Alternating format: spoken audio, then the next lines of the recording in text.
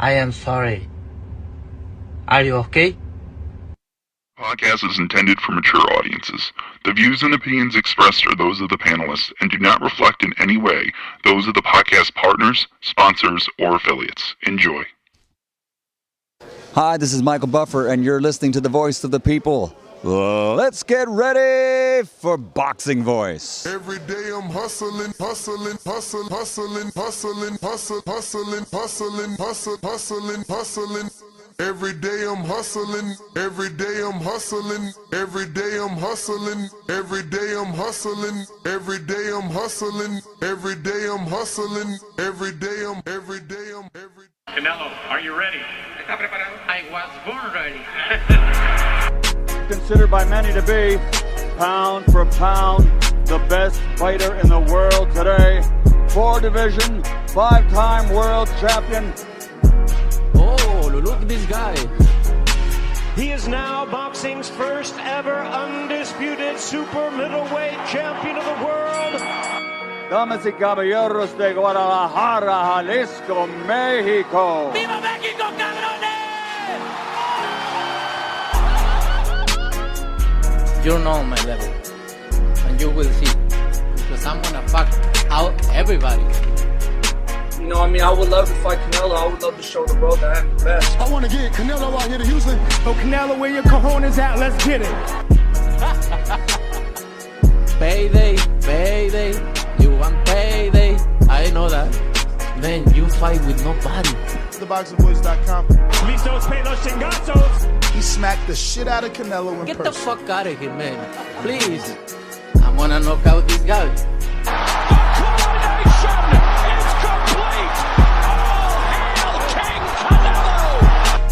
Mira, en este momento puedo hacer lo que yo quiera, ¿no? Saul Canelo Alvarez. SDS Promotions. That's funny? You think that's funny? A little bit. I think I just solidified myself as, the dominant performer that I am. And I think it was just a reminder to let everybody know who the real champion is. That's what 68 is. They want to see me versus Canelo, and that's what we want too. I'm the youngest super middleweight champion of the world, 3-time world champion. Now just give me the fight that we all want to see. Who wants to see David Benavidez versus Canelo? That's what you guys want to see? Let's get it.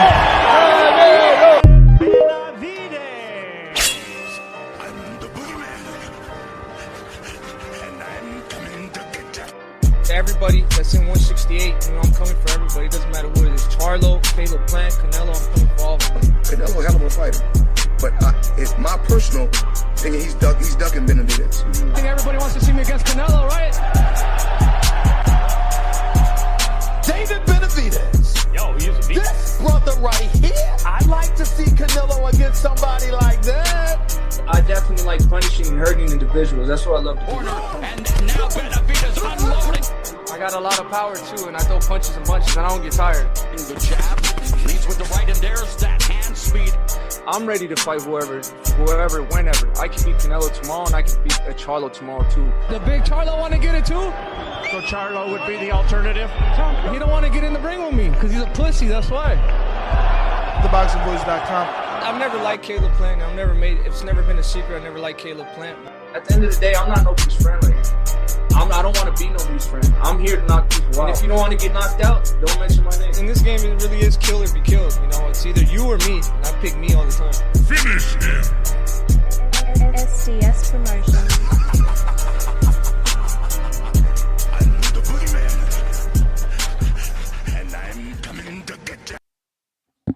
What up, what up, what up, what up? Welcome back, ladies and gentlemen. Welcome back to another edition of the Boxing Voice Radio. I am your host, Nesta Gibbs. The goal is to get you through your work day. Hopefully we can have a long enough show to do that. We're going to be discussing this week's big press conference for what the hardcore fans are calling the super fight between David versus David. We definitely had some action yesterday at the press conference, so we're going to be reviewing the press conference and going over all the details and tidbits and, talking about this potential super fight. We'll see how it turns out. This will be taking place February 1st, Saturday at 8 p.m. Eastern around the world, 5 p.m. Pacific Standard Time, live on pay-per-view on PBC Pay-Per-View Prime Video. David Benavidez, the former 168-pound WBC champion and former 3-time interim WBC champion, takes on David Morrell, the WBA former interim champion. And it's going to be a light heavyweight title bout. Now, we've never seen a unification with interim titles, but it seems like they're heading in that direction, as the winner will get both of these. I don't know exactly how to take that in, right? As we know, Arthur Beterbiev is our undisputed champion. There's supposed to be no dispute. So the fact that we got two interim champions claiming championship status in the same division is quite odd. But this is what it is. These are the details. On the undercard, we're also going to be discussing the WBC featherweight world champion Brandon the Heartbreak Figueroa. He and Fulton had a earlier fight in their careers where Fulton came out on top. Brandon Figueroa looking to get that get back in their highly anticipated rematch. Now, I don't know who was anticipating it, as I didn't have not one caller ever call in asking for that rematch. Quite strange. In-house shit, you know what I mean? If we weren't gangbangers, we would realize that this is just an in-house fight. But also at Tuesday's press conference was the fan favorite, Isaac Cruz, having not lost any popularity even after the loss to Rayo Valenzuela. He's going to be meeting the hard-charging contender Angel Fierro. Angel did lose his last fight to Alfredo Santiago, the Dominican brethren that Devin Haney knocked out, but it is what it is, you know what I mean? Isaac needs a tune-up.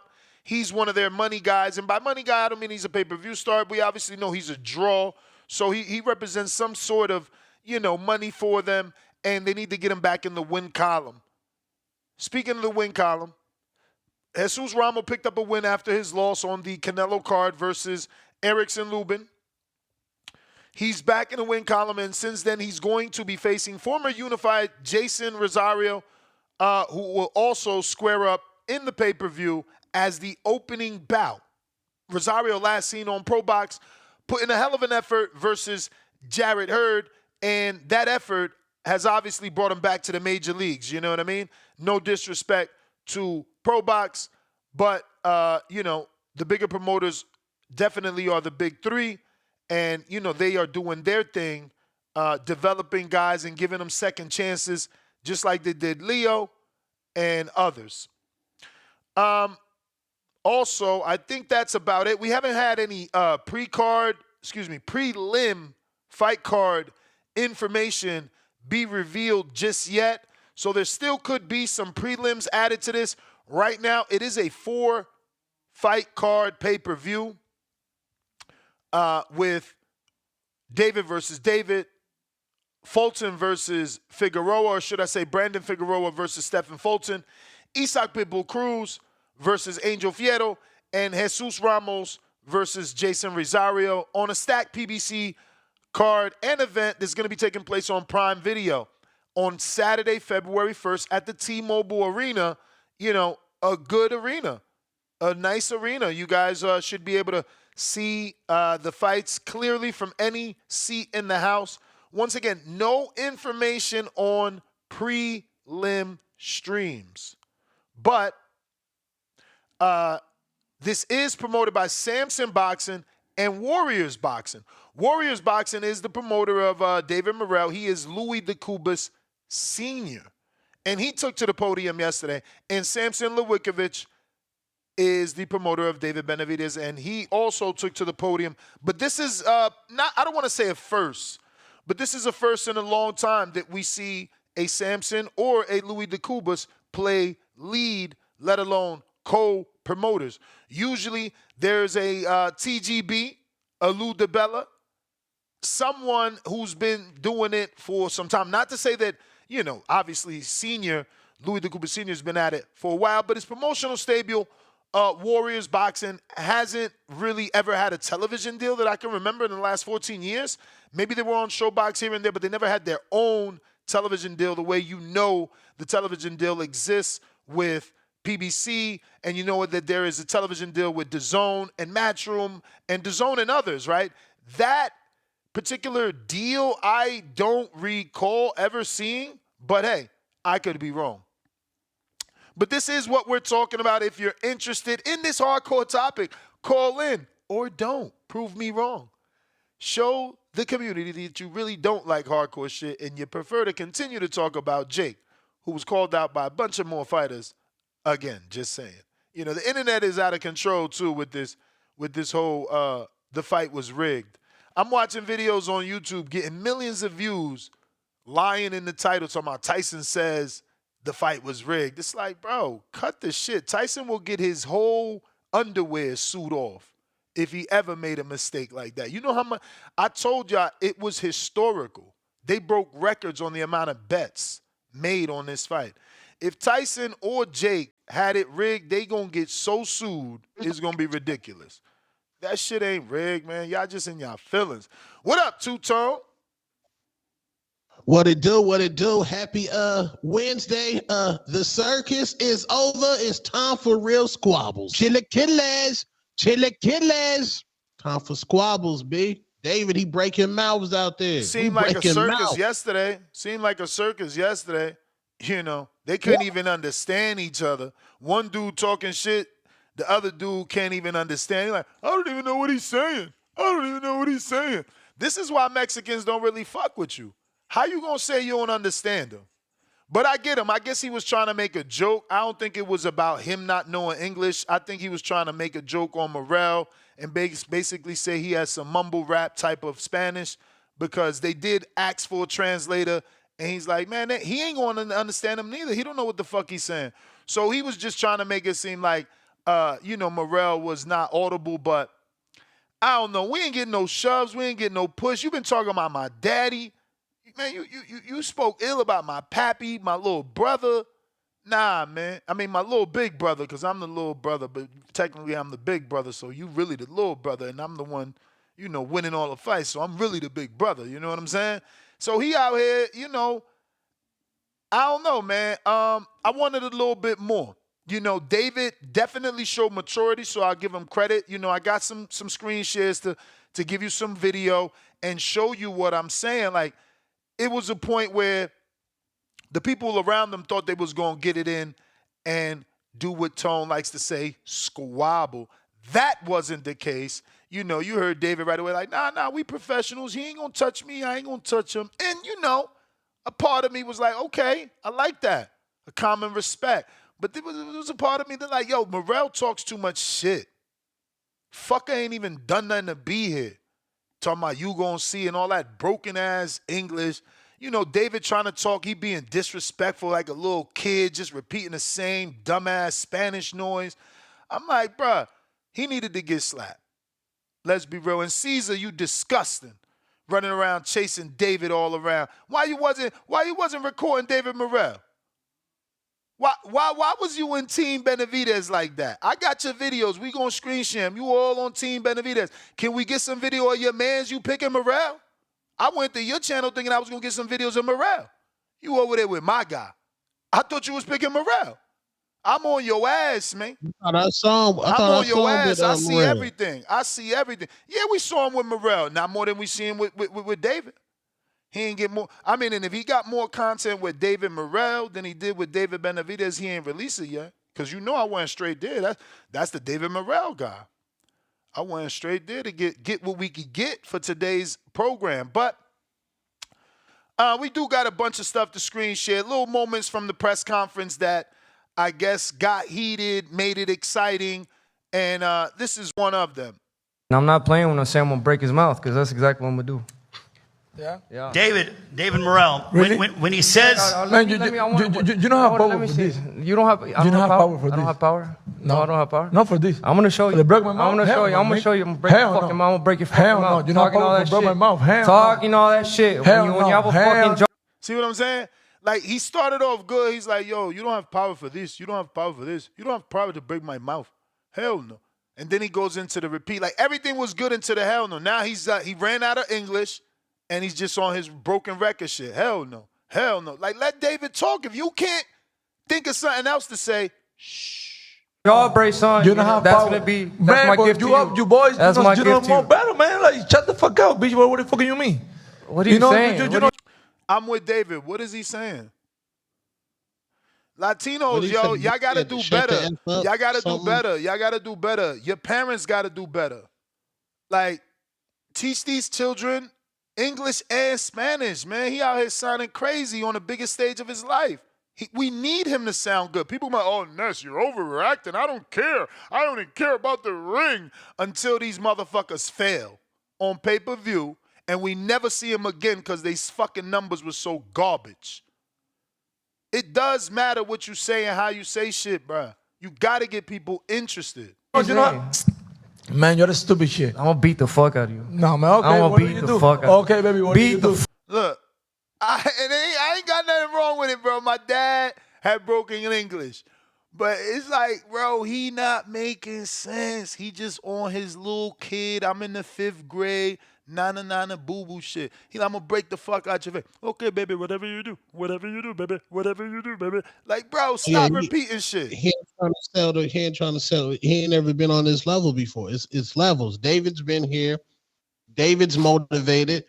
David's taking that Michael Jordan motivation where you fabricate a beef and you act like y'all beefing just so you can get motivated. That's what David doing. I don't think it's fabrication. I mean, he says it. This dude's been talking shit about me, talking shit about my father, talking shit about my brother. It's been 3 years. I don't think there's nothing fake about it. I think he's dying to put his hands around this dude's neck and fucking squeeze. Well, they was just at what's the Riyadh season. Jose Sr. and Cesar and Morrell, they was having a good old time taking shots of coffee. Yeah, we know fabricated. We know David has to get up for this fight. So David does what Michael Jordan does. Oh, that sound bad. What you mean? Got to get up? This should be a self-motivating fight because of the quote-unquote threat that he is. No, he's motivated because Canelo fans use David Morrell as a roadblock for years. They haven't even watched one David Morrell fight in their life. They just went on the Boxing Voice, a couple other podcasts, and found out that was the only threat. So they used that to protect Canelo. So now David's like, all right, bro, I got to go whoop this prospect. This dude got 10, 11 fights. His resume looked like absolute ass. His resume is ass. People are eye test warriors. And David's going to show you don't be an eye test warrior. I'm really like that. He going to get whooped pillar to post, bro. He going to get whooped. What happened the last time a Cuban was talking crazy to a Mexican? I don't know. Which one was that? Was it Gamboa? No, who was talking crazy? Ain't Rolly Romero Cuban? Yeah. Yeah, then Eastside Cruz had to whoop that nigga pillar to post? Mm-hmm. Yeah. It never worked good for my Cuban brothers. Salute my Cuban brothers. It don't, because Canelo's Mexican. He beat Laura. Yeah, it don't. Laura, Cuban. Canelo had to destroy that man's body. That man still can't take a poop right. Fuck out of you. Whatever you do. All right. And then I want you to come ready because I'll beat the fuck out of you. I want you guys to give me. Whatever you do. Somebody, like, he need an earpiece so they'll be like, no, papi. Así no se dice. Like, what the fuck is you saying? I want you guys to give me the props I deserve. All right. Whatever you do. We'll see. Whatever you do. And that pissed off David. You can see David smirk. He wasn't happy that this dude is on some kid shit, repeating the same goddamn word. You know what? Like I said, these are the type of fighters I want people that are stupid. What the They ain't calling him stupid. Fuck you getting on your phone for? We're in the press. My guy's more important to you, bro. Now he's gonna go on Instagram. Look at this guy. He's nervous, man. Number one. Vas a ver. Okay, Nervous what? He ain't even say nervous. Let's be real. So David said, you gonna see. Morrell says, now Morrell sounds better. And obviously, it's obvious. His first language is Spanish. So he sounds more confident. I'll translate. Voy a ver un ciego nunca vio, mijo. No se me preocupe, chiquita, ahí la atiendo. He played him. He said, don't you worry about it, little girl. I'll handle you. Now, I don't know if we could translate chiquita, which does mean little girl, but not little girl. It normally means like a woman that's small, like chiquita. Like you don't really call a girl, a kid, chiquita. You might call a woman chiquita. Now, that's some Cuban shit anyway. We ain't fucking saying that. No Dominican man is going up to a woman to my chiquita. Nah, we ain't doing that weird shit.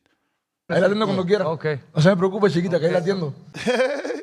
But I do like the way it sounds when you say it to a man. He's like, don't worry about it, chiquita, que yo te atiendo, which means don't worry about it. I'm going to take care of you. Tu papá sabe lo que estás diciendo, tú no, porque tú no eres allá, mijo. Wait, that was fast. Did he just say, tu papá sabe lo que va a pasar, pero tú no? I think he said, your father knows what's going to happen, but not you. Tranquilo. The fuck is this guy? Tranquilo, which means calm down. But you heard David. What the fuck is this guy saying? Now, look, my best friend is Cuban, so I got fucking years of learning that lingo and, the speed of their Spanish. But it isn't the easiest.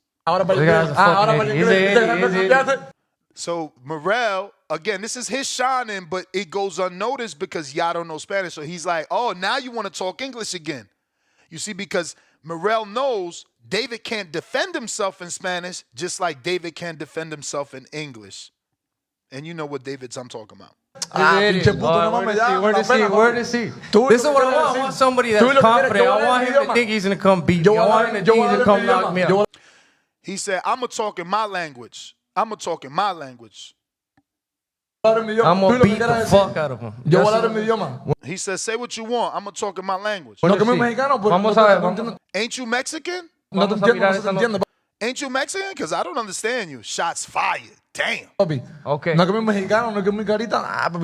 El hocico yo. I don't even know what the fuck this guy. Yeah, no, he lost me. I wish I had rewind here because you see, the only way for me to rewind, I have to refresh the whole Instagram. I needed the little, the cursor that I could rewind back because that was way too fast for me. I don't know what he said. I would need to hear it a second time. Martin, can you translate real quick what he just This is the epic part. Check out David. said? Martin don't know what I'm saying either. Martin don't know what he's saying either. There's no nobody can translate this guy. Habla porque la única forma que tiene de defenderte, papi. I do like the confidence of Morrell. He said talk because that's the only way you're going to be able to defend yourself. Then he hit him with the little Latin, papi. I don't get that one. Okay. We'll let Martin Botter translate. We'll continue with the Martin going to do a horrible job. pleasantries between these two guys. Martin? All right. So basically, David, I don't know what you're talking about. You have a big mouth, and you're saying you're Mexican. What? Okay. See, even David Morrell told the translator, it's too much for you. Of course it's too fucking much. Continue, Martin. Where the fuck is Caesar at? I don't know what the fuck you're talking about, really. You talk a lot of shit, and in the end, you're saying you're Mexican and everything, this and that, and in the end, look, you say you're gonna break my fucking mouth. You know what you're talking about, and see, he missed it. He said you Mexican, but you ain't talking Spanish. You know what I'm saying? Like he ain't clarify that. He ain't just he insinuated I thought you was Mexican, like you supposed to be talking Spanish. I'm talking in my idioma, which means language. I'm talking in my idioma, my language, Spanish. I thought you was Mexican, but you see the translation was poor. In the end, look, I'm gonna go out there and beat the fuck out of him. Beat the fire of you. Yeah, exactly. And I'm not playing with no. But we got more. There's a lot of good moments here. This is them facing off for the behind the scenes green screen. Not as good to hit, not as easy to hit, but we're gonna try our best.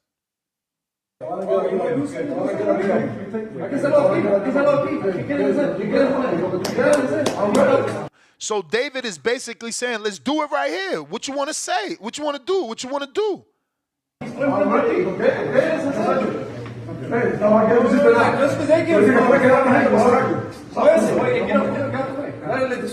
See, and he runs his camp. Look, he told his dad and his man, get out the way, get out the way. Just because they get scared, you know what I'm saying? Let's go. Get out the way. We're not even Come on.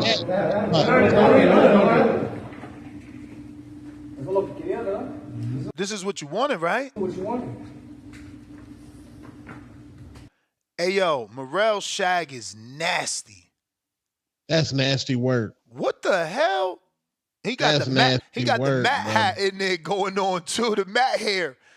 He gonna have to braid that up. Did he have braids that I didn't know about? Yeah, he had braids, bro. Okay. He gotta get some locks or something, bro. You gotta call CYP. Hey, for yo, the he lock. looking like Lionel right now.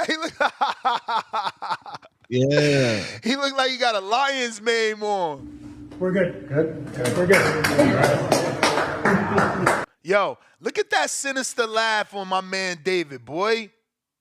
But the other one does have a little smirk too, man. It might end up being a good little squabble, as my man Tone like to say. It might end up being all right for 3 rounds. No, this is a top-notch squabble. Early, this gonna be a top-notch squabble. Nah. And we know what the Mexican monsters do. David walking through we this know dude. what he do. David walking through this dude, bro. I mean, nah, I ain't gonna front. I ain't gonna lie either. You know, he might have some, not trouble. It might take some time, but yeah, we walking through this guy. It's too much Mexican monster, bro. It's too much. This is set us up for that better beef squabble. We in there, bro.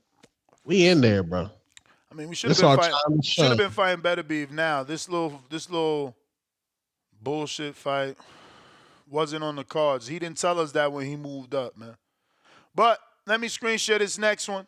Little tidbits from the press conference. And saying he wanted to step in the ring with you. Not many guys have been trying to do that. And he did. He's been saying that he wants to fight you. Now, Saturday, February 1st, you guys get an opportunity to collide. T-Mobile Arena. Did you take that as a sign of disrespect, or is it the fact that, hey, I'm undefeated, I'm a guy who brings a lot of viewers and fans to the arenas, and he wants to test his skills against me? No, I didn't take that as disrespect at all. What I took as disrespect is the stuff you were saying, that he was being really disrespectful. But other than this, like, these are the type of fighters I want to fight. I want to fight the people that they have confidence in themselves, that they think they're going to go in there and knock me out, that they say that I haven't fought somebody like him. At the end of the day, he's never fought nobody like me. And I'm going to prove everybody that there's levels to this. And I'm not playing when I'm saying I'm going to break his mouth, because that's exactly what I'm going to do. When he was calling you out and saying... Levels to this. Do you think David's on another level? I guess that was a lob ball. Of course you're going to say yeah. And David Morrell, absolutely. Based off the 5-star fighters that David has fought, Morrell hasn't fought this level of competition yet. He's a product of Deron Boots Ennis, I-Test Warrior stuff from the fans. I think David's about to reign at 175, man. And salute El Gato. The success of Iron Mike and El Gato is going to make this fight a successful business-wise. Who's El Gato? The fuck? The El Gato guy. Who the fuck is that, bro? Fake Paul. Fake Paul? What are you even talking about? The success of Iron Mike and Fake Paul. I'm sorry. New eyes to the sport. So that's going to bleed over to this and make this fight cracking. Since I don't know, this fight is like 3 months away, bro. Yeah, bro. This El Gato ain't gonna be no Jake Paul. Ain't gonna be no Jake Paul residual in February. No, we gonna get at least a couple 100,000 because the so-called face of boxing did 60 million homes. I mean, David need to do that. Look, Jake is a troll and he's a good guy. Maybe David need to reach out and ask for the same way Tio did. Y'all laughed at Tio, but Canelo turned around and did it and said, nah, let Bud fight Tio. Like, he did it.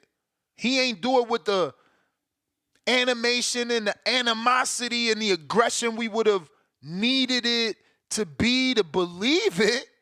And obviously, T.O.'s dad fucked up saying it, rely on Canelo, like, yo, tell Crawford.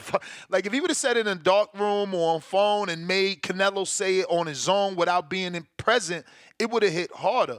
And I say all that to say, maybe David sliding a DM like, yo, can you put some pressure on Canelo? You know, I feel like Jake won't mind that. Now, I get it. He wants to fight too. But that's also an angle, right? If you saying you ducking David, you might as well fight me. At least the world know he's ducking David. But we do need more attention on the lack of Canelo's interest in these two men. And unfortunately, I can't think of anyone else that can shine a light on that other than Jake because of the social media. Maybe Ryan, but he's in a space where half the boxing world don't fuck with him and the other half do. Yeah, he still got a whole fan base of teeny boppers that gonna love him regardless, but like in the boxing world, he needs to, get back right. No, I mean, Jake Paul, as y'all said, is the face of boxing. He's good for boxing. So he just turned boxing commercial. So I'm expecting David Benavidez and David Morrell to reap the benefits of the 60 million fight. I can't wait. I'm glad Jake had that fight. So all of those fans can come watch this fight. Since he's going to be good for boxing, every boxing event should be cracking that. This is a fight between two guys. Let's hope. That are heavily touted against each other. This is not a mid fight. This is a real squabble. And fake Paul being the face of boxing, what he did for the sport is going to help this fight go to at least 600,000 pay-per-view buys. If it doesn't reach 600,000 pay-per-view buys, Jake Paul is completely to blame for this. You funny as hell. Now it's Jake's fault. That guy is hilarious. Hey, man. I got some more, though. What we got here? This is another one from the presser.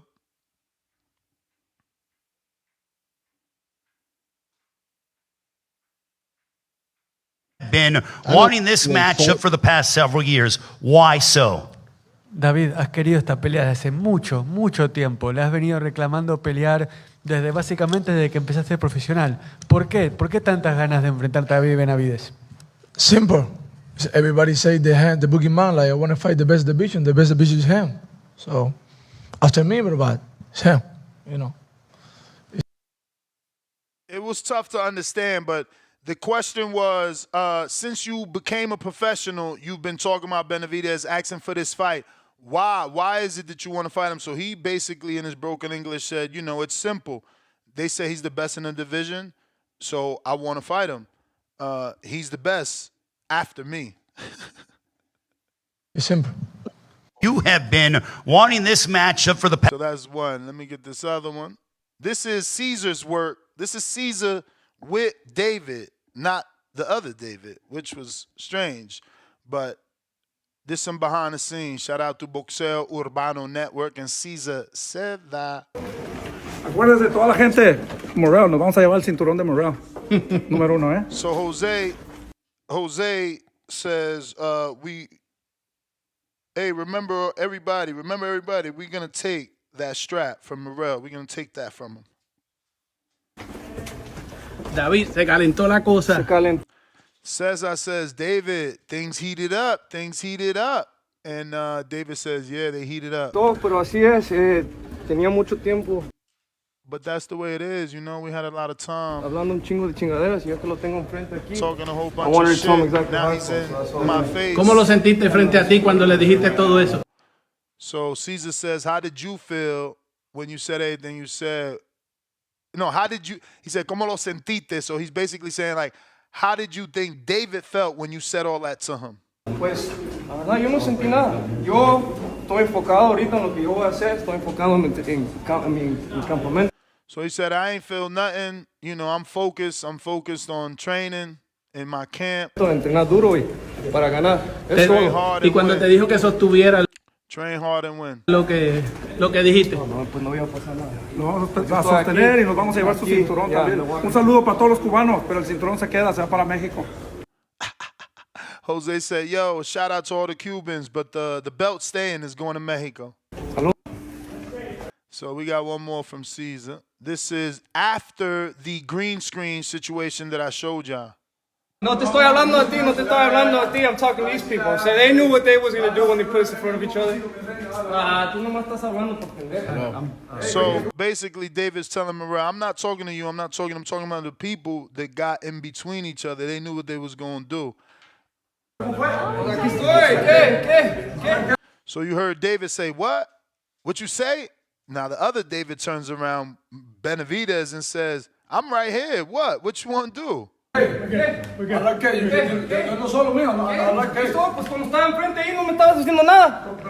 So David Benavidez is now aggravated because he's like, yo, when I was just in your face, you wasn't saying shit. You waiting for me to walk all the way over here to have something to say. Do you want to do something? Do you want to do something? Man, fuck out. Shut the fuck up. I do love his broken Spanish. It is entertaining on a funny way, man. Because, I know how it is when Latinos get frustrated and they can't say what they want to say in English. It's hilarious, bro. I got aunts and uncles that come from the island all the time, bro. So it's hilarious. And the fact that Latinos only learn curse words first is the weirdest. Oh, no te estoy hablando a ti, no te estoy hablando a ti. I'm talking to these people. So David was telling him, like, bro, I'm not even talking to you. I'm talking to the people that got in front of us. So they knew what they was going to do when they put us in front of each other. Tú nomás estás hablando por pendejo. He said, you only talking. Pendejo translates to what? Pendejo. It's definitely not a good word, but I'm trying to figure out what exactly. I think pendejo could be translated to dickhead.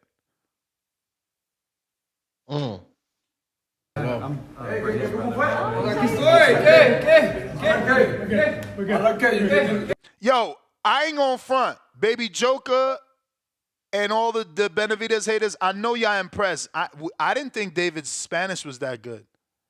I didn't know it was that fluent. He's pretty fluent. See?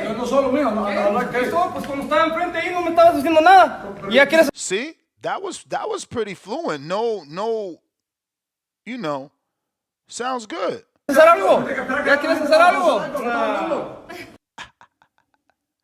So this is more Caesar said that, and this is the day before, I think, the weigh-in or the day of the day of the press conference at the hotel. Esto a mí, a ver, a Andy no sé porque, o sea, obviamente Andy, o sea, yo soy mi hermano, pero bueno, él tiene su equipo de trabajo, sus cosas, eso es aparte, ¿me entiendes? Look at his hair. It's old. Look at his hair. But it says 23 hours ago. This is from the X-Files. He uploaded it. Because look at his hair, and he got a beard right here. You're right. But I still want y'all to hear it because of what he's saying. ¿Entiendes? Pero a mí se me viene ya ofreciendo esto desde hace tiempo. ¿Veis? Y simplemente hemos estado esperando el momento exacto. So he says basically that this has been coming for a long time and we just been waiting for the right moment. El momento correcto y que algunas personas se equivoquen. And for the right moment and for certain people to be confused, And I heard this before, like I said, so I believe his assumption is, by be confused, he means believe they can beat him. Because he's going to give a little sinister laugh and, another message. ¿Viste? Y las personas que se tenían que equivocar lo hicieron. See, there goes, he's starting his laugh already because he says the people that needed to be confused, equivocar, right? Equivocar is confused. So, they have. Y papi, ya se dio la oportunidad a Roel y yo vinimos para la 175 y me gusta hablar claro. O sea. So he said, yeah, the opportunity arose and we came to 175. And look, I like to be honest. Benavidez, Speak clearly, excuse me. I like to speak clearly. lo voy a decir así, Benavidez cometió el error. ¿Me So he said, I'm going to say it like this, man. Benavidez made a mistake. entiendes? Él no me quiso dar pelea en 68, bueno, ahora voy para 75, porque él He didn't want to give me a fight at 68, now I'm going to 75. ¿qué va a hacer? ¿Entiendes? O sea, a pam pam es vino, ¿me entiendes? No hay mucha... I have no clue what pam pam means, but he said, you understand? A pam pam. I don't know what that fuck that is. de que da vueltas ni que decirte con nada. No, papi, no. Como es, las cosas. Claro, eso. So, again, that's like slang, you know. He's basically saying, we ain't going to be doing circles. Nah, it's going to be the way things go. So, I could only assume he's talking negotiations, you know, because he's not really giving us anything direct. O sea, claro. Esto a mí... But that was it. But I did want y'all to hear it because obviously he believes that David made a mistake. But good catch, Tone. I didn't even notice the hair change. That's wild. Yeah. But yeah. Yeah, that's yeah, man. I think it's gonna be a good squabble. David Morrell, he gonna get some shine out of this. We won't throw him away once he get whooped. Still got some options for him.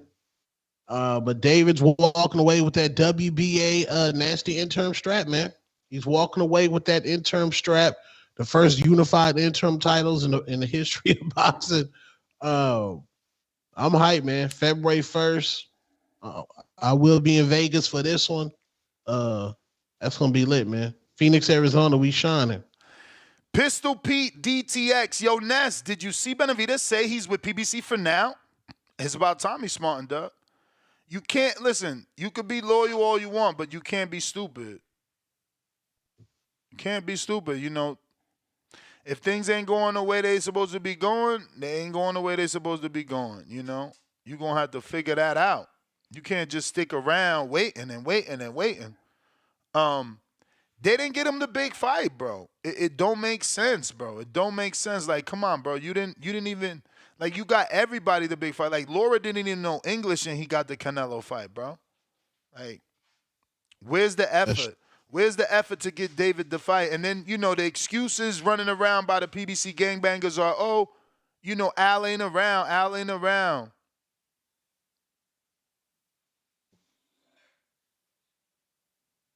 Yeah. Nasty work from PBC. Y'all didn't get my man the big fight, bro. Y'all should be ashamed of yourselves, bro. Y'all should really be ashamed of yourselves over there, that promotional company, that you didn't put pressure on your fighter, David Benavidez, and you sold your soul to Canelo. Granted, Canelo, that's the true face of boxing. Canelo do what he do. But hey, man, you should have got your young lion to fight, bro. You should now we about to go over there and we about to go to the top rank, bro. We're gonna go to the top rank, bro. Pull Out Bandit said they showcase him regularly. Why would he leave? My man said regularly. Whoa. Nah, bro. You didn't get us the fight that we wanted, bro. But he said regularly. Like, do you feel David fights often? No, he only fought one time in 2024, bro. I'm telling you, these gangbangers, bro. You could spot them a mile away. You could spot the gangbangers a mile away. I mean, as a promotional company, literally your job is to get us a big fight. That's literally your job, and to promote us. You don't promote us well. You didn't get us no sponsorship deals. Yeah, you got us Lambos. Yeah, you got us chunky on the diamonds. But hey, man, we want legacy fights, man, and you failed to deliver the Canelo fight. David had one fight in 2024. Right. It wasn't no pandemic. David had two fights in 2023. One did 175,000. The other did 68. They put David twice on pay-per-view, not once on free TV. David fought once in 2022. David fought twice in 2021. David fought once in 2020. David fought two times in 2019. David fought once in 2018. David fought 3 times in 2017. So, pull out, Bandit. Denounce that flag, man. Drop it. Just drop it, bro. Y'all got to stop this gangbanging. It's not healthy for the sport, man. The more we tell the truth, the more things can change. The more we lie, the more we overlook things. But the phone lines are open if you want to call in to talk about the press conference and all the moments from it. If you're watching this on YouTube, don't forget to hit that thumbs up and take a look at our poll. We have a question here. Who won the presser yesterday? David Benavidez, David Morrell, or was it a draw? Was it a draw? Also, we got a couple super chats. First super chat of the day coming from Casual 5-pounder. Shout out to my mate. Shout out to my mate Dan Howard fighting on the Harlem Eubank card this Friday. Newcastle Crew. Is that a UK what flag is that? I don't know. I would need to look that up. Appreciate the show, man. Appreciate you, champ. Thank you for rocking out with us. I've been seeing you super chat specifically this week, right? I feel like in the last week or so. But let me see if I can find this on Google. This is the flag of England. The other flag that we're used to is the Union Jack. This is the old, or not the old, but another flag. All right. We got .com show, $2. David Morrell for the upset. I'm putting money on it. CLT Meach, $5. Ness, you think Martin Puello lands on prelims? If not, WBC took Haney's belt for nothing. Shaking my head. Nasty work to have a WBC champion defend his belt on a prelim. Shout out PBC if that comes true. Reese Mob, $2. I'm excited for the Figueroa versus Fulton rematch. Charles, $2. Come on now. We really comparing Rolly to Morrell? Bones 13, member for 14 months on that prospect level. David, quote unquote, the No Sabo kid? What the fuck is the No Sabo kid? I don't know. Me neither. Let me see what. Is this some slang shit?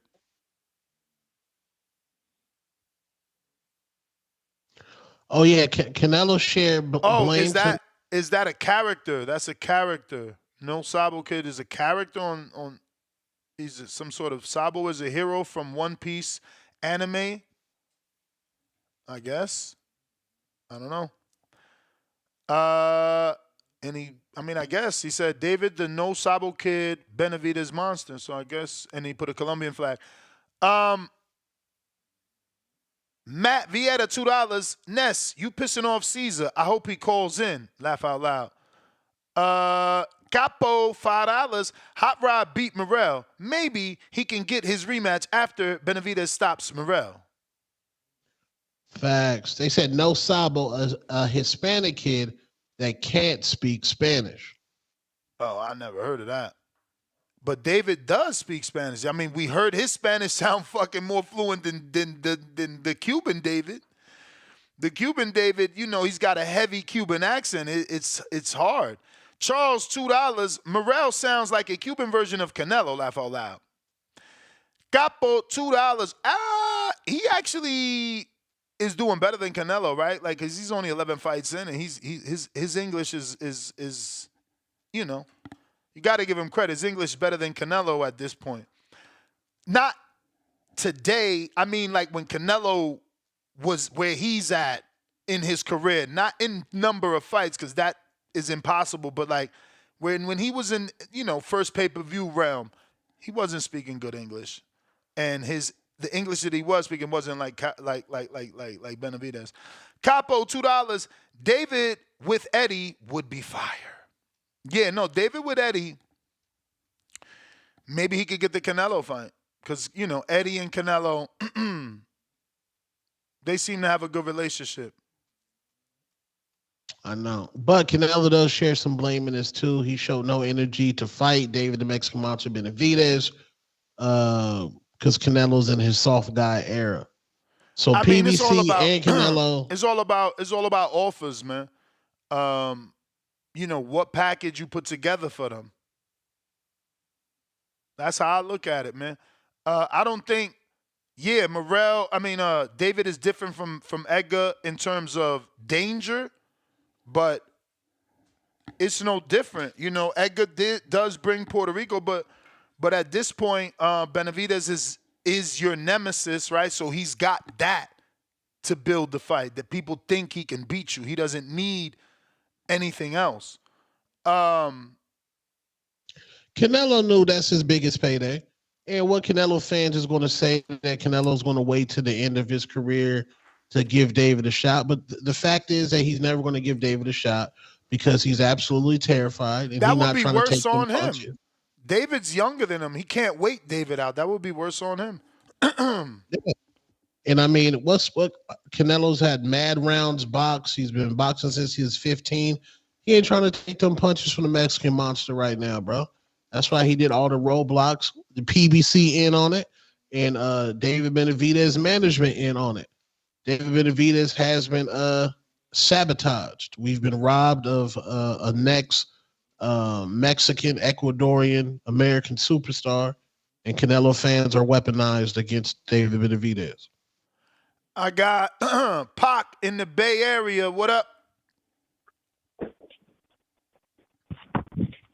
Hey, mic check. We hear you. Man, I'm cut in the middle with two-tone and with your take. But first of all, before I start the call, I want to thank Al Heyman, Louis DeCuba, my promoter, and of course, my bad. Yeah, my bad. we gangbang over here, man. We PBC till we die. No, I'm just kidding. Hey, no, but for real though, that David versus David, man, I remember talking about that shit 2 years ago on this same very podcast. So, you feel me? Streamies boys, VPN boys, we back outside. You feel me? I'm gonna watch that fight. Every single fight on that card is amazing, minus the Ramos versus Rosario. I don't really give a fuck about that. Every other fight, best believe I'm tuned in, but definitely not paying for it. We outside. All right, but for real though, that David Morrell versus Benavidez talk, I love how Morrell was pressing him. He was saying he's a no sabo. Oh shit, man, I gotta wake up. My bad. Anyways, he was saying that he's a no sabo kid.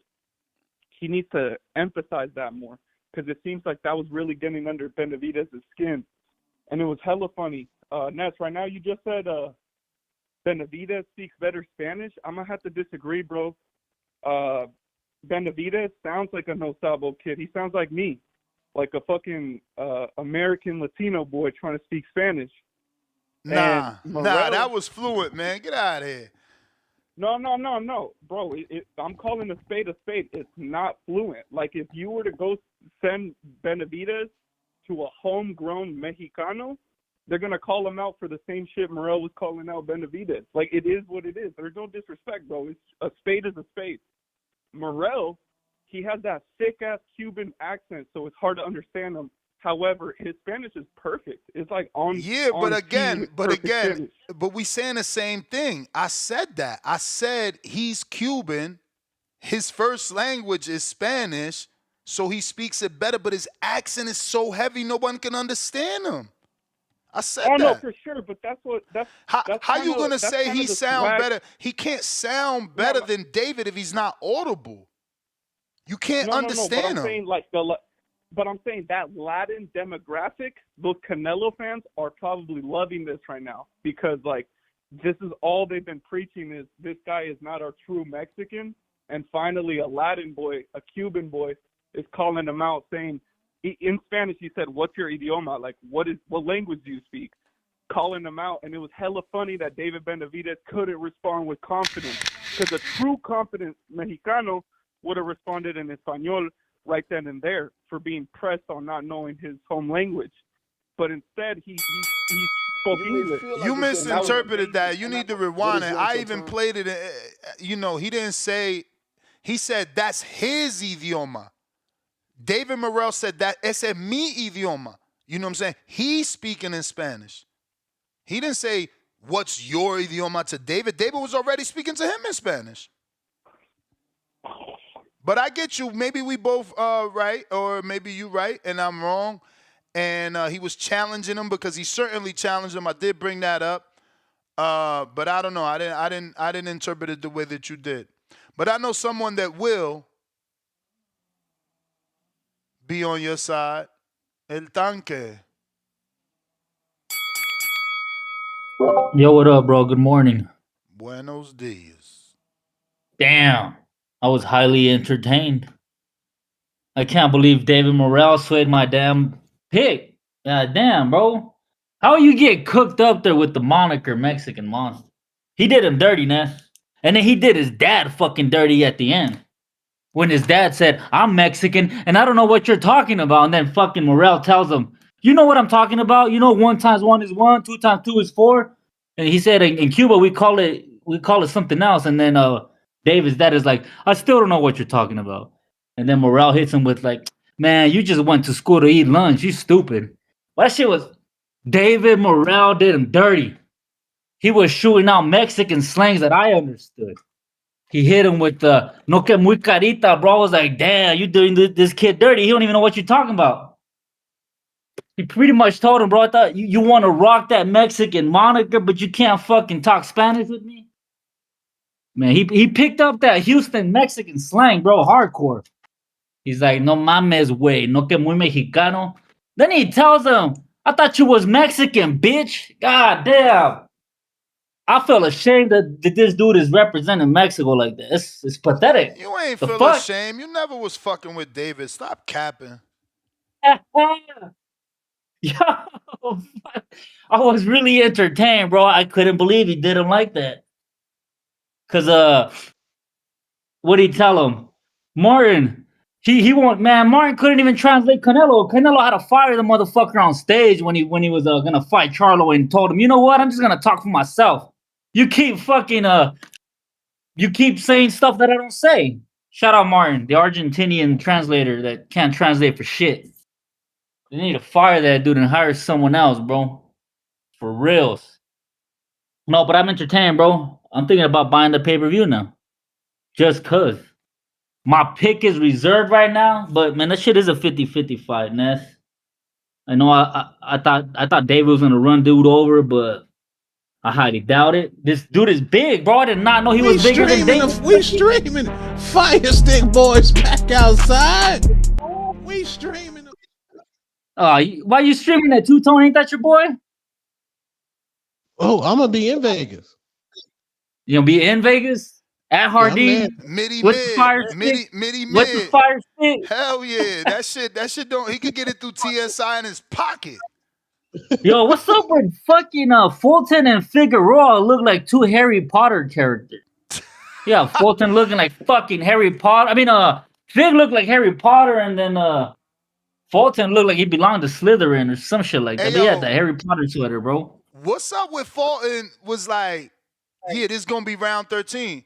And then whatever the guy's name, I can't remember right now. He's like, yo, so you're gonna pick up where you left off? He's like, yeah. That's all I got to say. Thank you. Man, and I was like, whoa, that's really it? Like, bro, they out of control. What was the reason for Cruz not wanting the rematch with Rayo, bro? Because I thought Rayo was the one that declined, right? But I was watching his Mexican fucking podcast, and no, it was Cruz. Cruz didn't want the rematch. Now he's fighting Tajiro Fierro, a mediocre-ass Mexican fighter. Someone should get knocked the fuck out. Man. Hey, I love it though, bro. The shit talking was very entertaining. Mad entertaining. David Benavidez was kind of like a clown yesterday, bro. 4 WBC belts. They weren't even shiny. I took a screenshot of one of them bitches that was all smeared up. At least clean them, bro. Fuck. How you carry 4 WBC belts? All interims. All vacated. Haters. Oh, hey, shout out David Morrell though, bro. Shout out David Morrell. He did his thing. I thought it was gonna be boring because it kind of was boring at the beginning. Then it just got very entertaining when the Spanish shit started flying out. Hey, David Benavidez hired me, bro. I'll be your shit talking spokesman in Spanish. I'll defend you like a real Mexican would. 'Cause, your daddy failed you when he tried to defend you at the end. Still got cooked by David Morrell, bro. That shit was crazy. Have a good one, fellas. Shout out to David, the no sabo ass kid monster. Oh yeah, and Ness, what's that saying you say, bro? Like you guys are conditioned. You guys got slave mentality with David, bro. How? He got slave mentality. Like he promises breaking jaws all the time, and he never do it. He told me he beat the fuck out of Vosdick and spar him and draw it. I'ma finish him. Didn't do it. He said the same shit about Caleb Plant. This shit is personal. He didn't fucking do it. Stop lying. Stop fucking lying. God damn it. Yo, they hate David because he's a threat. Yo, somebody sent me this video. Obviously, I'm live. I can't hear it. So we're going to hear it together. I'm taking a stab in the dark and think that this is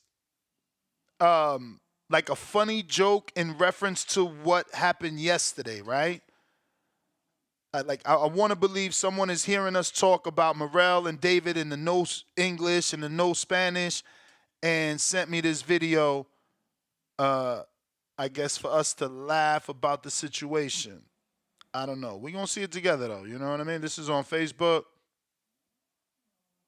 I don't hear nothing. Let me raise this. My bad. Go back. ¿Hay problemas con este tipo? Mira nada más que llegó aquí. El perro guardián de Diego, ¿verdad? Cuidado con quién se mete, ¿eh? A mí no me amenaces, escuincle imbécil. Mejor aprende a hablar bien el español. Fuera de Deco hablado con ese acento cubano, chico. Hay problemas con... Wait a minute. Wait. Is the blonde dude supposed to be Cuban? I need Baby Joker back for the translator. What the fuck was that? ¿Hay problemas con este tipo? Mira nada más que llegó aquí. El perro guardián de Diego, ¿verdad? Cuidado con quién se mete, ¿eh? A mí no me amenaces, escuincle imbécil. Mejor aprende a hablar bien el español. Fuera de Deco hablado con ese acento cubano, chico.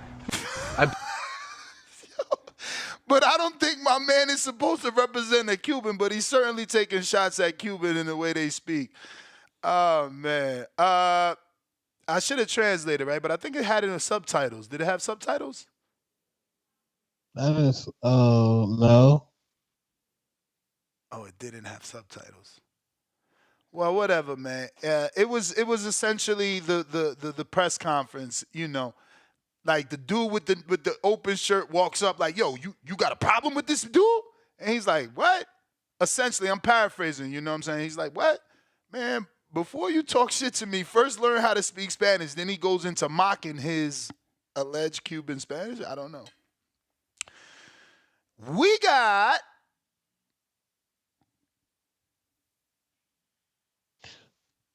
boxing. So this can come down to like language. Yeah, I mean, it is gonna divide the Latinos. You do got people that don't like people like me and David that were born here. I don't know, was David born here and or was he born there and raised here? He was born where, in Phoenix? Where was he born? Seattle or Phoenix. Mexico? Oh, so yeah, they don't like people like not that they don't like, but you know, it's that thing exists where, you know, we are never gonna be whatever they are because we were born here. It's just always gonna be like that. Even with Puerto Ricans, like Edgar is adapted, but there are people that are gonna like. I mean, I told y'all about that video about that, you know, huge radio show that was ripping him, talking about he's never eaten sancocho and all these fucking Puerto Rican dishes. He's never been here in Puerto Rico, you know. So that is always going to exist. And you see the haters, they thrive off that. Look, a Mexican living in Tijuana, he'd rather go with the Cuban because David isn't pure enough. You know what I'm saying? This world is weird, bro. Meanwhile, like we are no longer in that segregated world. Like it's so many interracial relationships, you know what I mean? The fact that people still looking for, you know, purebred shit is ridiculous, you know? But hey, we'll see. I know they are going to be divided, man. And David does need to sharpen up the Spanish for these interactions with the other David so that he doesn't continue to lose, you know, the Latinos. Leonard Sterling, 5-pounder. Espa Box, Spanish boxing site article a few days said Martin still waiting. Puello versus Martin still targeted for Tank versus Roach rematch. Excuse me, Tank versus Roach card. At the moment, told it's March 1st. Yeah, I seen the reports. I was gonna go with the Tank show, but I'm like, you know what I mean? Like fucking hell. My man went from fighting in November. When is it fighting? Well, I'm about to tell you, he went from fighting in November to December to March. It's crazy. March, bro. You know what that tells me? You know, the 2025, the books are open. Now they can pay him his minimum guarantee. So you saying your man's was right.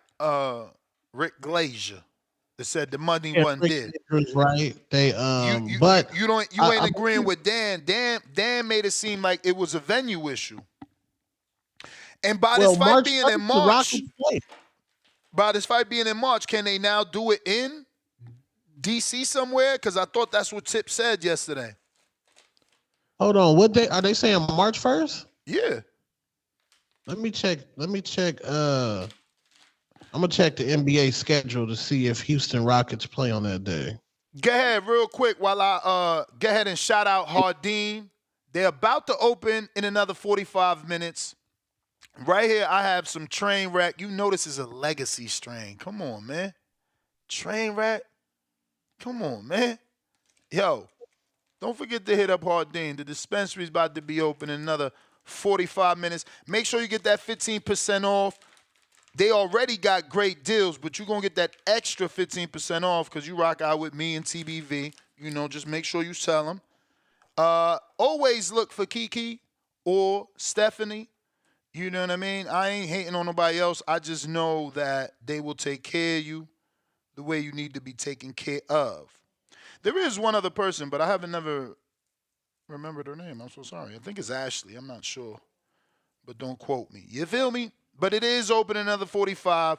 Get you some of this legacy. I'm going to actually get White Widow. When the last time you smoked White Widow? No, I don't smoke White Widow. I had some cereal milk last night. But that's what I'm saying. When's the last time you had White Widow? Or probably 2022. Sour Diesel. Diesel 2022. See what I'm saying? Bro, it's always dope to go back and get those old strains, bro. Like, I love Sour Diesel. That shit make you feel like a zombie. I hate feeling like a fucking zombie. Nah, that's you, though. I noticed when you came to the studio, you lightweight, man. Tone pretty big, but he lightweight, man. My man was like dutting the L's. I'm like, oh, fam, like, smoke that. We in the dispo. Shit unlimited. Yeah. Tone was in there on slow-mo. Nah, that shit turned me down. Yeah, it don't matter to me if it's Kush, if it's Indica, if it's Sativa, if it's a up, if it's a high, if it's a low. I'm on go. It never make me slow. Like, for real? Nah, bro. I'll go run 5 miles. I'll go on a hike. Me and my girl start the walk. I got an L, bro. I got a whole gram and a half with me on the first, hypothetically 7-8 minutes it take me to smoke that L. Cause you work out high, bro. I lift weights high. I spar high. I drive to the gym smoking. Pull in the lot, go in there, jump rope, glove up. Bro, it's part of life. Like, what you mean? You focus. When you high, you focus. So you see them punches coming. Them sparring partners can't be hitting the old man. Imagine Big Bay, he only 34. Imagine hitting me clean in the head. No, sir. No, Bro, sir. you're not even knowing your full potential, bro. Oh, I know my full potential because I've been there without it and with and not, you know. I know. Believe me, listen. Shout out to Ricky Williams, man. He did it, baby. Wasn't he lead in the league in rushing yards as a smoking running back? No, but he out the league. No, I only he smoke out for the league now. melatonin and vibes. He out the league now. That's why, because you know they was wild. But look at the world we in where marijuana's legal and medicinal everywhere now. Ricky Williams would have been a star. He'd have been the ambassador. Yeah. You see, Kevin Durant, the NBA commissioner said he smelled like weed. They don't let them. They don't let them smoke in basketball, because they letting them smoke in football now, right? Wait, do they? I don't know. I know football they could smoke. I got boxing. Did NBA let you smoke weed? Boxing nerd. Boxing nerd. Okay, so the Houston Rockets have a game on March 1st. Yeah, but that's Houston. Ain't nobody going to Houston. They going to DC with this now. This where it should have been. I'm checking DC's. I hope they going to that Maryland area. I know. Tip gave a whole venue yesterday. Boxing nerd, are you there? Hello. Daylight coming, me wanna go home.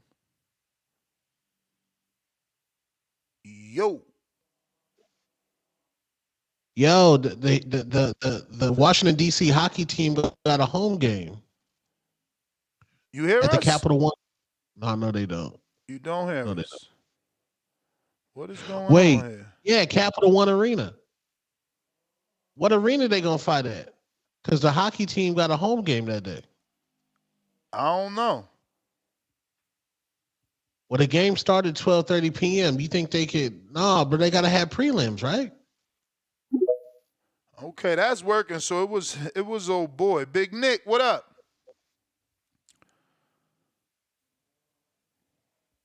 Big Nick.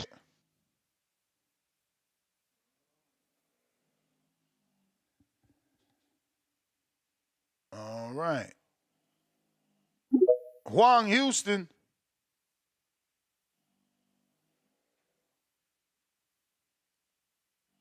I don't know. Maybe it's X Spaces because it's connected. I'm gonna disconnect. Is it X Spaces? All right. Well, we got Brandon, Cincinnati.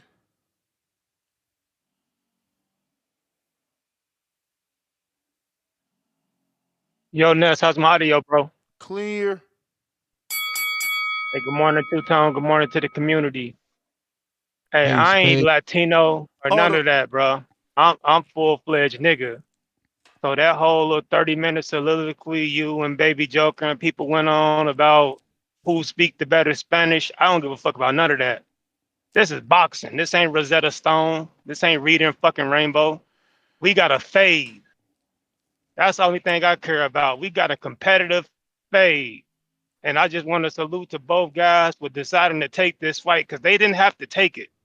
The blueprint of today's boxing is that you don't take fights like this unless you're getting career high paydays or it's a whole lot of money or belts on the line. So for these two to fucking strap their nuts on and say we about to run the fade, a 50-50 fade, when you look at the betting odds so far, it's about a 50-50 fight.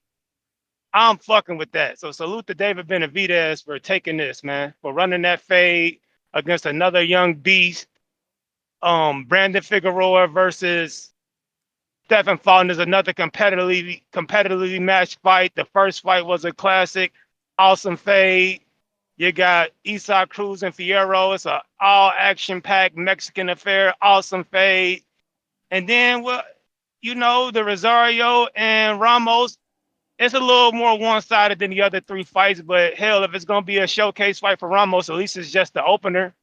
You know what I'm saying? So I'm fucking with it, man. So I don't give a fuck about who Abuela makes the best horchata or none of that shit y'all was talking about. Nigga, it's a fade. I don't care about who press conference entertaining.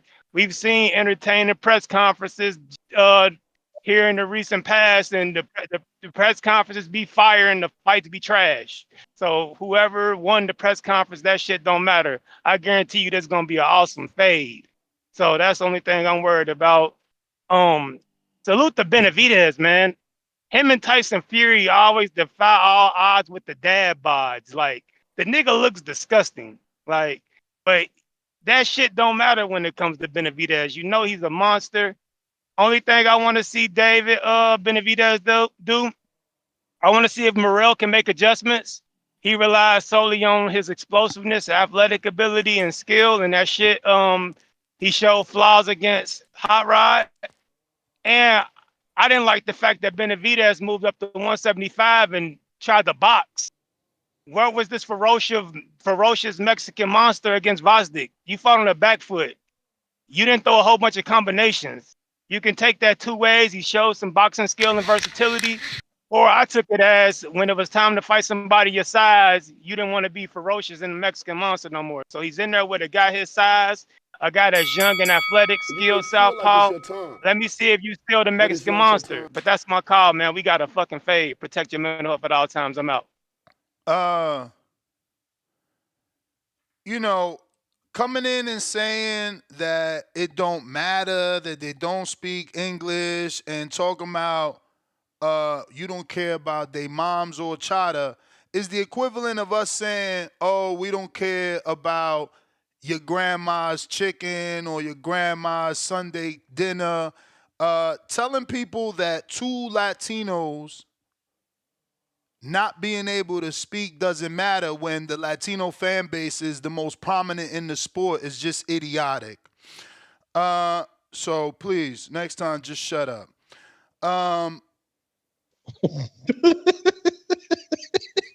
So telling people that shout out to these guys for fighting it. Shut up. Shout out to David and David Benavidez only. Again, more stupidity coming out of his mouth. Oh, David Morrell ain't had to take this. Shout out to these two guys for taking it. David's begging for this because it's a real title shot. It's a real shot at becoming someone. He hasn't fought no one. I said title shot by mistake. At 68 would have been that whenever, you know, he first had the WBC. But it's a shot at credibility. David hasn't done shit. He needs Benavidez. It's shout out to Benavidez for taking this step backwards. Y'all making him do this. Y'all acting like this dude. This the same thing fucking Floyd did with Earl. He is Earl at 14-0. He could be good. He could be good, but he ain't ready. He ain't ready for Keith Thurman, but y'all made this fight happen, and y'all gonna see. But saying this, shout out to both of these guys. No, shout out to David. David is ahead of this dude. David is the one that we want to see with Arthur Beterbiev. David is the one that we want to see with Canelo. David was the one that we wanted to see with Caleb. Who the fuck calls in here to say they want to see David Morrell with anybody other than David Benavidez? So don't say shout out to Morrell. He was begging for an opportunity, and we gave him one. Okay, I wrote some other shit down. Back foot means injury to the. He forgets that back foot was because he was injured. So he's like, oh, where was this monster when he moved up to 75? Well, didn't his father say he had 3 injuries? But y'all like to take people's words as excuses. Well, let's look at the data. Has he ever fought like that, Tone? No. So damn, give him the benefit of the doubt. Maybe he did have 2, maybe 1, or all 3 of the injuries his dad said. Any other dumb shit? Oh, the press conference not mattering. I swear, these hipsters, they fucking piss me off, right? The press conference don't matter because we seen press conferences and then the fight not end up good. Oh, and we ain't see the opposite? We ain't see the opposite? Boring press conferences, great fights, great press conferences, boring fights? You guaranteeing this gonna be a good fight. How the fuck can you guarantee that? We can't guarantee a motherfucking thing in this sport. We can't even guarantee if these two men step in the ring until they in the ring. Just talking. You all, you know, he's on cloud 9 with this fight since the announcement. And I'm gonna shoot your dumb ass down every fucking time. Anytime you make a lie, I'm on your ass. Anytime you say this 50-50, I'm on your ass. Let David Morrell prove it's 50-50. Because he ain't prove it's 50-50. He ain't prove it's 50-50. What the fuck he did? And you was defending him the other day and you read scorecards. Your drunk ass called in drunk with scorecards. And today, all of a sudden, he ain't look good in the hot rod fight. You heard his call today, y'all? Did you hear his call? But when he was drunk, that's what the fuck you talking about. That fight wasn't even close. Look at the scorecards right here.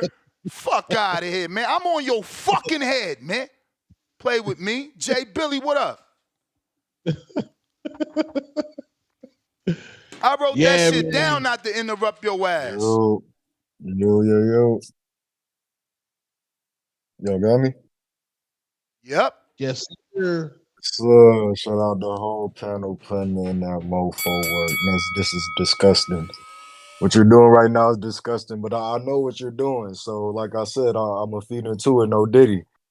The way you're talking about Morrell's English, like you're not the one, and I said this before, like you're not the first one to beg. You was just talking about begging, how Morrell was begging for the fight, but nah, he next in line.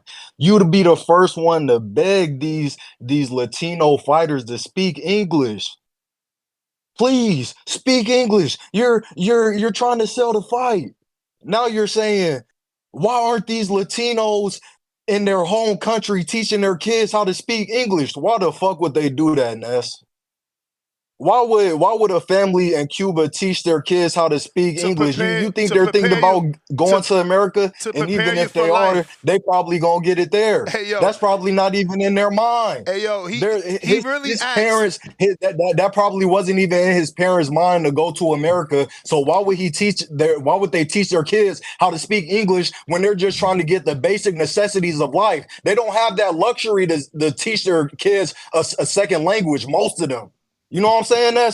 So he out here speaking English better than David speaking Spanish. I know Eastern European hoes that speak Spanish better than David. I know Slavic hoes that speak Spanish better than him. My man, but you African American. You cut in, and I can still say that. And I can still say that because you cut in the middle of when he was speaking Spanish, like, oh, look how good he's speaking Spanish. You didn't even show the whole clip, Ness. Come on now, let's not do this. But I know what it is. I know what I have to think about it. You're scared. This is just fear. And this is your fear projecting out. And I understand it because like I said before, when you got somebody that's seeing eye to eye with you, that shit hit different. You seen that face off, that shit hit different for you. You was like, damn, Morrell damn near taller than David. So, I peeped the play. I see what it is. And at the end of the day, like I said before, also, I'm somewhat like an oracle. B. Maurice, the teacher, I'm the oracle. I said this before. Benavidez is closer to Morrell than he is to Canelo. So that fight makes way more sense. Benavidez just started getting active when he fought Plant and Andre. To me, it's all subjective. That's when he just started getting active. So he's closer to Morrell than he is to Canelo. He still got some shit to prove. You know what I'm saying? It might not be 50-50, but it damn sure is 60-40. You know what I'm saying? So, I know what it is, and I know when you scared. I can see it. I see you sweating over there, but it's okay. Put your bread on David. You probably might not make too much, but we're going to put our bread on Morrell. We're going to come out with the glory. You know what I'm saying? So, yeah, man, y'all keep on putting in that work. I'm going to type back in when somebody say something. So, this intelligent caller said, in boxing, we asking Cubans to teach their children English in their household in Cuba, and he says, why? Tone, you know Cubans outside of boxing? Any Cuban? No. Okay, so that means that my theory is right. This is beautiful. The only Cubans you know are people that defected then, which means they left their country illegally to seeking, what is it, the word, asylum here? Refuge here in America? right? Refuge. So this intelligent caller, Jay Billy, says, why would they teach their kids? My dude, the Cuban way is to defect. The last 20 Cubans we know, yeah, because I'm Caribbean, so I know Cubans. But the last 20 you know are from boxing, from Casamayor to this guy.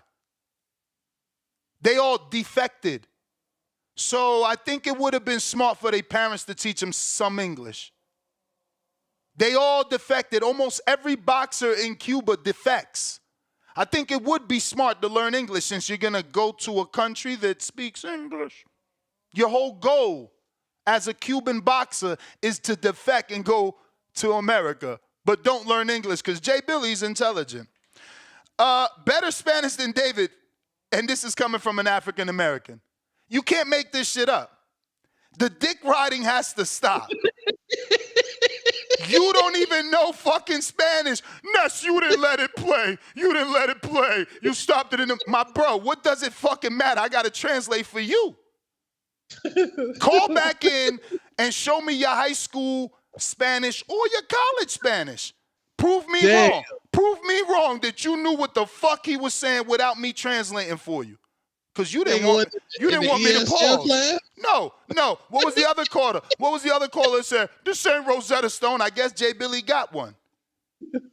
You feel me? But I'm going to cook every one of you fuckers. I'm here. Guns out, blazing. Who the fuck want smoke? Y'all getting violated. That's violating, Mr. Lemon, $2, $80 for this musty energy. Well, musty energy. You already know, man. You either stand for something or fall for anything. We streaming. Fire Stick Boys back outside. We streaming. Give me the long version, man. I need the one that say respectfully, man. I need the respectfully at the end. Like, come on, this crazy. Nah, we gonna have to put our foot down. This can't happen every goddamn weekend. You just about to feed me any pay-per-view? Oh, Anderson, ¿cómo tú no vas a decir nada? And Adrian, I didn't even know two guys jumped on the show. Di culpa. We got a full house. So we got Anderson from Urbano Network, and we got Adrian from Old School Boxing. What is up, gentlemen? ¿Cómo estás, Neto? ¿Cómo estás? Buenos días. Chilling. So Anderson want to get some stuff off his chest. He don't want to do the broken English like Morrell because he felt like we was going to laugh at him. So I told him, come on. And, I will translate the best I can. And, not to hold back, bro. Not to hold back. Pero tú entiendes, ¿verdad? Tú entiendes lo que yo digo. No es esa la razón. La razón es que probablemente cuando tenga que tener algunas diferencias, quiero expresar lo que pienso claro y rápido. Básicamente eso. So he's saying it's not that, but it is, whenever I want to say something, I want to make sure I can express myself, clearly and in a basic manner. So he just wants y'all to understand how he feels. And again, he doesn't want to go through that Morrell situation where Morrell was forced to switch from English to Spanish because he couldn't express himself. And obviously, Spanish being his first tongue. I do want to ask him, though, do you think it matters that Latino fighters in general learn English if they are going to be boxers? So te quería preguntar, tú entiendes la pregunta, ¿verdad? Tú no necesitas que te traduzca, ¿verdad?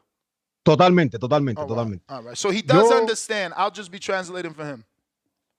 Yo entiendo que sí, que eso debe ser una palabra de orden, sobre todo cuando eres un peleador que tiene una gran proyección y que le llega ahora, por ejemplo, a Morrell este primer evento pay-per-view. Él estaba en eventos pay-per-view anteriores, pero no tenía el peso sobre sus hombros de venderlo. So he says he understands that, you should know some sort of English when you get to this grand stage of a pay-per-view, and that Morrell was on the pay-per-view level before. Tú dices que él estaba en este nivel antes, ¿pero qué? No, yo he dicho que sí ha estado en pay-per-views anteriores, pero no con el peso sobre sus hombros de ser el headliner. So if he would have been on pay-per-view in the past, or you're saying that he was on pay-per-view in the past, tú estás diciendo que él estaba antes. Sí, él fue con main event de Tanguy Ryan. Okay, so he was on a pay-per-view, but he didn't have the pressure of being the main event on his shoulders because he was the co-main event to Tank and Ryan. Exactamente, eso era lo que trataba de decir. Entonces, yo en el programa de nosotros, en el Boxeo Urbano Network, siempre he abogado, al menos en la última semana, de que Morrell debía llevar un plan y hablar la mayoría de lo que tenía pensado hablar en la conferencia de prensa en español, ser directo, claro, y que explicara cuál era la razón por la cual él estaba ahí. Yo creo que de alguna manera lo hizo, creo que lució mejor que otras veces, pero a mí me hubiese gustado que hubiese usado más el español genérico. Obviamente, algo sencillo y directo, hubiese sido más digerible para todos los que estaban ahí. Porque chacho, dijiste mucho. he said a lot, man. Okay, so he said he did like how Morrell spoke, but he would have liked him to speak a bit more in his native tongue of Spanish, right? Yes. Okay. Sigue. Pero decía yo que en un español más genérico, más digerible, o sea, más entendible para toda la audiencia. Yes. Básicamente eso. I agree with you. So he's saying, but a Spanish that was, again, more audible, more understandable for everyone, you know? And that's what I said. He had a very heavy Cuban accent. You know, I guess when he got into his emotions, you know, his true, you know, self came out. Pero dime. No, siempre es complicado a veces cambiar el libreto. No sé si ellos tenían un plan definido, pero a mí me hubiese gustado más, a ver, que Morrell hubiese sido más directo para explicar el motivo por qué estaba ahí, qué es lo que quiere y definitivamente expresar de qué manera iba a derrotar a David Benavidez. Y yo creo que lo cumplió de alguna manera, pero ahí cuando trató de mixear el inglés y el español, creo que quedó un poquito de vacío en el medio, pero Morrell fue mejor que en otras conferencias de prensa. So he said, you know, again, basically the same, that he would have preferred for Morrell to, you know, speak a little bit clearer and more direct, and just be a bit more confident, but that he's done better in other press conferences. But I do want to ask, do you think he's ready? Because my whole thing is, he not ready. Who he fought? Just because he's the only guy that wants to fight David doesn't mean you're ready to fight David. Bueno, eso hay diferentes maneras de mirarlo. Yo creo que lo que ha enfrentado Morrell probablemente no sea la oposición que cuando la gente la mire piense que está listo para enfrentar a David Benavidez, pero yo creo que las habilidades que tiene. So you said there's a lot of different ways to look at this. You know, obviously when people look at Morrell's resume, he doesn't have the opposition that tells you he's ready to face David Benavidez, correct? Sí, pero al mismo tiempo creo que lo que es Morrell como peleador, yo creo que ahora mismo le alcanza y yo creo que es simplemente ver si definitivamente tiene para dar el nivel. Pero yo entiendo que sí. Yo entiendo que va a competir con David Benavidez. You said, but you see Morrell and the skills of Morrell, you think that he will be able to contend with David Benavidez based off his skills.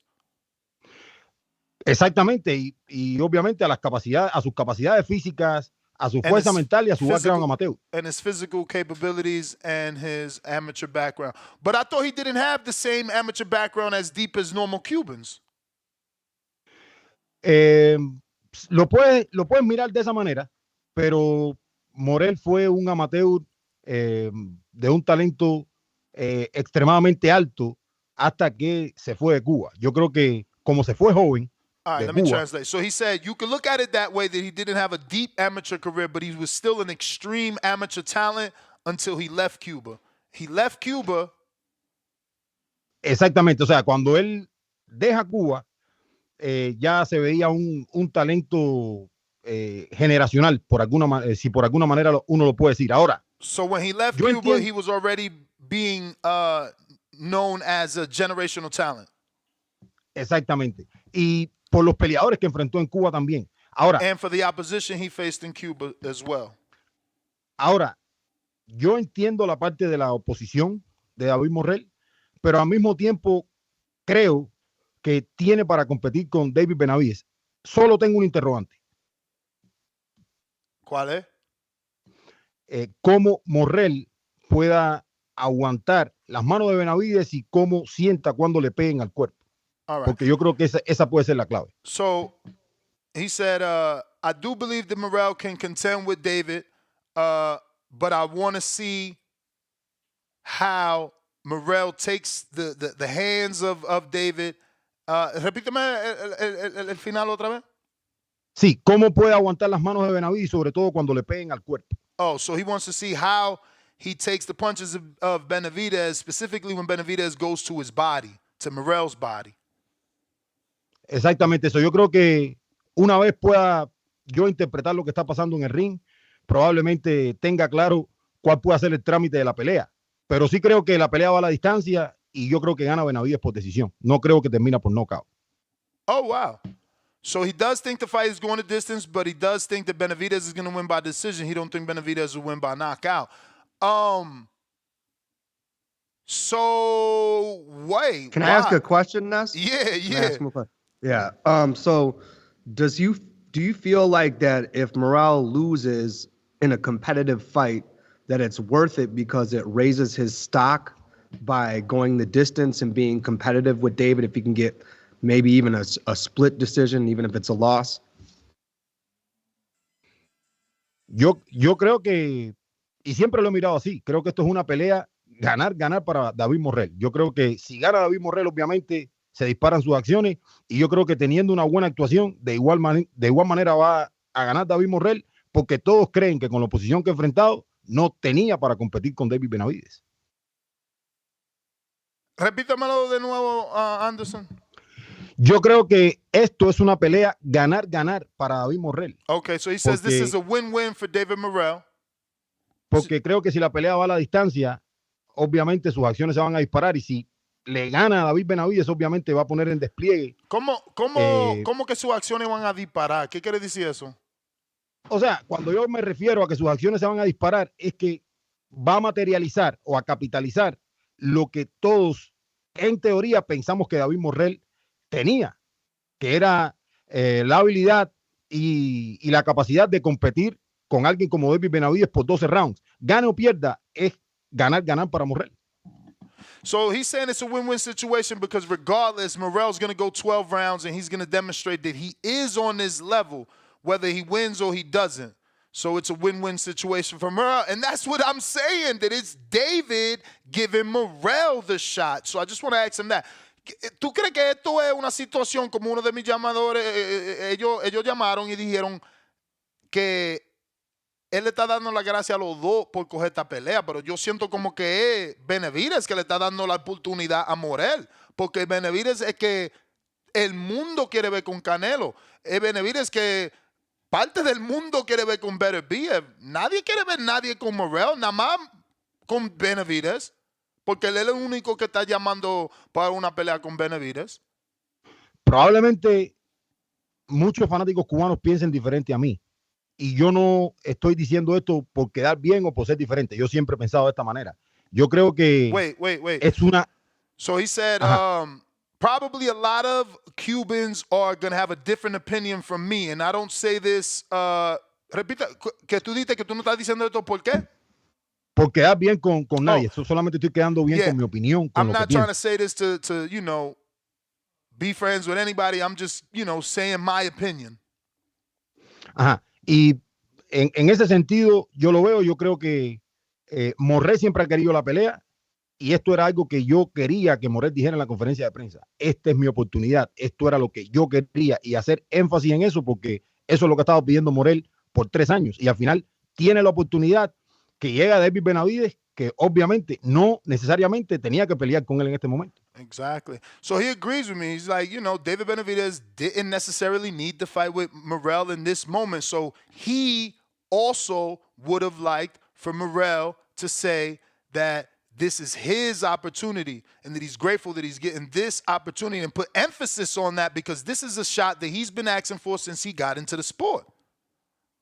Definitivamente, eso es lo que pienso. Y a mí me hubiese gustado que Morrell ayer hubiese ido a ese punto. A ese punto, obviamente, después de decir lo que. Pero ¿por qué? ¿Por qué? Why?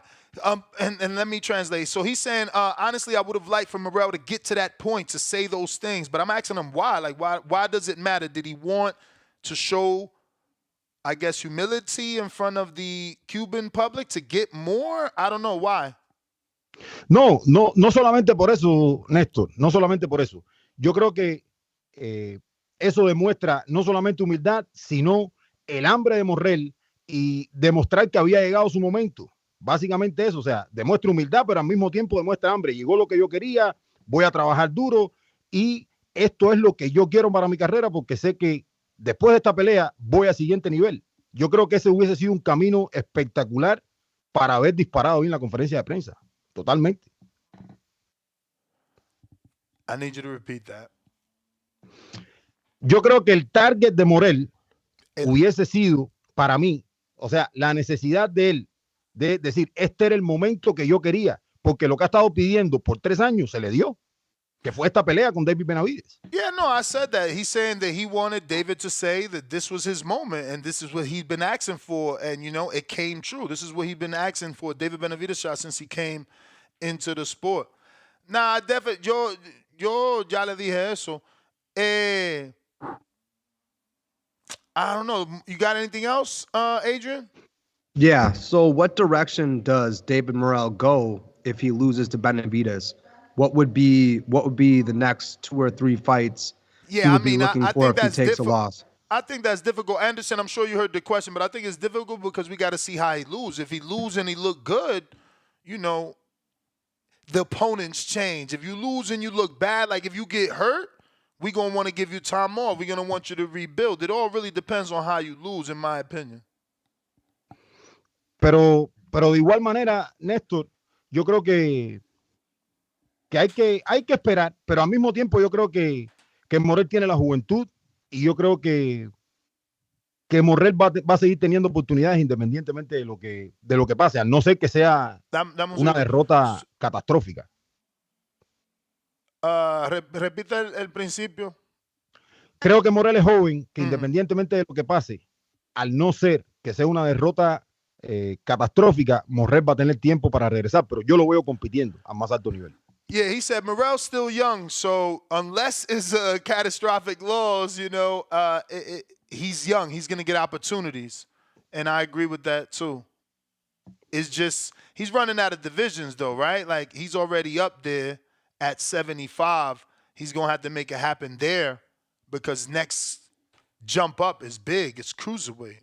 Well, and I mean, at the end of the day, like you said, he's young, so it's almost like that Canelo Floyd moment on a smaller level, right? Even if you lose, you know, your opportunities from here going forward should only be up based on your performance. Even if you have a bad performance, it's not like you can bounce back. We got to stop throwing away fighters if they take a loss, especially if they're young and they're stepping up big time in competition, because I think this is a huge step up for Morrell. Anderson, do you think that Morrell could have made 68? Like if David didn't move up, would Morrell still move up? Or you think he's literally chasing David? Or is it a thing where it was also getting tough for him to make 68? Yo creo que desde el punto de vista físico, Morrell podía hacer al menos 2 o 3 peleas más en 68. Yo creo que el movimiento a 75 estuvo dado por esa pelea con Benavidez. Yo estoy casi 100% seguro. Disculpa que me mandaron un mensaje. Dime. Es que estás haciendo otra cosa. Yeah, dime de nuevo. Yo lo que estoy tratando de decir es que yo creo que a Morrell probablemente le quedaban 2 o 3 peleas en 68. Okay. Pero el movimiento a 75 probablemente estuvo dado porque Benavidez se fue a 75 y esa era la pelea que ellos estaban persiguiendo. If I heard him correctly, because I probably messed up that one, he said he believes that Morrell had 2 or 3 more fights at 68, but obviously he made the move because of David moving up as well. And that's what I wanted to know. Was it hard for him to make the weight? Because he did look bigger than David at the face-off. Did you believe that? Yo te digo, yo tuve la posibilidad de verlos a los dos. Obviamente han pasado 2 años, pero yo los vi a los dos juntos en Texas en 2022.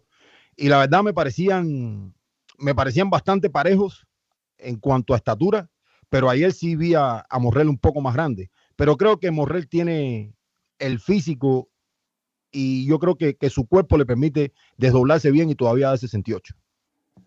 So he said he had the privilege of meeting them both at the same time in, around each other in 2022. I think he said in Texas. And yes. He believes that, they're basically the same size. But yesterday, Morrell did look bigger, and he does believe that Morrell can fill in probably. He didn't say more than David, right? You didn't say more than David, but you do think he can fill in more. Ya, yo lo que sí creo que podía hacer al menos 2 peleas más en 68.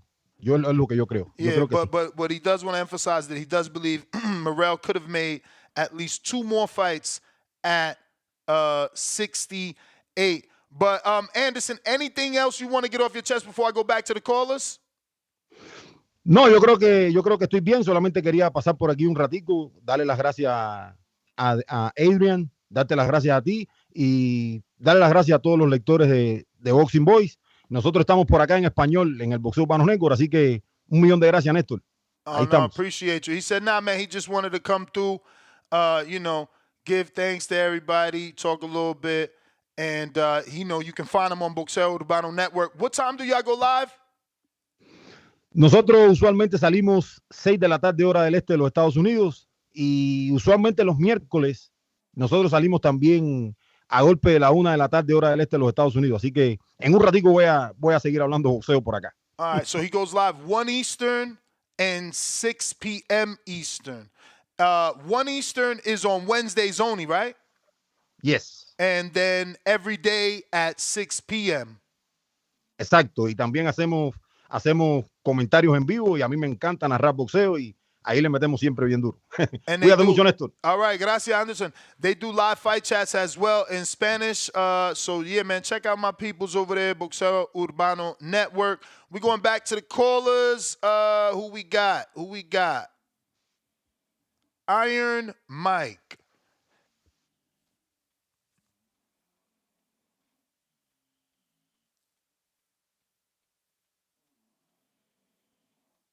Iron Mike. Is that on Twitter Spaces?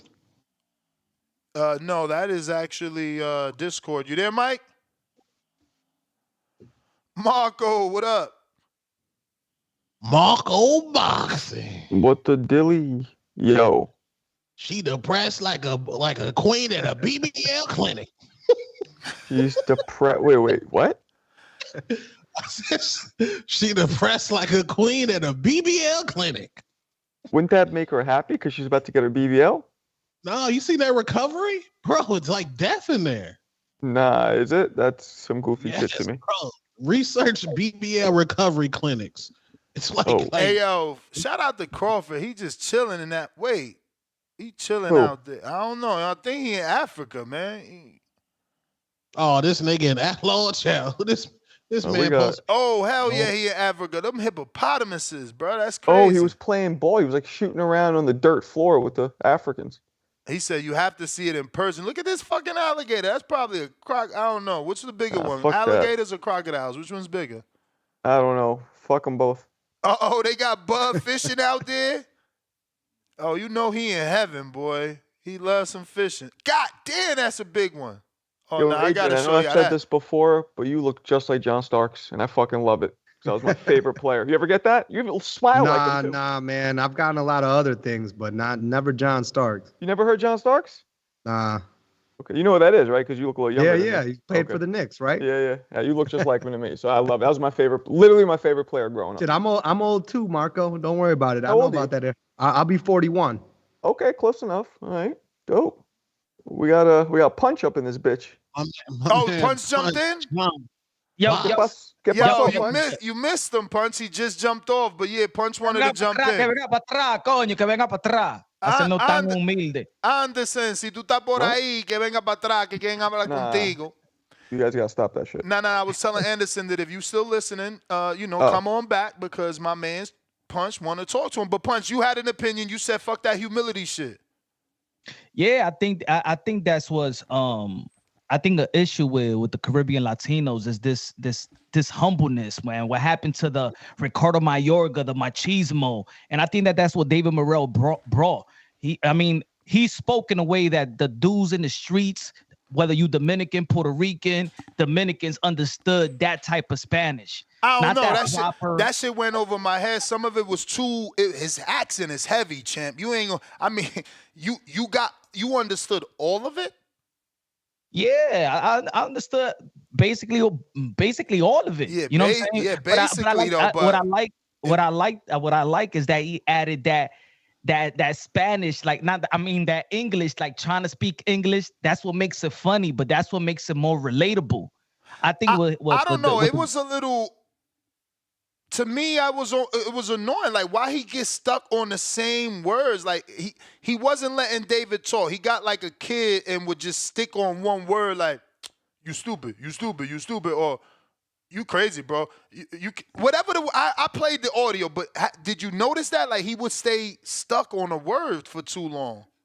Just repetitive. To be honest, I found it funny. It's almost like when Canelo Alvarez started speaking English, and he's like, "Get the fuck out of here! Stop! Get the fuck out of here, man! I fuck you, man!"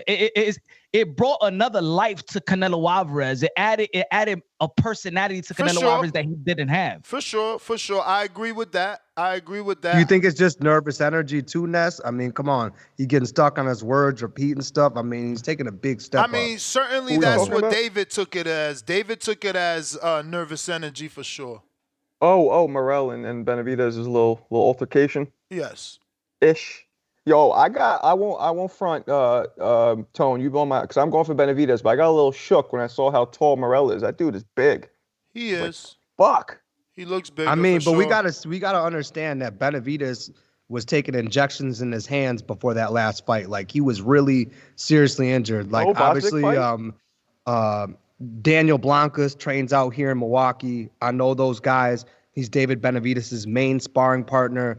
And talking to his family and them being out there, this guy was taking injections in his hand before the fight, like expensive ones. The Bostic fight. And I said that. Yeah, the Bostic fight. That was because people criticized him for not stopping him and blah, blah, maybe. Exactly. But he was injured.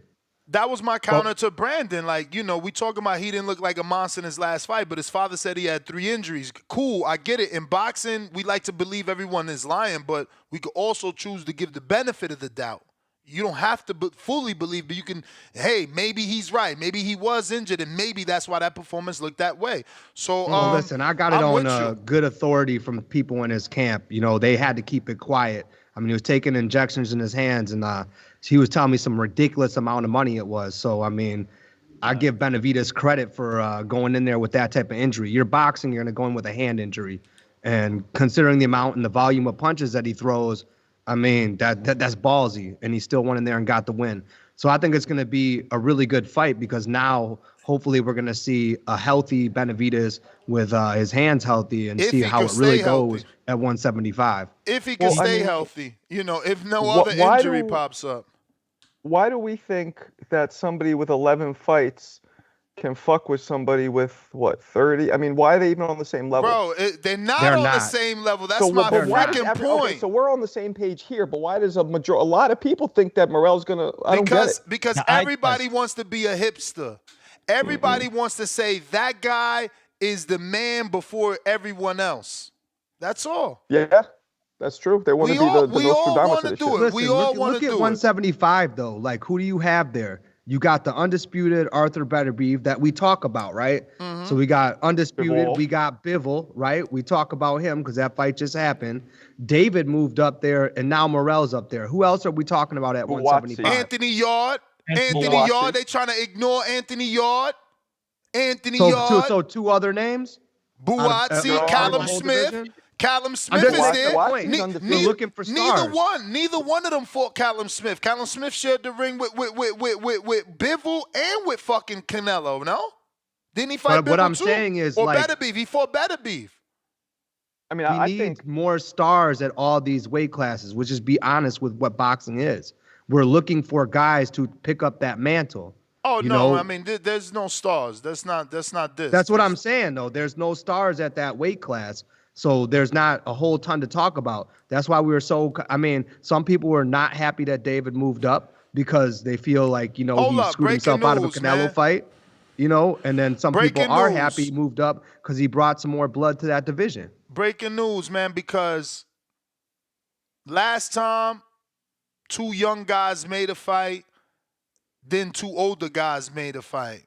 So hopefully these two young ladies making this fight will inspire more people to be the same, because they friends. So maybe Shakur and Keyshawn or any other friendships in boxing could lead to a fight.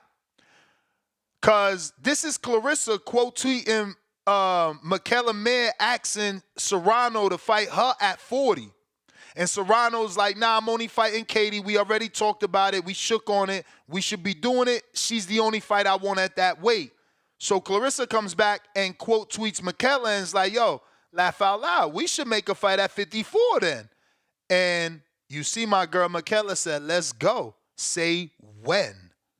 And they friends. Who's the Jay Reed? You ain't no cop, Jay Reed. And they Somebody friends. the Jay Reed. And they friends, Who's man. And Jay so we Reed? need more men to act like this.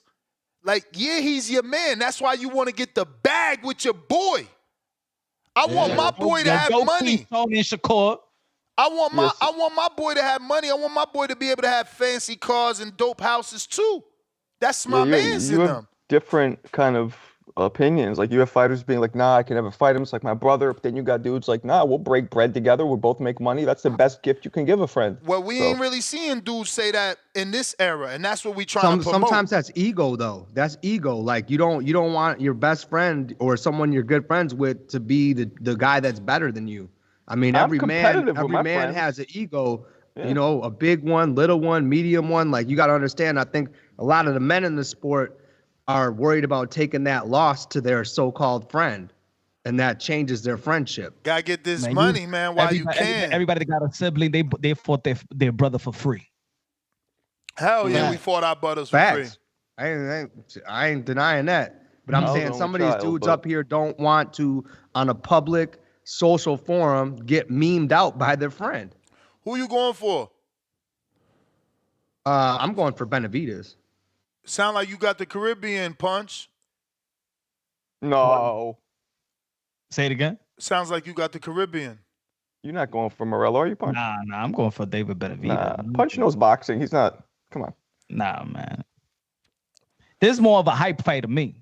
I don't think Morrell is ready though. In my opinion, I never even called this fight like, yo, I want to see Morrell and David Benavidez. It was never like one of my. Word is born. Yo, it's crazy that the content creators could see that. It's hopefully we wrong. I got a little demographic of callers that believe this is like a super fight. I don't see it. Did they see Morrell's last fight though? Like, do they really think this is a super fight? Yeah, but then I they look seen at his last Benavidez fight. like, oh, he can't even knock out Boston. I think boxing fans more than ever is in love with the passing the eye test. They giving more to the guy that passed the eye test than the it factor now. Well, what's the difference between the it factor and the eye test? David Benavidez, the it factor, beating ex-world champions and champions like Darrell, like Kalen Plant. But you could argue that his eye test is he passes out every fight. The way he puts it on. Maybe his last fight wasn't his, but he's both, right? Benavidez. I mean, it's like we were saying earlier. We giving him the benefit of the doubt. If we watch boxing and we hardcore boxing fans, and we could see like, okay, there's something going on with David Benavidez. It's almost just like Gervonta Tank Davis versus Pitbull Cruz. Exactly. You know, if you want to be a troll, you're gonna be like, nah. Pitbull Cruz was doing this thing, but we saw that Gervonta Tank Davis was fighting a different fight. So if he says, yo, I got a hand injury, I'm giving him the benefit of the doubt because I know Gervonta Tank Davis. Word. Right. When he looks so different, yeah. Word. But if you Tone, you're going to hate. If you look at it, If you these tall, guys if you moved up to tall, 175 you're gonna say and had subpar. Isak looked good. He had Tank running. What you think, Tone? Was it Isak looking good? Or was Tank it ever post them was hand it- injuries? I Look don't at know. him. Did he? Told Did he y'all. post them? Told y'all. You could hate on. You could expect Tone to stay resilient on that. But you know who nobody takes that excuse for is Tio. Tio comes back with a letter, a message from a doctor after the Kambosos fight with it. There was air trapped in his chest. He could have died. Nobody listened to him for some reason. Nobody. Nobody believes him. Why? I believed him because I thought he's looked great in a lot of his fights. I didn't. You didn't. Why not? Just cause, some dudes don't get your trust. Like if you popping shit and you lose a fight, now you talking about it was an injury, we not gonna believe you. If you humble before the fight and you say there's an injury, we give you the benefit of the doubt. You know how it is, but bro, keep in mind, before that fight, he was running around here wilding. First he did the $4 million thing. Then he did the him and Devin on TV thing. Then him and his dad, we got J-Lo, we got Malvin, we got everybody. And the shit never came true. He was jerking us around. No, I'm fighting here, I'm fighting there, Triller this, Triller that. I'm the man. It didn't work out. So, yeah, you get sour. I love Tio, but, then the whole, look, I don't want to go down that road. I think that this fight looks good to people because both these guys moved up to 175 and they had underwhelming performances. I don't even know. No, see, that's the opposite for me. I'm saying that's what the public says. The public says that David Benavidez should have stopped Vazdik, right? Yes. A lot of people were upset that he didn't. Why? I'm just saying that's what I'm. Because when I hear people talk, they're like, "Oh, he didn't stop him." That just seems to be the narrative. Like they're upset that David's not such a monster now. He moved up to 175. Exactly. He's not really the monster better be because he didn't stop him. So David didn't. So Canelo fans say that. The terrified ones that put David Morrell as the roadblock. That's who says that. The Canelo fans who are using language barriers to put another roadblock in the fight. It's okay. Canelo's in this soft guy era. That's cool. You don't want to take them punches from the Mexican monster. It's cool. I wish I spoke Spanish. I don't know what the fuck they were saying to each other in that face-off, but it was some intense shit. I think people elevated Morrell because people just hate these other guys in 168. No, I think they just elevated Morrell. I think they elevated Morrell because we couldn't get Canelo to fight Benavidez, so we needed someone to fight Benavidez. And there was no one with balls. He's the first one that's like, yo, I'll fight him. I want to fight him. I actually could beat him. So we as a community propped him up, bro. Like, yeah, he's going to get fucked up, Morrell. We'll see. I mean, he could shine, right? Like, he could be Loma. I mean, the good thing, that's why the it was a Cuban dude that was on. Yeah, right? Anderson. So yeah, I know about the Cuban, how they work out and how they spar out there. They don't believe in hard sparring. That's word? I didn't know that. I don't know. I seen Morrell sparring. He didn't. No. But that's what I was gonna say. He left young, so he left that dungeon mentality. The dungeon in Cuba is that they don't believe in hard sparring because that's wear and tear. Yeah. They do this touch. They're like this touch sparring. They don't do hard sparring. That's why every time you get a Cuban in the trenches, they never have that dog in them because they don't train for that. Wow. But Morrell is a different Cuban. He came here young, and that's why I do agree with the guy that it might go, it could go to a distance because David Morrell is a different type of Cuban fighter than the Cuban fighters that was training at the dungeon. I just didn't like that he didn't have tools. He wanted desperately to get Hot Rod out of there, and he was overusing the right hook, telegraphing it. Now, I'm not saying David is Floyd or Canelo. Maybe he can't, capitalize off that, but I just have to pick the guy that throws straight punches, even if he's squared up, versus the guy that's like looping this right hook that you can see from a mile away. Like, that right hook was too visibly, like, it was any good counterpuncher can, and obviously I said the word good counterpuncher.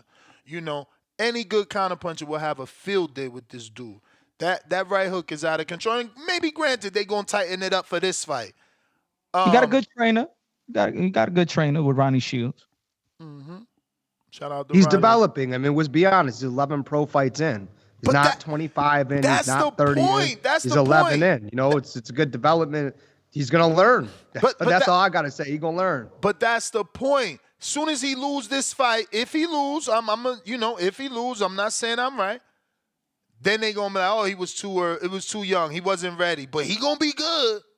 But he wasn't ready. It's just like let him be ready then. When is this Same thing Floyd did to Canelo, right? Come on. Picked him young and then made him better. No. Nah, that was a risky fight for Floyd. This ain't Canelo. This is what I'm saying. This dude don't even got boots and his resume. He don't even got Keyshawn Davis' resume. Yeah. They wilding with this dude. They wilding. When is this card? February 1st, right? Yo, and what was up with Pitbull, man? He looked like the Hamburglar. Like he put on some weight. Yo, he's always like that, bro. Oh, he is? I seen him in person. That dude looked like he weighed like 180 pounds, bro. Listen, so he like Ricky Hatton, like in between fights, he just blows up. That can't be good for you, man. I mean, that can't be good for you to have to lose that much weight all the time. I mean, I feel like fighters like that, it's like fat camp, because I've had fighters come to me in between a fight, and then I see them and they look like they ate themselves. You know? But the like, majority of fighters don't balloon that much. I don't know. You'd be surprised, man. Have you seen Daniel Blancas in person? Ness, have you seen him? David Benavidez' sparring partner? Yes. I mean, that dude's 6'4" and fights at 168 pounds. I mean, when he's not like right on weight, it's not like that dude walks around at 175. I've seen him sparring in the gym out here. He looks big. Punch. Yesterday on your live stream, you said, will the fans support real boxing since they was cooking the Tyson and Jake Paul situation?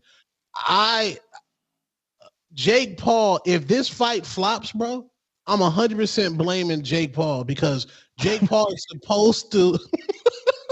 According to Ness, Jake Paul's magic wand. He brought eyes to the sport, so now we get a big pay-per-view. We need this ain't no big pay-per-view. This ain't no big pay-per-view. Stop putting poor matchmaking on the shoulders of Jake. Stop putting PBC. Stop putting PBC. Stop putting PBC's this is lack a pay-per-view. of finances. They want to pay for this fight. Stop putting PBC's lack of finances as Jake's problem. If they would have had money, this would have been a prime fight. They making us pay for it. That's why we don't want it. No, we blaming Jake Paul for this. If this flops, this should be success. Jake has brought eyes to the sport. This ain't got nothing to do with last success. pay-per-view numbers. Seriously, like this is Has a he ever been on pay-per-view a fight. pay-per-view? Yeah, his last pay-per-view was 68,000. Oh my God. 68,000.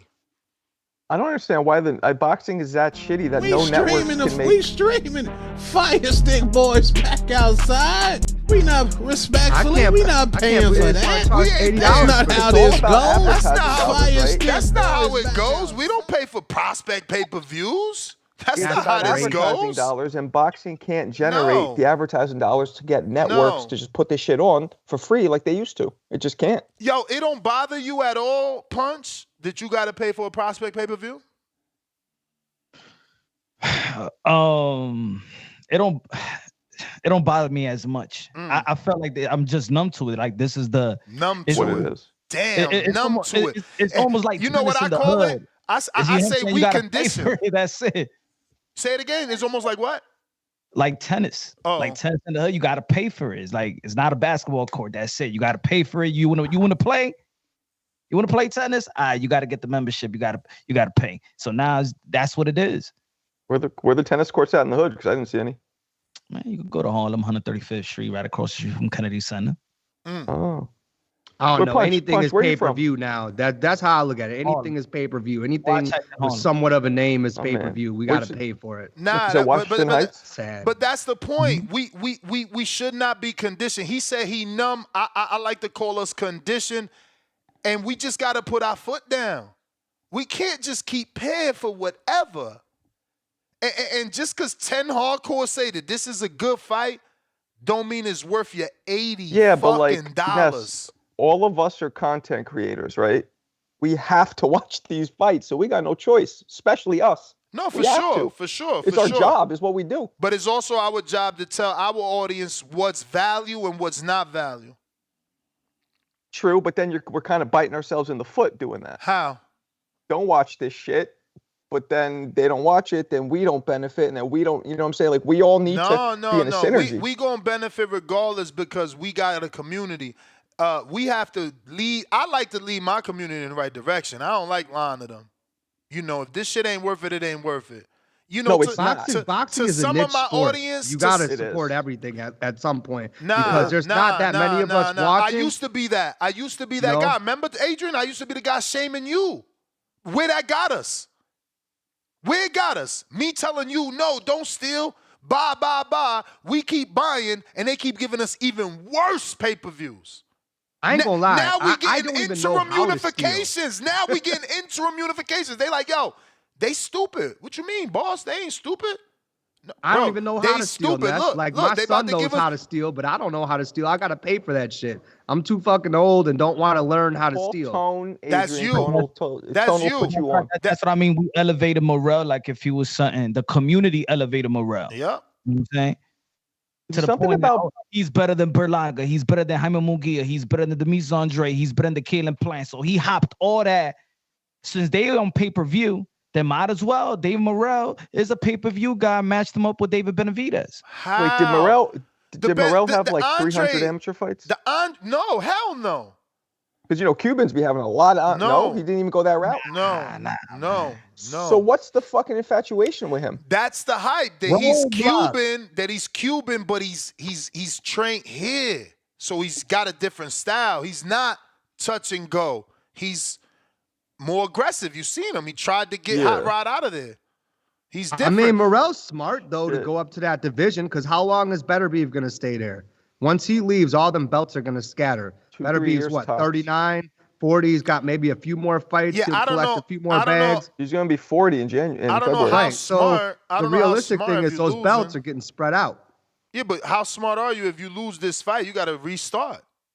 And I mean, you got to restart in a fight. division with what? We only named 6 other people that we really talking about in that division. 6 or 7? Yeah, but so a you- restart with 7 names, 8 names? That's not that bad. Nah, 8 names that you know. I mean, Willie Hutchinson would be ahead of him. Bro, Morrell not even in the top 10. David is. Morrell not. He is riding on the coattails of David. He not even in the top 10 of the Ring Magazine in 175. He ain't crack it.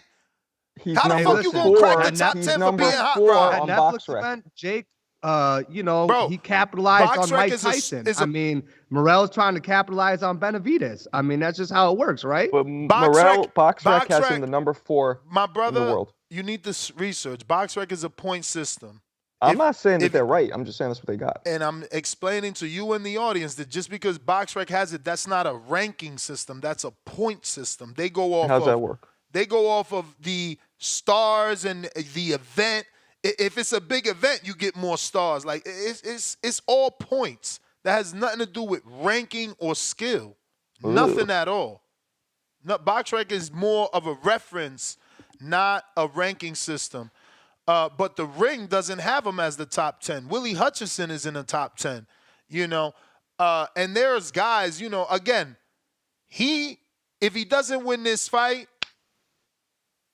and it all depends how he look, because you said, yo, what would he do next? But it's like, we got to see how he look before we can know what he does next, because there's plenty of fights. Spider Richards is in that division, you know. What about Iglesias? What's her name? Iglesias? The Cuban, the other Cuban.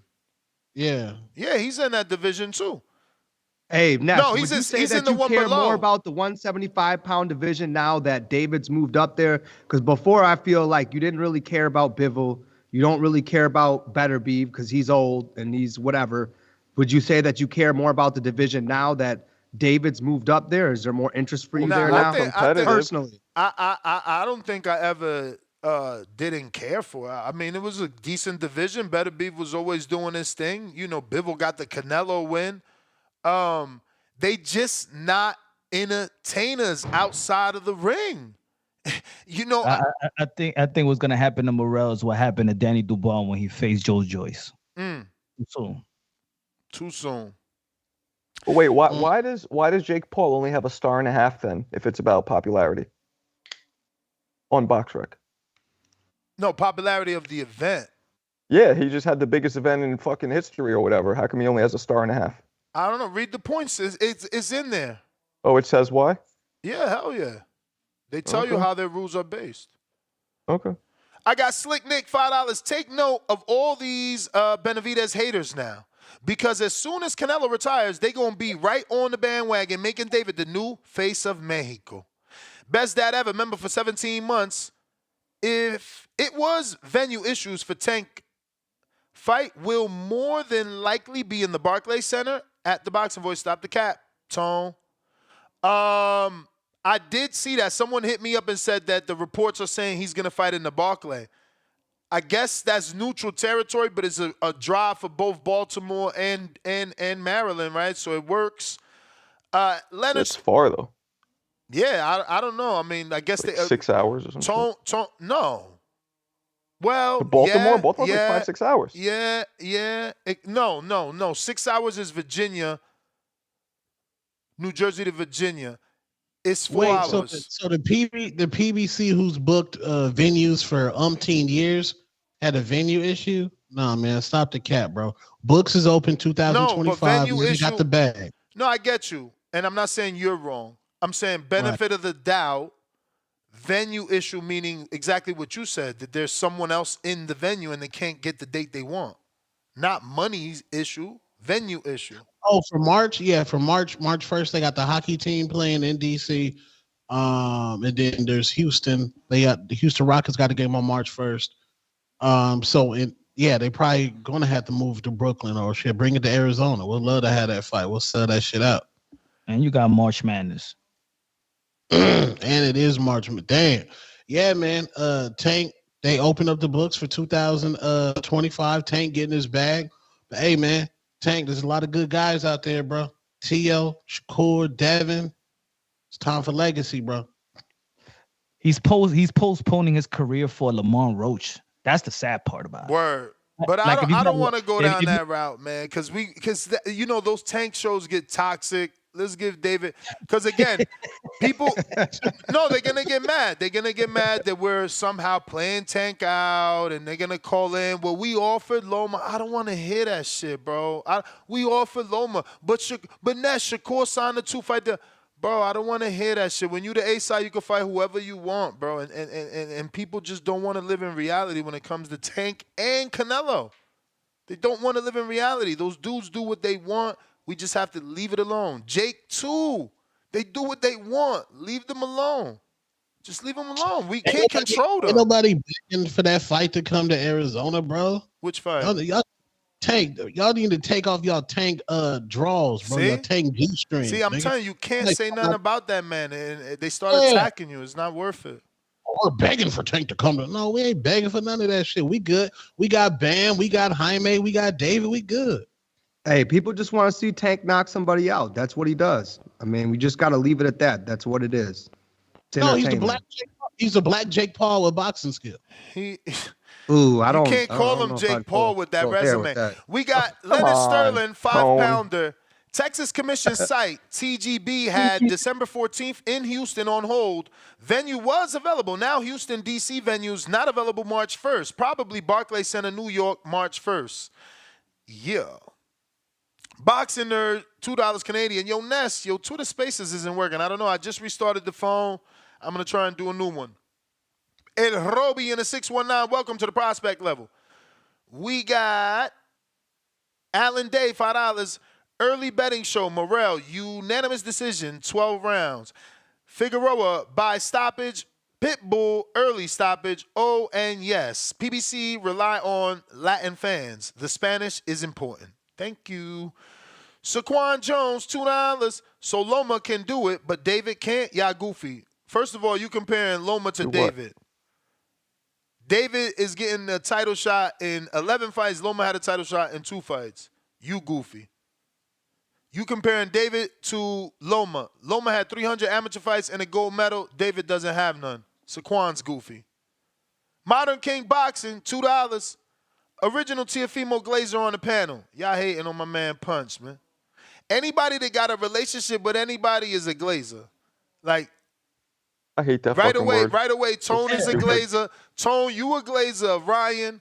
Punch, you a Glazer of Tio. I'm a Glazer of Devin. And I guess Marco, they don't know you yet. You ain't glazing. Roy Jones. Oh, yeah, Roy Jones. I'll glaze him like a Krispy Kreme. All right, that sounded mad fruity. That's not what I meant, though. Yeah. Oh. You'll glaze back him on that. like a Krispy Kreme. Yeah, that was a little fruity. Hey, Jerry Soriano. I said Jerry Let Jones. him cook.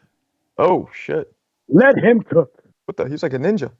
There's gonna be a lot of slow singing and flower bringing when El Moreno steps in the ring. Ding, ding. Feliz miércoles, amigos. Listen, this is a great fight. It's a trash card because the PBC is goddamn broke. But I got great news. David Benavidez confirmed that he has been talking to Turkey. But for now, he is with the PBC. So, breaking news coming soon. Punch. Are you there?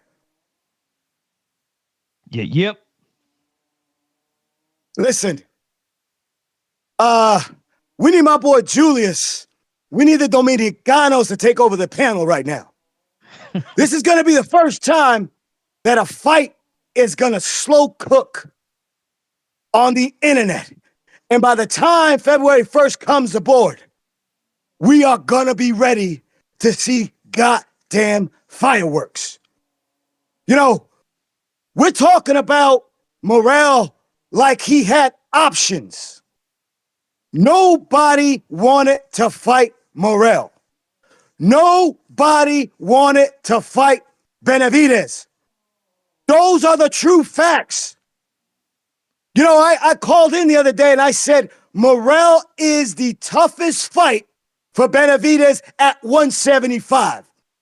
The new blood is taking over 175. The hungry wolves, the ones that nobody wanted to fight, are stepping up to 175.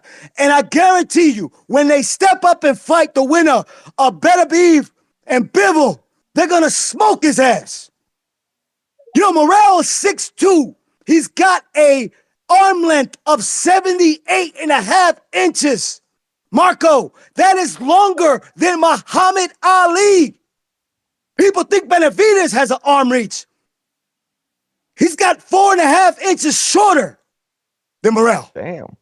Dinosaur arm. But listen, let's talk about the previous fights for these two. Listen, Morrell, to me, speaks like a Dominican. A Dominican that's been drinking for 5 fucking days straight. Okay, thank you. Know, thank I you. look at his. Not a I look at his. I look at his fight, and Dominican, he right? looked like a guy that gassed out after 3 rounds because he was out partying. I listened to him talk. He sounds like a guy that smokes and drinks all the goddamn time. Whoa. But what I will tell you is this, and the manager, Cuba Sr., said, this reminds him of Barkley versus Duran. This fight is going to be one of the greatest fights we've seen in the last... Ness, I'll send you a counter. This is one of the greatest action-packed fights you're going to see in the last decade. And let me tell you why. Because the way Benavidez is going to beat Morrell is by busting his body down. That body that Morrell has been partying for the last 2-3 years. He's been cruise control. Now, Morrell's not going to give up, but the body shots are going to drop him to his goddamn knees. But this is the fight. And I'm so disappointed in my Mexicano amigos. You know, Morrell's got a following. People talk about him in the barbershops. David Benavidez has a following. People talk about him at the barbershops. People talk about them both at the barbecues. So I don't know if you're going to have more African Americans, more regular Americans back in these two more than Cubanos and Mexicanos. But I will tell you, you're going to see one of the fucking greatest fights at 175 that we've seen in recent memory. And then Monster Benavidez, a guy that weighed 200 plus pounds at age 12. And it was boxing GGG at age 16 when the pros were avoiding him. He's going to prove to you that he's a true fireman in boxing. He don't run from the smoke. He runs towards it. You heard it here first. This is Jerry Soriano, your lender for life. Does he do these calls in his office? Because he must be scaring the fuck out of everybody. That's the Chili Killers, man. That's the Chili Killers. Chili Killers. Chili Killers. I hope he's at home doing these calls. Shout out to Jerry, man. You gotta respect his passion, bro. You know, every Jerry single day. Red Bull Soriano. He keeps it energetic, bro. And Sure I love does. it. I love it. We need that energy, bro. We gotta get these guys through their work day, man. Shit. That guy. So mainlines everybody Joe on the Cole. panel's picking David. Did we make that clear? They're both David, senor. Yeah, but we know the real David. Come on, can the real David please stand up? I got David. Nobody's picking Morrell. Nobody. It's all Benavidez. I mean, I know none of us, but I know a bunch of people think Morrell's going to win, which. Yeah, we got baffles me. callers. We got a few callers that's picking Morrell for sure. Yeah, but he's I don't trust David Benavidez' defense, though. You said what? What's up? I don't trust David Benavidez' defense, though.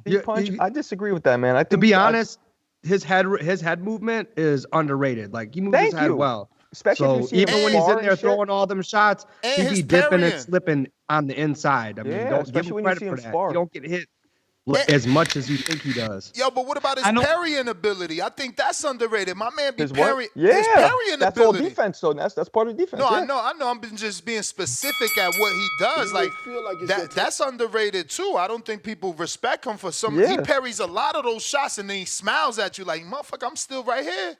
And that I'ma tell mentally you, breaks and you that down. volume. That If he- volume is if tough he to gets- deal with. I mean, a dude coming at you, throwing that many punches, parrying, slipping shots with his head while he's in there throwing that many punches. I mean, that breaks people down after a And while. he's also not he's not mechanical. Like if he's in there with some shit that's coming at him, all of us who's been in the ring know sometimes something comes at you, you're like, okay, I'm not getting hit with that. He will adjust accordingly. He's not just gonna keep going forward and getting smashed. He has a high IQ in the ring. I mean, he's an enigma at 168. An enigma at 168. Not at 175. He ain't show us that. You know what I'm saying? I think he still squares up. I think he's still open for body shots. And I think he hasn't fixed that. He had 3 injuries though. Yeah, but you know what it is, though, healthy. Punch? Sometimes see you're him in front of healthy. somebody, and the only way you can get an opening or you can set them up is to let them throw a couple shots at you. And if you felt the shots and you know that they ain't shit, sometimes that's part of the game plan. So I feel like I've seen him do that a lot of times. Like, this is nothing. I'd rather take one of these to give you 4 or 5 of mine. Let me and put get you back out. to these callers. I got Damian Clark with a $2 cash app. He says, Cuban dude, don't even think Morrell going to win. And he's talking about Anderson. Anderson also says he's been receiving a lot of hate because of his opinion. You know, it's like that in this sport, bro. You go against the grain and people, you know, they get mad at you. J-Mac, New Orleans, counterpunch. New Orleans. It's pronounced New Orleans. You got it. Yo, Good morning. good morning, good gentlemen and brothers. What up? Is this the voice? Good morning, People, the J-Mac. voice. I don't call in to hear you niggas ramble about y'all opinions and take 30 minutes away from knowledgeable callers like myself. Shout out to the Oracle and Jay Billy. Shout out to Teacher and Brandon Maurice. Shout out to Truth Teller and myself, aka Mr. Water Walker himself.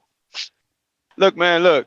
I like this fight, and no, it's not a pay-per-view fight by no means, but PPC desperately in a position to where they gotta use their weak-minded fans that support them and pay for the fight. So anybody's gonna critique this fight for how successful it is based off that model, you're crazy. Two things could be true. You might be the co-host of the year, but you also should not have no goddamn nerve to step on any pay-per-view criticism when you miss the fire stick yourself. So that's out of your lane. If you're not paying for the fight, you should not have no opinion about how successful the fight sells. You have a outro or intro going around here saying fire stick and however Ness plays it, and it suits you well. But shout out to you. I think you co-host of the year. I think this fight is a lot more complicated than what most people say.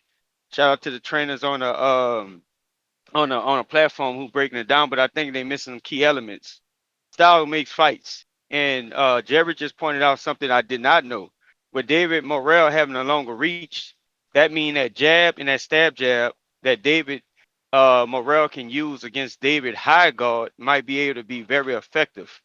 That also means that David can have a harder time getting past Morrell's reach to get to the body, like somebody said he's going to tear his body up and rip to the body. When you fight in them dimensions, and David Morrell appears to be the taller, bigger fighter.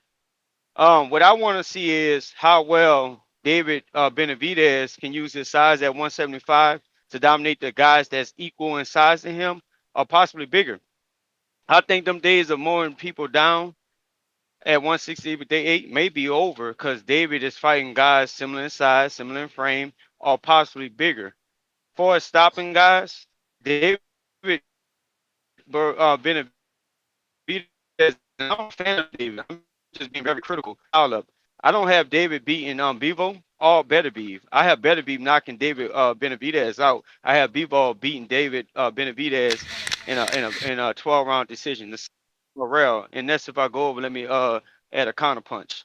So when I think I heard Punch Drunk say something about his defense. I do question David Benavidez's defense as well too because he does get hit a lot, and we didn't see David being outboxed, outpointed early in a fight against smaller guys that was putting combinations on him, and I mean, he wore him down with his size, with his volume.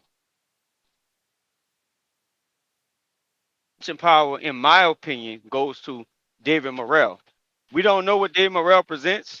Y'all very critical of them 11 fights. I'll say Madronov probably had a more accomplished amateur background. So, but he had 11 fights and he gave the pound for pound champion a pretty good thinking match in there. That's why Styles does make fights. So, people saying that David's just gonna walk over Morrell, I think they're gonna be in for a rude awakening.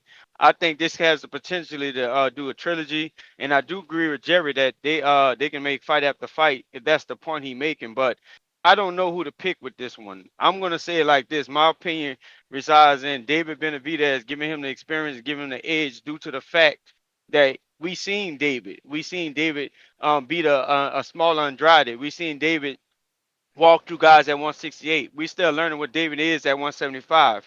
All these spawn wars, 200 pounds at 16, that doesn't mean shit to today's climate where he does against these elite 175 pounders that's in the market. As far as David Morrell, he still have a lot to prove. So we don't know what David Morrell presents at 175 because he haven't showed us to, but he can show it against David. I wouldn't be surprised if Morrell won a fight. I wouldn't be surprised if David won a fight. If I had to make a pick, I'll probably stick with Benavidez, somebody I've been rolling with. But like I said, David Benavidez won't beat Better Beef, and he'll lose to Bivol. And we're going to find out February 1st what he'll do against Morrell. Morrell is the right type of fighter to upset the apple cart and beat David Benavidez. That's my counterpunch. Yeah, just to contest a few of those things, Madrimov, I guess it's arguable. I can't go on a limb and say Madrimov is way better than David, but he's better than David. He has a far better amateur background, deeper amateur background, and he was an actual professional.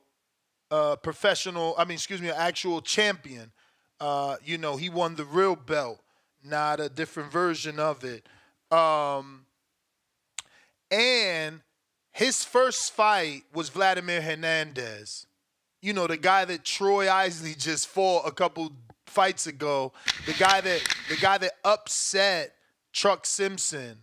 Madrimov, they believed in him from the door. His third fight was Norberto Gonzalez. Don't forget, in his sixth fight, he fought Eric Walker. Michael Sorro in his eighth fight. I don't know how to pronounce the dude. He's not, I mean, he is African because of his last name, but we all know he's out of Bobby Benton's gym, and he speaks very good English. So maybe he's African because of that last name. I can't pronounce it, but we all know Ralph is a tough vet. Now, that's why it's comparable because, he fought Ralph and Morrell fought guys like Lennox fucking Allen. This dog's terrible. He fought Lennox Allen, a WBA regular or interim type of guy.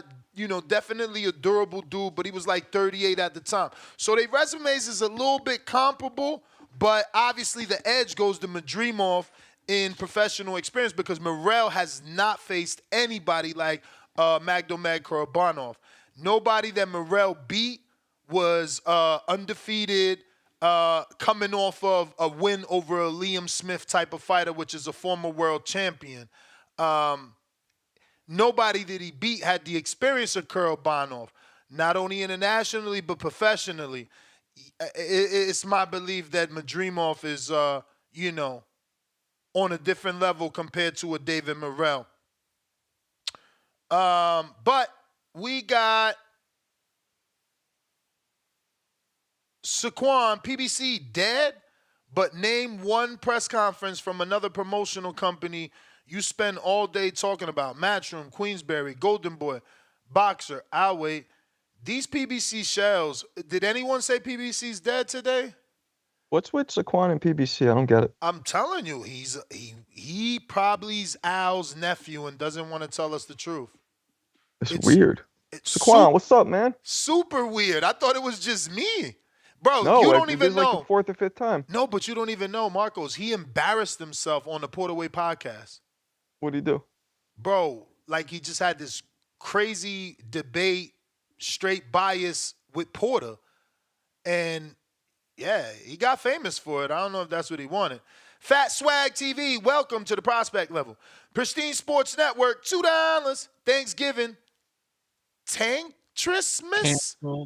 Tank New Year's. Canceled. Oh, that's what the X's stand for. Okay, the X. Okay, so Thanksgiving canceled, Tank Christmas canceled, Tank New Year canceled. Or a roach. 2 for a roach. Cockroach emoji? I didn't get that. Jerry sent that counterpunchy. Oh, we got Jake Carrillo, $2. Benavidez looking bigger than Two-Tone. Nah, he wasn't. He just had the dad bod. He wasn't looking fat. Don't be doing that. Why y'all hating on Dave? He already. I mean, Two-Tone alone. Man, at the end of the day, everybody got a different body type. Some people are in great shape. They're just never going to be ripped. There's different body types. Been a personal. Yeah, but we know. We all know. It is what it is. No. We ain't gonna let you get that off. We all know that David could be ripped because when he was with Memo, he was ripped. He could be ripped. Nah, David doesn't have much muscle mass. Benavidez, that is. Bro, pull up the press conference, the weigh-in. What was the fight he fought with Memo, Tone? Before Vazquez, Caleb Plant. Andrade. Pull up Memo. Pull up Caleb Plant or Andrade weigh-in and watch him like this, so you can see fucking muscle in the stomach. Nah, everywhere. but Adrian's right though, man. Like, look at Trinidad, Tito Trinidad. He never had. He hit like a truck. You going off assumption? I said pull up the picture. How could Adrian be right if he's talking about David potentially having a dad bod that's genetical, and I'm telling you that's not really ripped. That's just slight. Listen, Timothy Bradley at the height of his career, that guy was ripped. I see that picture, that punch pulled up. I'm not saying that he's not cut up to a certain point, but he ain't cut up like a bag of dope. Nope. And that's probably him drained out, all the water drained out, at the time. I mean, how did he look in the fight? Woo. I know. I'm one of those people, man. I never was able, even at dope shape. I wasn't rippling. That's just how my body is. But I don't lift weights. I keep it natural. So, yeah, some people have that frame. But leave Tone alone. That's what it is. He can't. He can't keep it. Yeah, man. He's always had weight problems. Benavidez. Yeah, he was chubby when he was a kid, man. Y'all seen how big he was? 250. Give him some credit though. Like this guy balloons up to a much bigger weight, and he's able to cut and throw lots of punches for 10, 12 rounds. I mean, It's like a you gotta truck, give yeah. him, you gotta give him credit for that. Like even De La Hoya, when you look at his body, like, you know, he was ripped a little, but like this, but as hard as he hit, Trinidad's the main example, man. Nobody hit as hard as him and looked like that. He looked like a skinny, like a twig. Well, look at Ricky Hatton. That dude was like a fucking heavyweight in between fights and would fight at 147. Look at David here for the Benavidez with a 6-pack. That don't look like a dad bod. Now you Look can at say his chest, now Ness. you can say I mean, but he doesn't look ripped either, Ness. He looks, What yeah, the he's fuck? thin. He looks thin. Bro, he got the V on his waist and he got a 6-pack. Yo, that's mad fruity, first of all. Second of all, nah, he's just thin. So all of a sudden the guy next to him isn't thin, right? Like what is Andre then? What is I can't Andre? see Andre. He's covered by you gotta move the ad. your pop You up. gotta go to that Caleb Plant joint, but Bro, I think so Boo Boo gained Andre weight for that, right? So Andre is cut up like a bag of dope, huh? He don't look cut up like a bag of dope either. My There. bro, I'm just my being bro, honest with you. can I you mean, not Ness, see- you talking can to you me not about something I see- do for a living, bro. And I that's see fine, guys who and look that's cut up fine. like I a got bag of eyes. dope, I got and I see eyes, though. people who look in shape. Those two look in shape. My brother, I got eyes though, and you do too. No, I got And eyes you- too. And you do too, and this is how I'm gonna prove that you got eyes and mine's are better. Does David not have the visible 4-pack at the top and not Andre? Andre does have the 4. You can see all 6 of Andre's. Whose is more abs. visible, my brother? Cut the shit. I'm being honest with you. I see Andre Andre's with a 4 look like six-pack. Andre's 4 look Look like how a thin 1. Benavidez' arms are, Ness. Look at his chest. There's no muscle mass there. Bro, crazy. Somehow this looks like the dad bod we seen yesterday. No, that doesn't look like yesterday. I didn't say it was a Definitely not. dad bod. I didn't say that at all. No, you said it I was said that genetics, some people, though. You said some it could be people, genetics. when they lose weight and they go down, they don't look as cut up as other people due to genetics. There's 3 different body types. And I That's all I'm showed you- saying, bro. I showed you him cut you up, arguing though. a point that don't like. I'm just saying he don't look cut up like a Tim Bradley. Bro, Tim Bradley's fucking black. That's why bodybuilders get fuck tanned. Racism is Not only ugly. because he's black. That's the only reason he's cut up. Get No, outta no, here. you're not even listening. I said that's why bodybuilders get tans. This is not a Well, I fucking know that. I work in that assumption. industry, Ness. It's not Come an on, man. assumption. Don't talk to me about what I know. My man behind you said I'm being racist because he's an idiot. But if you Google it, bodybuilders get spray tan purposely to show definition. Timothy Bradley. Okay, listen, Timothy I know that because I Bradley got is a black friends who are dark-skinned bodybuilders man. who get spray tan, and they black. I understand that. Okay. Being darker pops out your muscles more. Okay, and I what is get Timothy that, but Bradley? genetically, And what is it Timothy looks Bradley? different. I'm And just what is saying. Timothy Bradley? Bro, How many but look at shades his how many whole shades of gray? career. He looks How many cut up. shades of gray is Timothy Bradley compared to fucking David Benavidez, my bro? But anyway, we can move on. It's all good. I just wanted to prove that it's not genetics. I showed him with a 6-pack. Regardless of how y'all trying to diminish it, you tried to say some people just can't get cut. It could be genetics. I showed you him cut. The other dude up here now saying that ain't cut. He ain't got no chest. It's like, what the fuck? Neither No, I one didn't of us say got he's a not 6-pack. cut. Neither I wasn't one of us talking got a about cut. Maybe 6-pack. you That guys were motherfucker talking got a about cut. 6-pack. I said that he's a thin framed dude, that he doesn't have muscles. Just like I said, Trinidad was always thin framed, although he was not fat, but he had no muscles, but he hit like a truck. So me and Adrian are probably saying different things. We got C-Dub. Yo, how the audio? Straight. Clean. Straight, that's what's up, man. Shout out TBV, smash that like button, it's free, do something with yourself. The Breakfast Club of Boxing, Ness, Two-Tone. We got on the panel, damn, what's my boy named? Punch Drunk. You know what I'm saying? What's up? Adrian, Marco, And Two-Tone. Marco, what's good, man? The TBV community, we here. You know, it's crazy, man. And you know, the panel, y'all, all y'all conditioned. It's not just Punch Drunk, just the only one that admitted it. All of y'all conditioned, man. That y'all don't realize that you're getting something that's opposite of what you complained about. You complain about fights being marinating too long. You complain about fights being overdue. Now you get in a fight with 2 prime fighters, 2 killers before 30, and now you say it's too early. No, one is not He ready. only has Watch this. 11 fights. We're saying one is Then- not we're saying one is not ready. We're not saying it's too early. Stop trying to Exactly, change our exactly. words. And then Though. He's not even stay young right yet. there. Stay right there. And then you say one is not ready. Then you say one is not ready, but you try to compare it, and then you start speaking casually, saying that they prospects. Oh, you're not paying for a prospect pay-per-view. Guess what? There's not.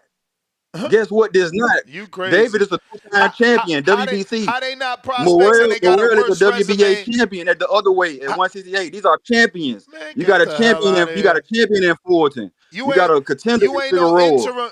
This Listen, is an not interim prospect heaven. champion? This not Keyshawn and Gustavo card. This not Troy Isley versus whoever. That's a prospect and never had a belt. This not number 10 versus number 180. This not that. These 50-50 fights on the card up and down. You know what I'm saying? The shit dang, we trying to monetize. It's so crazy, right? That you so conditioned that you don't realize how casually you speaking. When you say, oh man, we wanna see fighters take the fights that's high risk, low reward. But you can't champion David Benavidez, the Mexican monster that's doing that. That's what David Morrell is. He the prime example. If you got that in the dictionary, Morrell picture be at the top. High risk, low reward. Let's champion David the Mexican monster for taking the fight. How about that? Nope. And not complain about it when fighters don't do it. Nope. The fight, and let me tell you how historic this fight is. Let me tell you how historic this fight is. And don't act like you've been hearing the PBC detractors all the time, every day. Just when PBC look like they down and out, just like when it seem like, oh, they need to go to another platform or they running out of business, they hit you with a fight that could be the historic fight of the decade, like Jerry Soriano is saying. Jerry Soriano didn't got a ticket on the bus. We got a seat for him. I'm gonna make sure nobody bother him. You got D. Maurice, PBC detractor, say, "Oh, this is a pay-per-view you need to buy. This is a pay-per-view that you need to get on board with. This is a pay-per-view with prime killers, prime lions. Oh, we got Henry for him. We got the baddest for him. He already know he good. I was just waiting on him to come to the light. You still got some people hitchhiking and stuff. You know what I'm saying? They don't know. But yeah, man, look at it, man. Prime versus prime. Lion versus lion. Get behind this, man. Shout out PBC. You got a counterpunch. You got a Do something with yourself. You got a counterpunch from Jonathan Sims. Oh yeah? Yep. You want it or you Oh want yeah, to hold man. it? Okay. Shit, I'm gonna hold it for later, man. All right. Shout out Jonathan Sims. Appreciate it, bro. Man, it was something I wanted to address that he said that I ain't write down. Fuck. We don't have to think. Stainless counterpunch. Jerry counterpunch.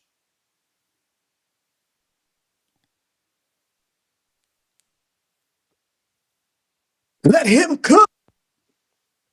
Let him cook. Let me button up my my last call with this one, because I'm gonna be out of pocket for a little bit. I'm gonna tell y'all a story. You know, one of the reasons why I think this fight's gonna slow cook on the internet is because our good friend of the Boxing IQ, everybody over there is picking Morrell to wipe out Benavidez. They think Benavidez is a chump, overrated, overhyped, weight bully, can't box, flat-footed, squares up all the time. I mean, you know, pillow-fisted. Julius thinks he lost his last fight, by the way.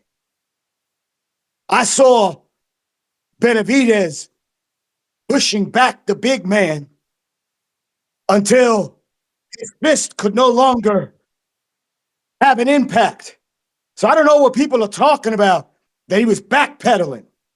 So I'm talking about, it's Benavidez. Hey, when we can't really support the fighters, the Shakurs, the Benavidez, the Crawfords that want all the smoke, we can't get behind the real competitors. We need to pat and fluff Tanky Tank and Canelo, who can choose to fight whoever he wants. But let me tell y'all a story about Benavidez and why I think this is the greatest challenge of his career. And he said so He ain't overlooking Morrell.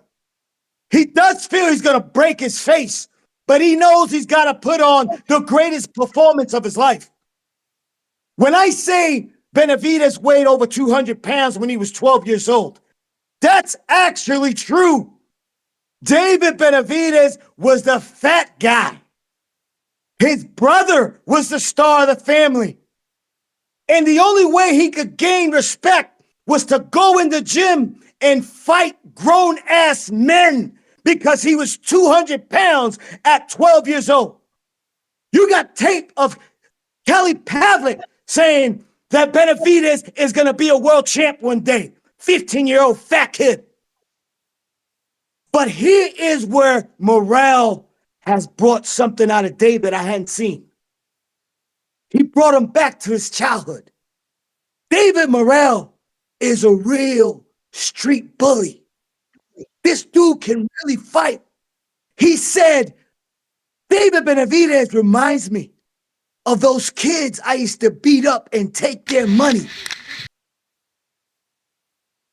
So David Benavidez all of a sudden is looking back when he was the fat kid that nobody respected. You may feel like it's your So time. guess who's gonna, I'll send you a counter. Guess who is showing up February 1st? That fat kid. I am here to prove to myself once again who the fuck I am. To you, to all the fans, to everybody out there, that no matter what I do and how I perform, I can't get the goddamn respect I deserve. But you're gonna see this time around. Say good night to the bad guy. This is Jerry Soriano. You're in it for life. Let him cook. Jay Carrillo, I'm with you, bro. $2. Y'all confusing cut up with buff. Thank you. Fucking Timothy Bradley had biceps the size of his head, and so were his ab muscles. Individual ab muscles look like fucking fingers protruding from his stomach. Come on, man. That ain't cut up. That dude he was different, bro. Like, remember, if you watch That this. is cut up. That's body fat percentage, Ness. That means your body fat percentage is so low that you have that much definition. That's muscle. Come on, man. That's muscle is what he Nah, had. some people have 90 some people have more seconds. muscle mass naturally than others. Anybody Yeah, could get cut body up. types. Body Anybody types. can Yes, get cut exactly where I want with that. Body type. Right. Anybody can get cut up, but not everybody has natural muscle mass naturally. Again, I know guys who are super athletic and look soft as fuck. You would look at them and not think nothing. They can run faster, hit harder. They can just do more athletically, and you would never But guess like it. And no matter how hard they work, they're never gonna look like like they perform. Right. But Benavidez and Trinidad both had, yeah, they can get cut up if they lose weight, but they never had big arms, big chest, big traps, none of that.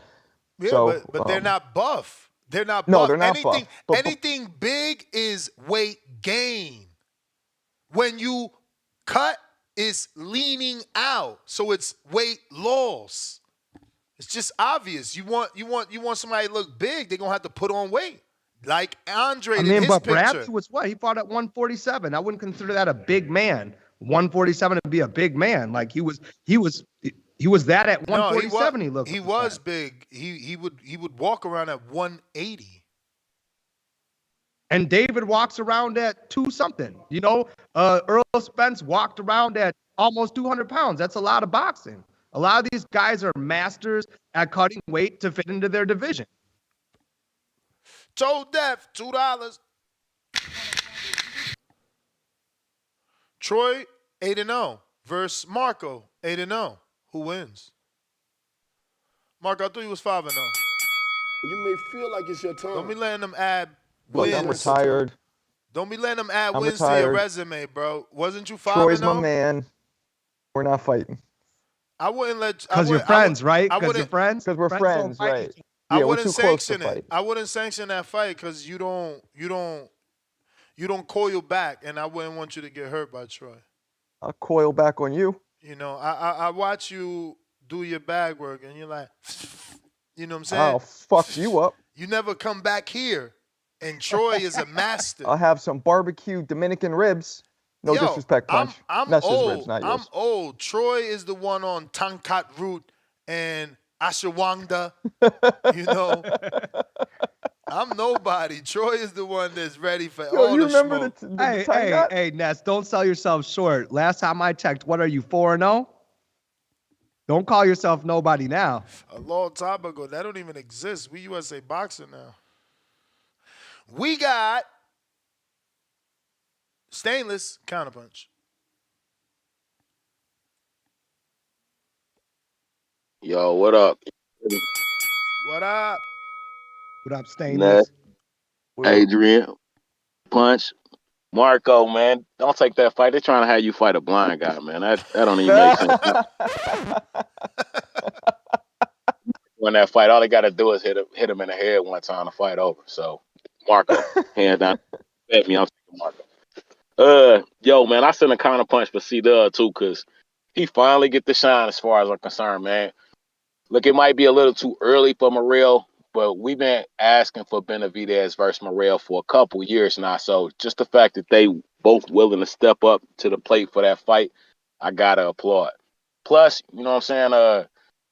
We kind of give David Benavidez a little too much slack, man. Like the dude that fought Caleb Plant, Andre, you know what I'm saying? Now he fight Morrell, and we still talking about what this ain't pay-per-view. What, like, the dude doing this thing. I don't know what the rest of the card is for me to say whether or not the card is pay-per-view worthy, but this fight, man, it's got the rumblings of pay-per-view on it. So I gotta accept it, man. I'm sorry. Like it's not what I want. I know it's not what I want to do, but in this day and age where we paying $80 per pop for these PBC fights, this dude's not even Hector Garcia, bro. Hey, Stainless, can I ask you a question, man? Who's his Chris Colbert, bro? Like, yo, y'all just be lying to each other, man. It's like a big fucking circle jerk with y'all. Like, I'm gonna say again. If I'm your friend, tell me the truth. Because clearly you ain't hearing me correctly. No, if I'm your friend, tell me the truth. On the PBC side, I've had to learn to accept that everything's gonna be a pay-per-view anyway. Fuck that. Fuck the PBC side. If I'm your friend, tell me the truth. Fuck a PBC and a broken ass business model, you want man. The truth? Fuck you want the here. truth? Like I said, for depending them. on what fights they put on this card, it's got potential to be a good pay-per-view Bro, you making card. excuses for them. You making excuses for them, and it ain't but by yourself again, because all you doing is cutting me off. You know who on the not card. Hearing what I'm saying, but you not I don't hearing think either. that it's pay-per-view worthy. But you not by hearing itself. either. But you not hearing either because you saying depending who they put on the card, motherfucker, the whole card out.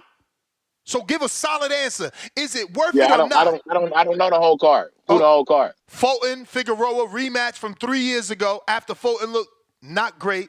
Then you got Jason Rosario graduating from Pro Box to fight Jesus Ramos. And then you got Angel Fierro off a loss to a Devin Haney fighter, Alfredo Santiago, versus Isaac Cruz off another loss. So a tuna. I correct myself. You're right. It's not a pay-per-view worthy card. You know what I'm saying? Am I gonna pay for it? Of course, because that's what I've been doing. But do I think it's worthy hearing it now? No, I don't. Hey, Stainless, man, do you think that it's just an entertaining fight? Like, I think Morrell Benavidez is going to be a great fight to watch. It would have been a great I just don't think it's $80 event. It would have been a great co-main event to the Tank Roach. At 175, I don't know. You know what I'm saying? At 168, I would have said yes without question. But at 175, neither one of them knocked out the man in front of them. Morrell arguably lost. You know what I'm saying? So I don't know at 175. At 168, hell yeah, I know it's entertaining. But we'll see. Benavidez has never lost. Yo, Marco, you own a restaurant, right? A bar, yeah, comedy place, yeah. You got happy hour, right? No, we just do comedy. We don't really operate like a bar. But the bar, happy hours, right? Yeah, I get you. You pay for a drink $6 or $7, and then when it's after 8 o'clock, that same drink that you was paying for, how much is it? Like 12, 14, 13, 14, right? Yeah. But are you gonna leave some honeys, right? Am I gonna argue with a bartender like, yo, come on, man, just an hour ago, the drink was Right. It is what it is. You know what I'm saying? You Yeah. should, you So gonna that's the project there what you gonna mentality. be. So that's the mentality. We miss happy hour. Yep. We get I'm not that saying it's PBV. right. I'm not saying it's right. I'm not saying But it's right. yo, It's yo, like, yo, am I yo, gonna let me watch get the my fight? shameless plug in, man. Go ahead. As always say, please make sure you push that thumbs up, share this and every episode of the Boxing Voice podcast. This shit TBV for life. And if you ain't on Patreon or at least a YouTube subscriber, then you stupid. And shout out Hey, to El Camino. Stainless. I need that What up, though? walkout song. I need a custom walkout song by Stainless for February 22nd. Yo, you got my number, man. Hit me up because I'm about to go to Nashville for Thanksgiving, so I'm gonna be in the studio anyway with Lethal. So All hit right, me let up me so we hit can you get up. back. It's All right. lethal. Hey, yo, Ness, you know what's crazy? Yeah. A lot of people's complaining about that Netflix, that it was buffering and stuff like that, right? Yeah. But then a lot of people in the community, they be like, you know, they don't pay for the pay-per-views and they get illegal stream. Ain't the same people that was complaining about the Netflix buffering? They supposed to be used to that shit. Why they was complaining? I don't know. But yeah, you're right. Cause not used to. I don't know if it buffers. I think it's like pop-ups. No. No, it's like it cuts out. It'll stop. It'll stop working. It'll like rewind. I mean, don't that happen with the illegal streamers? Yeah. That's the complaint, right? Like I ain't going, you know, if I want to see a fight, I'm gonna pay for it because with the illegal stream, that should be buffering.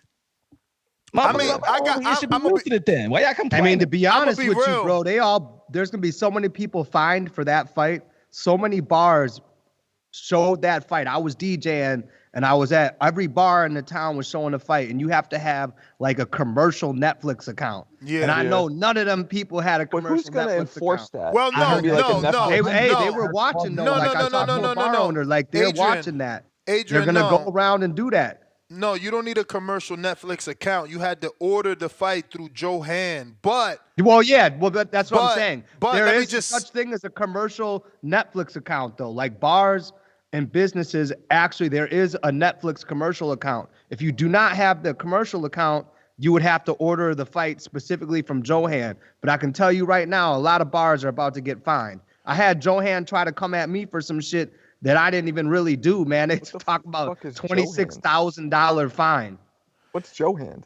Johan is the distributor of commercial pay-per-views, which for the Jake fight, they distributed to over 6,000 bars and restaurants, breaking the boxing history in the most commercially distributed fight. Meaning, even though he's saying that he feels the bar was showing it illegally, Johan is reporting that this is the most they've ever sold a commercial pay-per-view to bars and restaurants. Was it a cheaper price tag? No, because commercial is commercial. But I guess you're right. I'm not going to get involved on the number because a pay-per-view is set at a certain number. The subscription is set at a different number. Right, it's probably I don't know. cheaper. I don't know. Well, listen, at the end of the day, the way Johan has always worked, I've ordered fights for bars as a manager. It really works based on if you serve food, the capacity of your place, serving drinks and food and your capacity, how many TVs you have. They're going to charge you based on that. So if you're a bar that holds a lot of people and you have food and tons of TVs, you're going to get charged more than the bar that has maybe 1 or 2 TVs and doesn't serve food. So it's kind of a sliding scale based on the size of your place. Pay-per-views. So would these guys handle the HBO pay-per-views back in the day? Everything. Same company? That's the only company. They've been in business 50 plus years. Let me get to these callers. I got Mr. Lemon, $2. These PBC clowns accept all the bull poop emoji. We got J-Mac. Counter. J-Mac. You had the email, Ness? You got the email? From MVP, yeah. Yeah. So I'm reading it. Yo, good morning. Can you hear me? We hear you. See, Ness. Oh, good morning to you, good brothers. See, Ness, that's why I'm your friend, because I'm a truth teller. I'm going to tell you the truth. Anybody that think this is a pay-per-view fight and is a worthy pay-per-view fight, you must have just started watching boxing when Deontay Wilder came into the sport. Man, leading to breadcrumbs itself, man. You gotta watch. I'm giving him his props. He was cooking on his call when he said David Benavidez doing what most of our favorite fighters want to do, and we want him to do. I agree with him on that. I think David Morrell and David Benavidez is the perfect fight. It's just not pay-per-view worthy. PBC, man, oh man, and then you can't trust them guys, man. Y'all got to put y'all mask on around these PBC supporters, man, because they just so fucking delusional. Like they just don't know what they need to know, and they support anything that PBC gives. I'm just here to tell the truth. I've been watching sport long enough to know what PBC is, a Ponzi scheme, and I just hope they can start paying their fighters on time, man, and get them dudes all their money and stop recycling Floyd Mayweather's money. Hey, man, look, the fight is a really good fight. I already said it, and something I forgot when I breakdown earlier. It's gonna come down to the trainers too. I lean Ronnie Shields over David Benavidez' dad. I think he gives more sound instructions, and I think he's a better strategist. Remember, Fareed Saeed is in that corner now too. Okay, that's good information for me to know. I could look into that, but based off what I seen, I know definitely. I think it's gonna come down to who got the better strategy and who the better strategist come fight night. I don't think David's gonna be in there with a guy he's used to being in there with, and he can walk through a guy that can also box and punch. And at a heavier weight, we just go fuck around and find out. They had one more point I want to touch on. I seen one of my little chat bitches. My little chat bitches, you know, they always got something to critique about my calls. Shout out to B Dog. There's another one that just joined the team and stuff like that. I don't know. I don't his name too long for me to pause. His name is too long for me to remember and shit like that. But them little chat bitches, boy, they just love my calls, man. They so enamored by my calls, man. They the biggest fans. They got their pom poms out, man. They just love my fucking voice. Hey man, look, they reminded me about my Tank hate. See, that's where you're delusional at. Put that mask on, man. It's not hating on Tank. I'm telling the truth. You can't get mad at me that I saw through the smoke and mirrors that Tank is a Jake Paul slash Ryan Garcia content creator boxer. He does not want to fight for belts. He does not have the dreams to be legendary to fight for belts. So I'm putting him in his category. Shout out to Tank, man. He's just a content creator. You He may don't feel plan like it's on your fighting for time, the real shit when it comes but down it's to the not your fucking time. sport. You That's my going again? counterpunch. All right. Yeah, I'm gone. So I said the name wrong. It's Fareed Samad. So for guys like Troy, he has fought. He's 10-0. 9 of those wins were by knockout. He was a 96 Olympic alternate. Isn't that Floyd's year? Yes. Yeah, that's something then. You know, don't forget he was a trainer at TMT. You know, he trained Carmel Moulton. And then Boxer hired him and he went to Miami. He's been in Miami ever since. And I guess that's where the relationship with Benavidez started. He was also a 94 U.S. National Amateur Champion 4 times and All-Army Champion as well 3 times, Armed Forces Champ, and Elite Fitness Pro Level Training boxer. So, you know, Fareed, he's got his credentials and he's doing his thing. He's training Guillermo, I believe, now. They just had a fight down in Miami. Boxer threw their own event. Looked good. They need to get with Pro Box so they could get some television because it looked really nice. And Conquest, $3. No words, all love, salute. We got Ice Trimble.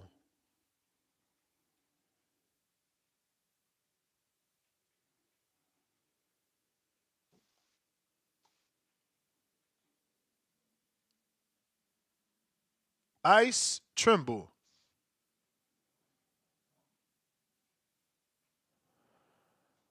Okay, JT.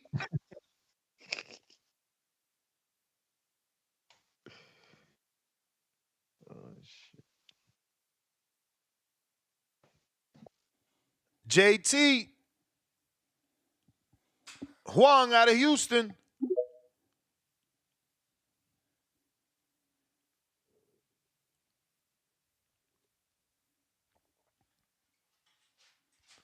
Huang.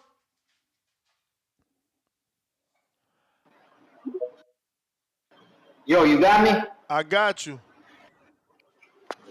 Yo, Ness, that was me that sent that Mexican dude making fun of the Cubans Oh, talking on Facebook.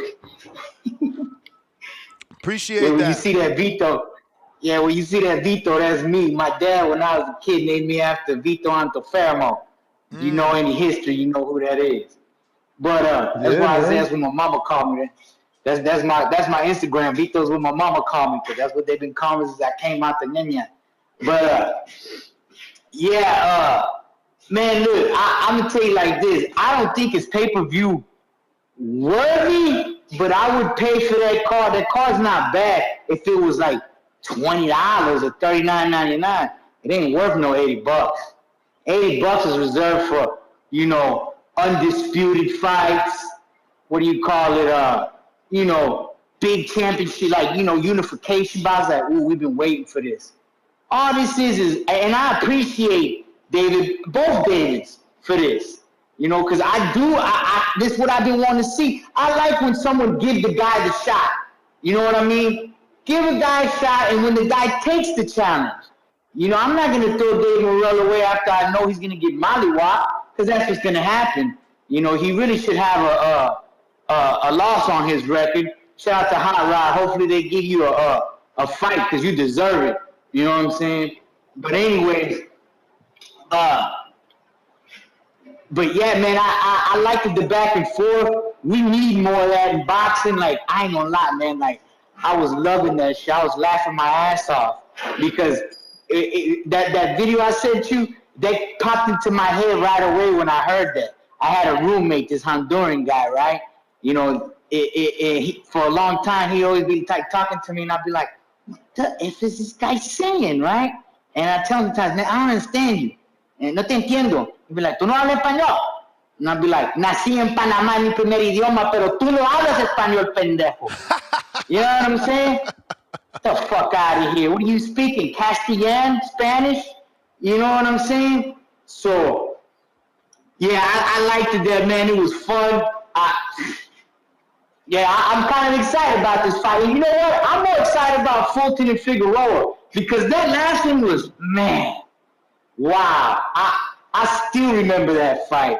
It was such a battle. And that's what really made me put respect on Stephen Fulton. Because a lot of those guys are rock chunkers. A lot of the Mexican-style fighters. It's different when you like Cepeda, and shout out to Tevin Farmer, great performance this weekend. A lot of guys at Cepeda that have volume and actually connect well, and some guys, they just out there chunking rocks, And Figueroa is kind of a rock chunker, but he comes out there to put on a show. So I like it. That's all I got. Shout out Marco, Ness, everybody. Two-Tone, Punch, TBV, like and subscribe.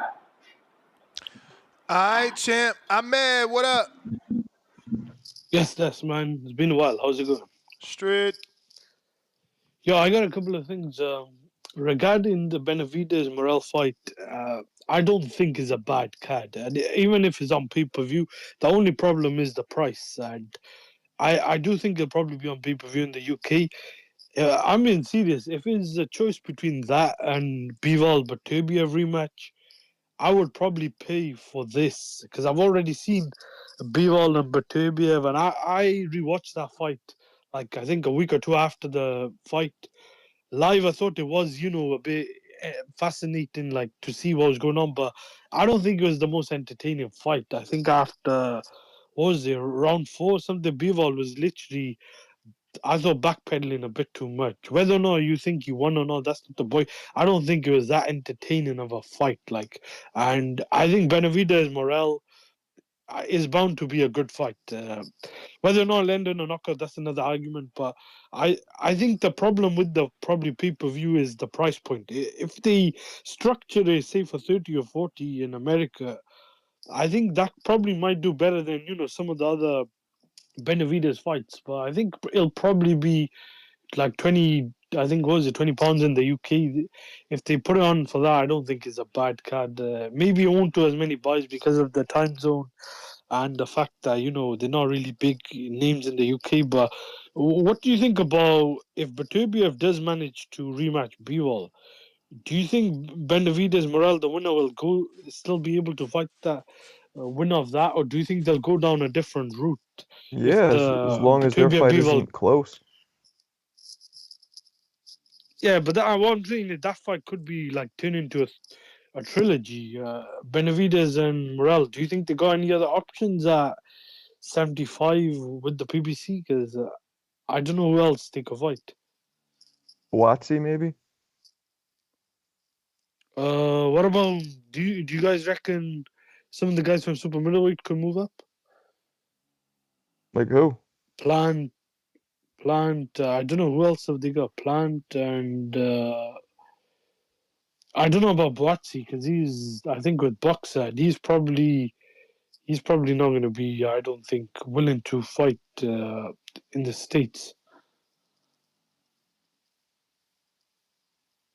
Yeah, I don't know. But I think don't know. We have to see what happens with these fights, you know? Yeah, I think don't Plant think needs that's to a bad stay at fight. 168. I don't see him going up to 175. Yeah, I could see that, but I don't think it's a bad fight. What do you guys think about the undercard?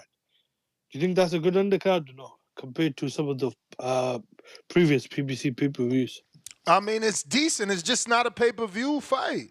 It's not a pay-per-view card. Like, getting Fulton off his tune-up where he got dropped in a title shot when he was complaining about being on the stream, that's not pay-per-view. Yeah. Getting Isak off a pay-per-view on a pay-per-view as a tune-up off a loss versus a guy off a loss, that's not pay-per-view. You may feel like That's it's not your turn, pay-per-view. One last thing. but it's not If your it turn. was $30 or $40, would you still say it's not pay-per-view, or do you think? I mean, listen, it's they need just to the start. price? They need to start doing that. At least Turkey's doing that. Like, I don't want to pay for Usyk and Fury, but they got a good co-main. So I look at it like, damn, it's $20 a piece. You know what I'm saying? But I mean, at the end of the day, I this just feel card right different. now I just is feel the original PBC blue. Like when PBC first came out and they were giving us free fights, this is what it was. Hell like, yeah. It's a good There's some entertaining fights on here, but you shouldn't have to pay for them. Like, there's nothing on here that we should have to pay $80 for. Exactly, man. Exactly. It shouldn't be on us to have to pay for this fight so that it can happen. This is a regular fight. Morrell did what to demand over $500,000? He just got paid. Just got paid $500,000 by Turkey Al-Sheikh. Keep in mind, Turkey pays you 5 times, 3 times, at least 2 times what everyone else pays you. So all of a sudden, your pay-per-view, man, I'm telling y'all take anything. Y'all take anything, bro. It might like be I said, this is the original PBC card. This is a good card for free TV for us not to pay for. It's entertaining enough for us to tune in for some exciting fights. But there's nothing about it that says money. I mean, bro, it's Crawford a subscription Spence card. Jr. was It's a subscription $80. card. Okay, This it's not the same thing. For sure, that was undisputed. This is a subscription card with 2 interim titles. They trying to make some history here. Make interim unifications. That shit is not unheard of. I mean, what does it say about the state of PBC's budget though? Of that they want money for this. I don't know. I don't know about their I'm budget. just saying. I don't know about their budget. I just know that it's not worth our money. No, it's not. But guess what? Like Marco said earlier, everyone's gonna pay for it. I'm too old to steal, so I'm not gonna steal it because I don't really know how, and I'm not gonna take the time Dudes like to get hung up on, this number 3 and number 4. Well, Liam Pardo and Sabril Matias was 1 and 2, right? Champion versus 1. It was free. It's just so many fights that are free or part of your subscription that are on the level of this. Like, these dudes got interim titles. They got interim titles. We overhyping like a mojo, but hey, it's because y'all got fat wallets, I see. Big Gucci. Yo, what up, man? Shout out to the panel. Shout out to Adrian Rowan, right? That's him? Yes, sir. How you doing, brother? Shout out to Adrian, chilling, man. Shout out to Marco Boxing, Two-Tone Superstar still there. Nah, he did. And shout out to Punch Drunk, man. Is Punch still there? Because I wanted to ask him something. He just did. Oh shit, man! I wanted to ask him about that surreal experience, being on one of the biggest stages on the planet, man. The corner, that must have felt crazy, man. But yo, onto the topic, man. Shit, what they asking for this? And that's like $79, $80, right? I don't think they put out a number yet. But we know that. Oh, okay, But we know their number is 80. They don't. They rarely like. They gave us Luis Ortiz, right? That was what 30 or 40. That was the first and only time. So we need to Yeah, stop that was a hoping. $39.99. Yeah, I mean, I feel like this is a $39.99 fight, man. Honestly, on like a skill level perspective, man, yo, both of these boxers, I got this 50-50, man. You gonna call me crazy, bro. You're gonna call me crazy because Morrell only got 11 fights, man, and he passes the eye test or whatever. But honestly, I think it's a nightmarish style for Benavidez, and I heard what Marco was talking about earlier about Benavidez's defense. Honestly, I think his defense is kind of mediocre. Benavidez is a really big dude, and he's very durable. So his durability is his defense. So it doesn't really look like he's getting hurt. But man, I don't know how I felt about seeing how he looked, man, because and turn back the clock to when that he was little, and that face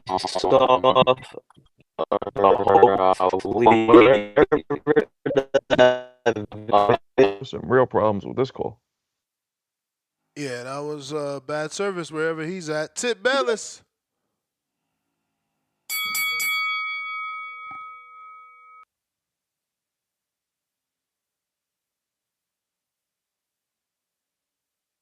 Tip Bellis.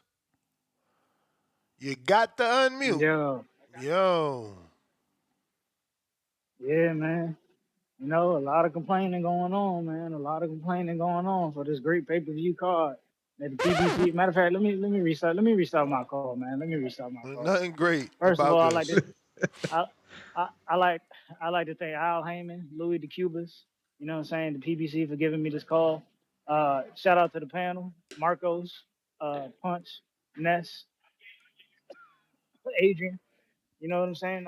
You know, February 22nd, man, we're gonna have a great pay-per-view card, man.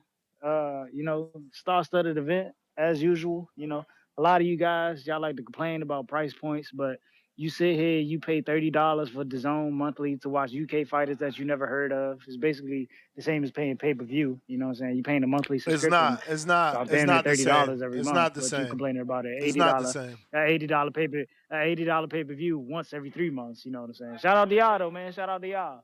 You know, always complaining about something. You know, I mean, you know, shout out to all you guys that sit there and pay that ESPN subscription fee. You know what I'm saying, for a bunch of prospects. You know, gotta give it a big shout out to y'all, man. Gotta give a big shout out to y'all. Always complaining You about do price know points, that man. one Beautiful thing. ESPN subscription here for the year is Hey, man, less than that's 2 cool. pay-per-views. That's cool.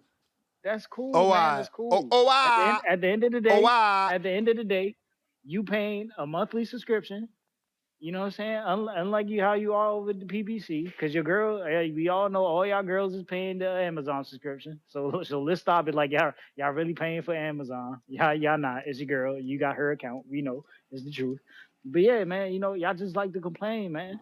But at the end of the day, the following day after the fight, y'all gonna be all amazed at how beautiful the card was and how great of an event it was, because the PBC is now coming out with their own Latino night, man. Latino night on Prime, bro. Latino night on Prime, man. We giving y'all David Benavidez versus David Morrell. You know what I'm saying? Followed up by Isaac Cruz and Angel Fiera. You know what I'm saying? Brandon Figueroa Stephen Coolboy Fulton. You know what I'm saying? Jesus Ramos and Jason Rosario, man. This is Latino night at its finest over at the PBC, and only we can do it on pay-per-view because we know how to market our fighters, man. You know what I'm saying? We know what we doing over there. You know, too bad Golden Boy couldn't throw their shit on pay-per-view. You know what I'm saying? And get this type of reaction. You know, y'all didn't even call in to talk about that. They even threw a UK fighter on the card, and the biggest supporter of the UK didn't even call in to talk about it. Run me for a counter, man. Run me for a counter. But it's not your time. Yeah. The biggest supporter for the UK didn't even call in to talk about Chris Smith, man. It's just nasty, man. But you see how all these fans, all these Cubans, Puerto Ricans, Dominicans calling in to talk about the PBC and this great card that we're putting on. You know what I'm saying? Y'all just got to stop the hate, man. Get down with the program. Get down with the program, man. We doing big things over at the PBC. Honestly, we doing big things over at the PBC. And we got more to come. What's big? What's big? What's big? Hey, Tip, you're acting like on DAZN for my $30, I'm not getting multiple promoters cards, even Red Owl, all that. I mean, you're a boxing fan, bro. Like, you should want to see all the up and coming from the different regions. Come on, bro, for $30 a month? No. I don't like necessarily that one up, but it's worth my time. It's worth my $30. For sure. But I mean, how many? But $80 for this particular card seems, not right. Steep. I mean, I guess. But hey, man, Floyd guess Mayweather. 80. Floyd Mayweather said it's the best card of 2025, so we gotta believe him. Hey, I think he's a big big David fan. That's why he's saying that. Because remember, he said years ago David ducking. I mean, Adrian, Canelo I have ducking. a question. David. When Turkey Al Sheik drops that $70 price point for that Riyadh season fight, are you going to complain then? Till then, we can't complain. We can't complain. Tyson Fury versus Usyk is $40. Tyson Fury versus Usyk is $40. Hold on. Why can't you complain? But so you want to compare two of the heavyweight champions of the world fighting each other to David Morrell and David Benavidez?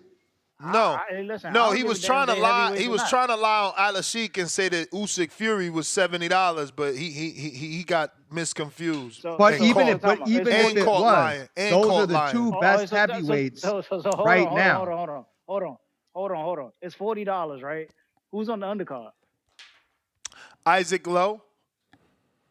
Who? Isaac Lowe. Israel Masvidal versus Sergey Bokachek. Israel Masvidal versus Sergey Bokachek. A better co-main event than this card. A better co-main event than this card. Stop right there. Stop right there, Ness. Shout out to, Israel Madrimov and Sergey Bokachek, two dudes coming off losses, being put on pay-per-view for $40. But carry on. Go ahead. What's the rest of the card? Yeah, but we all know that Sergey Bokachek won that fight. My bad. Yeah, my bad. Shout out to Sergey Bohachuk and Israel Madrimov. You know what I'm saying? One dude who was only a WBC silver champion. You know what I'm saying? Another dude who, got a belt out for vacancy. Shout out to them. You know he beat Curbano for it. He beat Curbano for it. An 11-fight prospect. With a better resume than Morrell. With a better win than Morrell. With a better win than Morrell. Do he not got a better win than Morrell? Do he not got a better win than Morrell? Shout out to that 11-win prospect. Do he not got a better win than Morrell? Say yes or no. I ain't ring the bell. I ain't ring the bell yet. I ain't ring the bell. Can I get a free answer? No. Run me for. I ain't ring the bell. Can I get a free answer? Do Madrimov have a better resume than Morrell? Hey, man, I don't answer questions. All right. That's what I tell the police. That's what I tell, you know what I'm saying? That's what I tell the police, man. I don't answer questions. Yo, but, shout out to you, Ness, for trying to champion an 11-win, prospect, you know what I'm saying, for fighting on pay-per-view after a loss, since that's what we're doing, you know what I'm saying? We want to talk about that was slick. That was slick. You got me there. But you acting like I'm championing the Usyk one. I'm not. I'm not saying this better. I'm not saying it's better. Ness. And at least this one cheaper. At least this one cheaper is $40. That's cool. But the thing is, and that co-main is better. Don't lie. Even though they coming off losses, Boacek, Madrimov is violence. Hey, Ness, how much money have you spent on pay-per-view this year? Now that we're coming towards the end of the year, what's the tally at? How much have we spent this year? How much did everybody get us for? It's always over 1,000. I mean, this year might be less though, right? Pay-per-view, PBC only did 4. We've only had 4 events. PBC only did 4, and then you got to add up whatever Riyadh season. So this year we might have saved some money because Riyadh season pay-per-views was cheaper. Because I want to bring something up that's bigger than boxing, right? I know you don't like other sports, but I'm a Steelers fan and I live in Wisconsin. If I want to get Sunday ticket, it's like $350, $450 depending on who I go through. But I'm making a point. Yeah, though. but Sunday ticket comes with all the games, bro. I wish we had a Sunday ticket for boxing. Well, right, but that's the point I'm making. You have a major sport that makes a lot more than boxing, and they giving away not giving it away because it's still whatever. But look at the price tag. We in boxing and we paying individually for. I mean, some fights that aren't that per great. fight. We paying per fight because these fans are mummies. I also want to say this though. All these dudes, they complaining about these boxing price points, but here it is. You paying 30 different prices for different subscription fees for the new NBA seasons that are dropping. You know what I'm saying? The NBA, you gotta subscribe to another network just to find NBA games these days, bro. It's nasty out here, but y'all want to complain about boxing. I don't watch NBA, so you talking to the wrong people. It's ridiculous, man.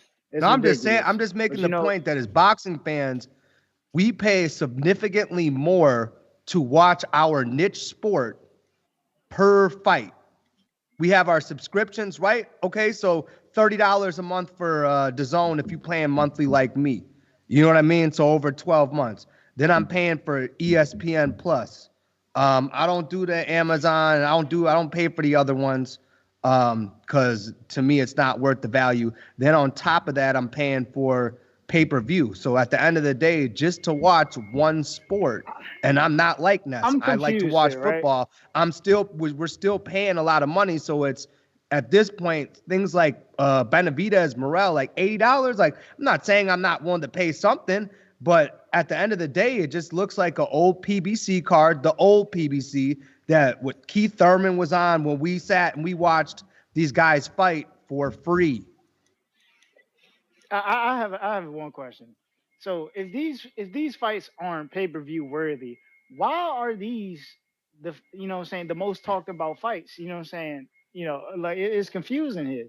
Because it's a great fight. I'm not saying it's not a good fight. It's not pay-per-view. It's not pay-per-view. It's a great fight. It's just not pay-per-view. I think Benavidez versus Morrell is going to be a great fight. It's going to be entertaining. If it's a great fight, then it must be pay-per-view worthy. No. You can't say that about every fight. No, bro. No, that's not how it works. Listen, man. Jake Paul, Mike Tyson wasn't a great fight. Amanda Serrano, Katie Taylor 2 was a great fight. Okay? But hey, there's a difference. Like a great fight can be a great fight. It doesn't necessarily mean I should have to pay $80 to see it. Exactly. I mean, at this level of stardom, I disagree, man. Stardom, my bro. Nobody knows Morrell, man. Cut it out, bro. We gotta move on, man. Yeah, I'm sorry. What's the name you dropped yesterday? You know what I'm saying? Considering that nobody knows Morrell, what's the name you dropped? I don't know. You gotta remind Anthony me. Yard.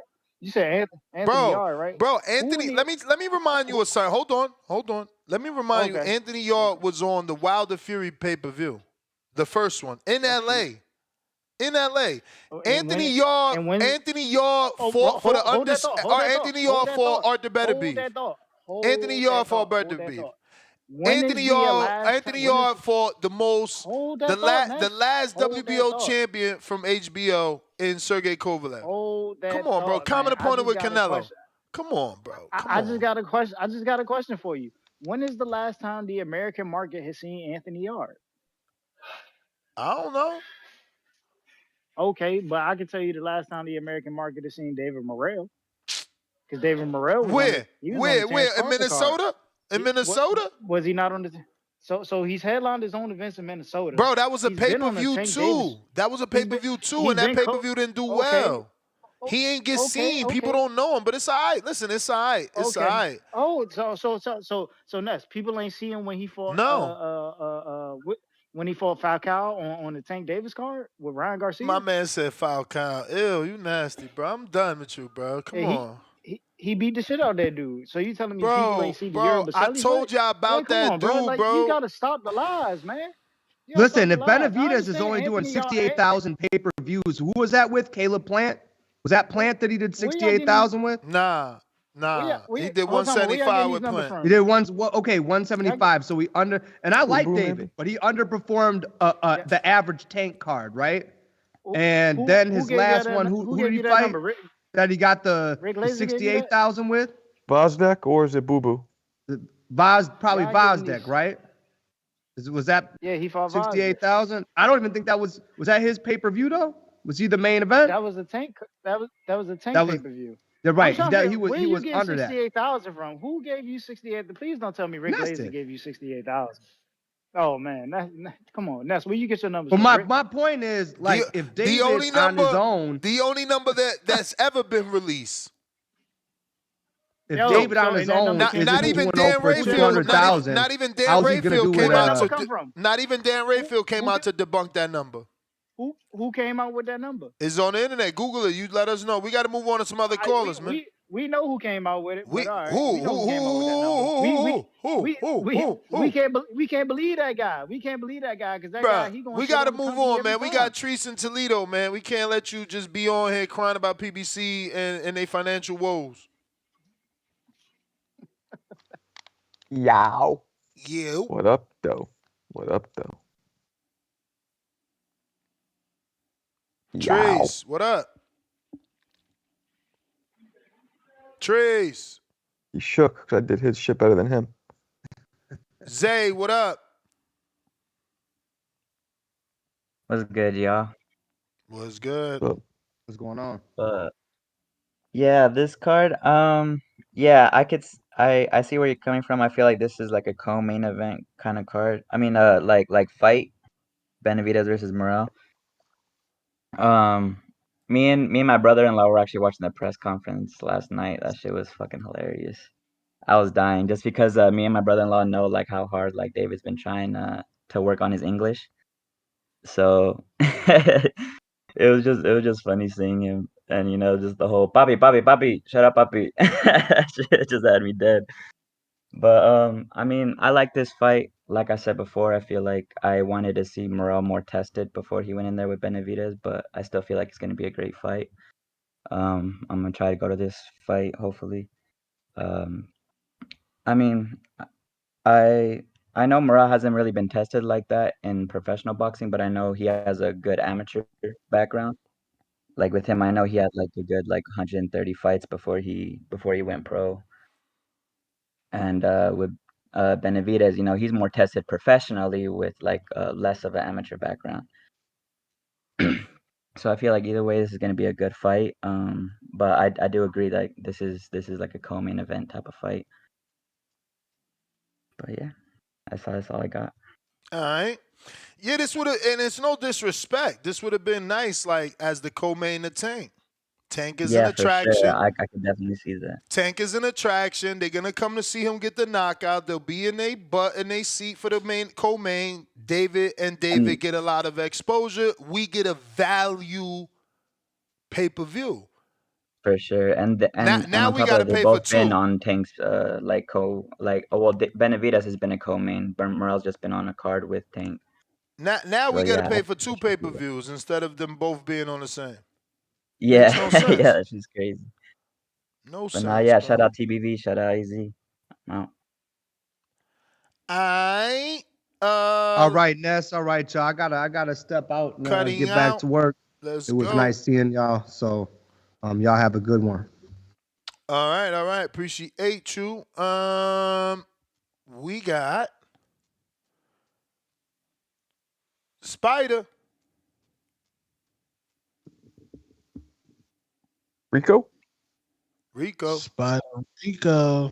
Tone back. We versus Rising, we. God. What up? Tone. Hey, look, Marco. What's up, Oh, Spider? I say that respectfully. What's up, yo? Grand Rising. We never mourning. We never grieving. We're here to stay. We never leaving. Never good enough. Jehovah God was great making us. That's what the scriptures say. Yeah. Shout out to everybody who want to do it the Spider Rico way. Everybody, they said, oh, this boxer got mental illness. He not acting right. When you think about fighting every day, you're not gonna be right. And things not gonna be right. And you're gonna have to fight. And that energy, it ain't nice. People want you to be nice. People want you to be happy. You don't gotta be all that shit. What you gotta do every single day is get up and do what you gotta do. I made up a phrase 3 days ago, maybe 72 hours ago. You wake up tomorrow, be better than today. You wake up tomorrow, be better than today. Every single day. It's that's the month from Morgan with love. I'm gone. Damn. It was like daily affirmation and he bounced. All right. We got Trees trying you again. Yow. Yo. What up, though? What up, though? We back. All right. Hey, now. Hey, with this David Benavidez shit, man. Hey, man. Hey, Nice, I hear you talking about guys, like fans shouldn't have to pay for fights and shit like that for them to get made. But damn, if I'm not mistaken, if I can recall, didn't you have like a pre-order type of model or some shit like you were saying for fans to have to pay for certain fights? Exactly. And we would have known right now, Brandon and all these people trying to tell us this is a great fight. We would have known. We'd have been like, we didn't even make that 250 threshold, man. You know what I'm saying? And the promoters would have known. They would have been like, we didn't make that 250 threshold. Listen, guys, we just can't put it on pay-per-view. If you still want to fight him, we could. This would have been a nice little guinea pig, a nice little tester for something like that. Absolutely. You see, that's how I see it. Because like I say, I'm with you. It's a good fight. I just don't know if it's good enough for me to have to pay for. You know. Like I'm with this shit, but I ain't gonna hold. I'm not one of them guys who I'm with that Fulton and Figueroa rematch though. I like that rematch. That's a good fight. I wish that my man Jesus Ramos was in there with Lubin and doing that rematch. We should be having some rematches on this motherfucker. If you're gonna give me one rematch, give me the other one instead of him fighting Rosario and shit. I'm not too keen on that. And if you was gonna do another do the Rosario and fucking who he just fight, my man Hurd, do that rematch. Fuck it, they down bad. Throw him back on PBC. That shit was a draw. Do the rematch on that.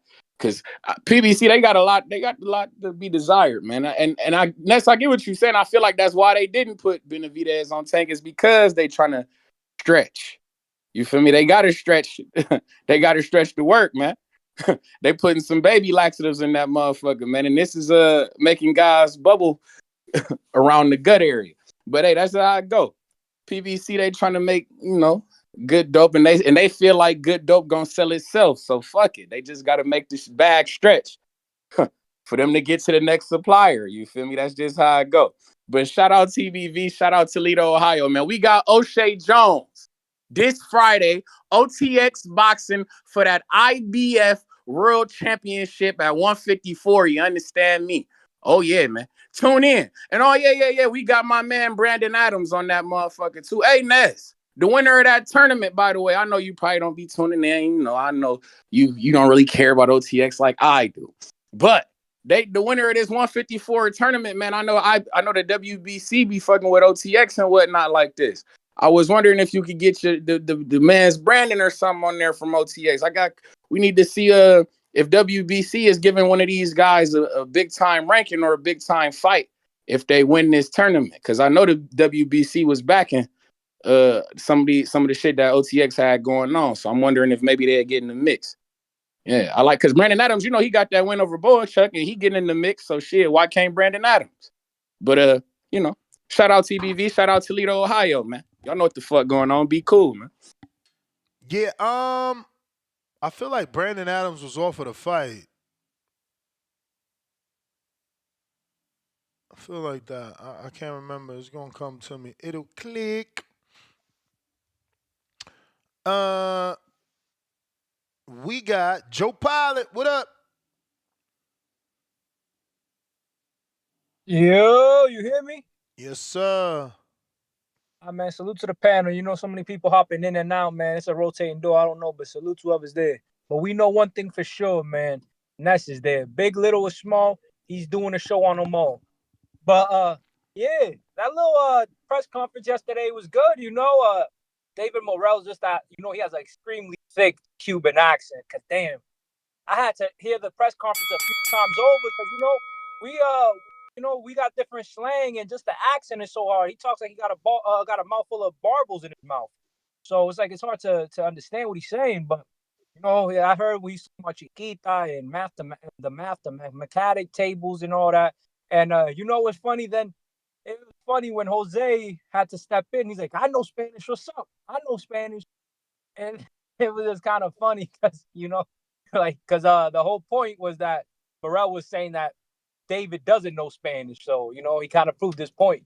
He didn't know Spanish. But yeah, man, this card, it's horrendous, bro. This card, hopefully, is $40 a pay-per-view. This shouldn't be more than that. The undercard is good. Sure, Figueroa and Fulton's good, but they ain't even the original weight class they fought in. Fulton robbed Carlos Castro. Justice for Carlos Castro. Justice for Lenarditude. Because we scream justice for Devin Haney, right? Why don't they get justice? They got robbed. What about justice for that guy Barboza stole? But I'm an unbiased boxing fan, not a boxer fan, So I want everybody that's been robbed in the ring to get justice. Just how I want, of course, I want Devin Haney that he got his justice. But, people pick and choose, But I stay on my square. I want everyone to get justice. People getting robbed on them cards deserve to get they rematch. Carlos Castro should have got this fight. And I like Fulton. I buy all his merch when he drops merch and all that. I support him. But yeah, what else? Yo, Jason Rosario shouldn't be nowhere near a PBC pay-per-view card. It's disgusting. He hasn't earned it. And I'm Dominican and I'm saying this because I'm unbiased. He literally went to a draw with a washed-up herd. Sure, some people said he won at 7-5, but he didn't do enough to win that fight in my eyes either. It was at best a draw.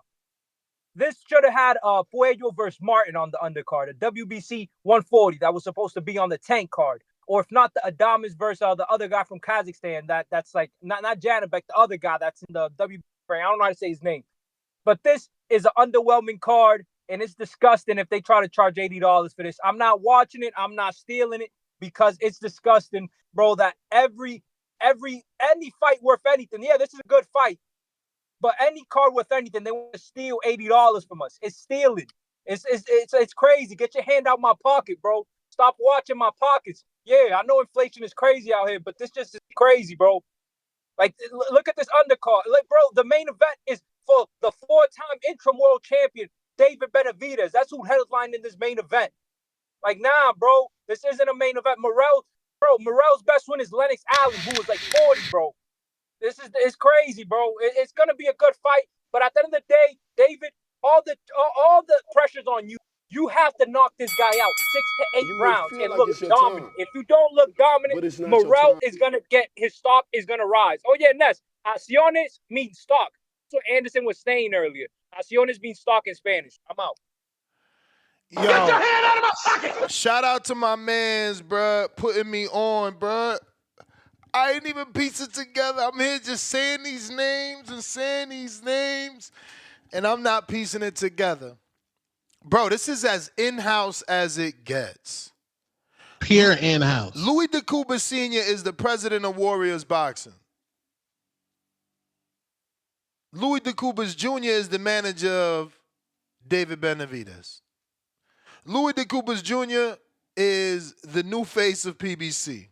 Louis DeCubas Jr. is the son of Louis DeCubas Sr., who is the main promoter in this fight. So son and father came together to make this fight. Nice. Yeah, man. What's PBC doing over there, bro? Nice. When y'all get them Amazon dollars over there, bro, it's looking mid, bro. Crazy work, man. Jake got y'all looking bad out here.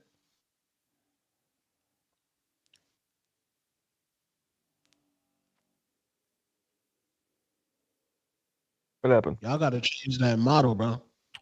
I mean, technically, Fulton is not. Okay. He said Fulton's coming off a beating from Inoue and looking like shit on YouTube prelims, but Tip got an issue with the co-main event on the Usyk card. I don't know if y'all seen this. We ain't talking about it. I did screen share, but Floyd has this on his story currently. He's back to promoting boxing. We can expect Carmel Moulton on this card, but Floyd is calling the Benavidez Morrell card, the card of the year. Best card of 2025, he's saying. He's predicting that's going to be the best fight of 2025. We got C-Dub. Counter. Yo, how the audio? Straight, man. Shout out to Adrian. I got to shout him out, man, last time. You know, man, shout out to goddamn Stainless and my boy Jonathan Sims, man. Appreciate y'all brothers, man. You know, leave it up to a Water Walker fan to still be in the clouds, man. You know, he was walking on water with Devin, and then all of a sudden a glass moved from in the water, and he dropped in the water, disappeared for a while. You have to isolate yourself from these guys like they got COVID. You got to understand the PBC hater and watch them close. This man said he watched Errol and Bud fight on Top Rank and ESPN.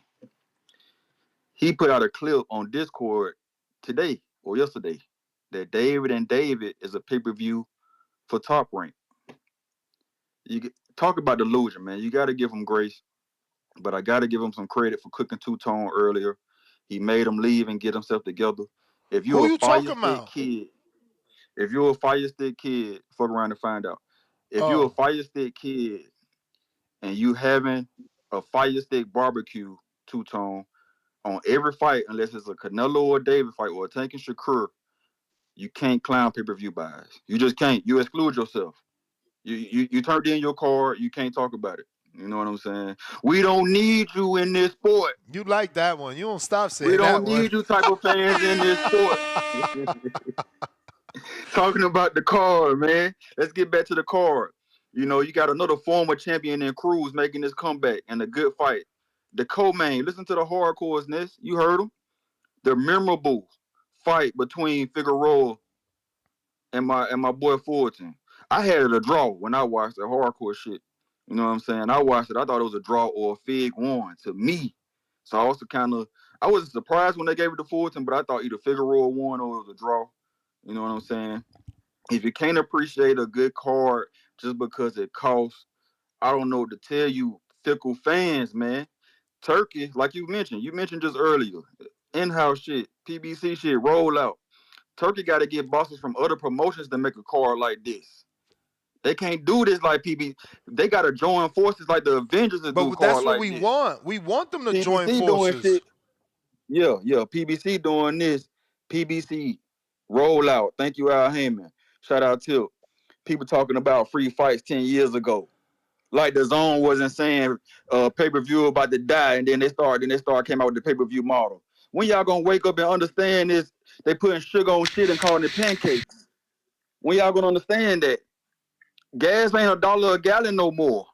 Times have changed. Wake up. Speaking casually, like this is a prospect card. Jose Ramos is not a prospect. You got two. Jose Ramos. You want I'm gonna keep going. I'm gonna keep going. Jose Ramos is not a prospect. Nah, chill, champ. It's Jesus. Jesus Ramos is not a prospect. Appreciate that correction. I don't mind being corrected. Jesus Ramos is not a prospect.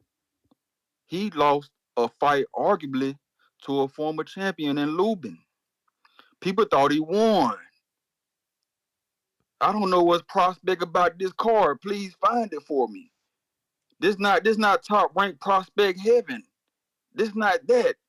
If you want a discount, go to the $5 app to see prospect heaven. Or you can see somebody go on a UK diet on the Zone, Matrim or something like that. If you want to see a card full of champions, if you want to see a card full of former champions, if you want to see prime lions fighting each other before 30, you hear me? If you want to see the rematch get made and it was a 50-50 fight and it was supposed to be a draw and they moving up and they making it again, it was so nice they got to do it twice. This is PBC. You hear me? If you want to see a fighter take a fight that everybody's saying high risk, low reward, what we complain about, marination, oh, it took too long, oh, Keith and Spence, even if we get it now, it took too long, or Wilder and AJ, even if we get it now, it took too long. But now you got the Mexican Monster versus the Cuban Beast. And now you're saying, oh, Now it's too early. Man, make your mind up, man. As a fan, which one do you want? As a fan, what is you going to champion? don't As a want fan, this. what is you going to support? How many people got to call into the show and say what they want it for you to understand the voice of the people? How many people got to call and tell you? When you got Jerry Soriano how many people got to champion, call in and tell you that they don't want to pay for it? How many people? hey man, they got to wake up and smell the roses. They got to get out of La La Land. Okay. They got to get out of La La Land. Gas ain't $1 a gallon no more. Mm-hmm. Times have changed. The Zone said that pay-per-view was dead, and then they went to a pay-per-view model. Did they realize that, or did they not? They maybe not hardcore. You know, I had the Zone from the beginning, so I remember when Canelo was on the commercial saying that. At least they showed us gears, right? They thought it was dead, and they came out with pay-per-view, and they got in a fair price value. Like, bro, you championing somebody that's giving us only pay-per-views and expensive pay-per-views. Nothing in between. Well, so PBC never played with the pay-per-view price? One time with Charles Martin, with Luis Ortiz, and they never went back to that $30 price point. Why? Everybody else does. We know why. Everybody else does. And we know why. No, man. we don't. Hey, Why? You want steak and eggs, man? PBC. You gotta pay for it, man. Bro, you could get steak and eggs in IHOP. You could get steak and eggs in IHOP for a discounted price. You could get steak and eggs in fucking Outback for a discounted price. Like, you don't always gotta go to fucking Roof Chris.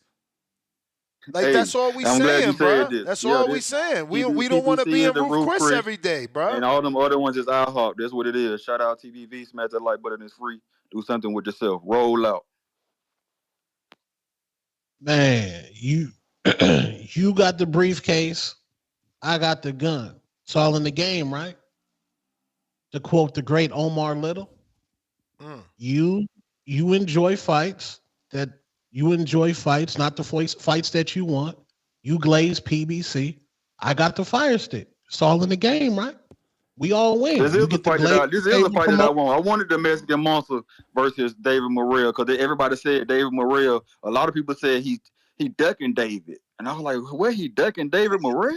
Bro, this is you gotta be at the water coolers, man. Y'all ain't at the water coolers, man. You gotta be at the water coolers. Is that we don't gotta listen to the dudes.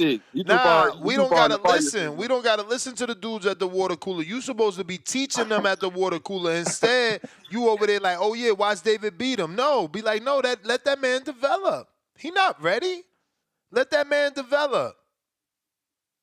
You know, one thing they said at the press conference, oh, this man came up to me. He said he wanted to fight David. And I told him, yo, not now, you know. And then he says, oh, now they fighting. They making real money. That's based off this pay-per-view. That's based off this pay-per-view. Outside of Jake being a terrible boxer, he exposed you niggas. Jake put on a major event in one pay-per-view, bro. Word. And he was able to pay ridiculous amounts of money without pay-per-view, proving that you don't gotta take money from the fan. But again, these dudes, they are at this point they're sheep. They sheep, and you know they gonna follow that PBC model because PBC is their shepherd. And that's simple. That's for Matchroom, that's for Golden Boy, that's for Top Rank. You niggas is being greedy, trying to bamboozle the fans, not giving them the fights that they want, not even giving the casuals an opportunity to enjoy the sport. To see the sport. Make dollars. Not even an opportunity for the casuals to see the sport because they not putting it on a platform they could be seen. They got it on these paywall platforms that's little. The Zone ain't the size of Netflix. You know what I'm saying? This how dumb they are. Gervonta Tank Davis has the culture. By the culture, I mean young black America, some old school black people like Tank too, because he produces knockouts.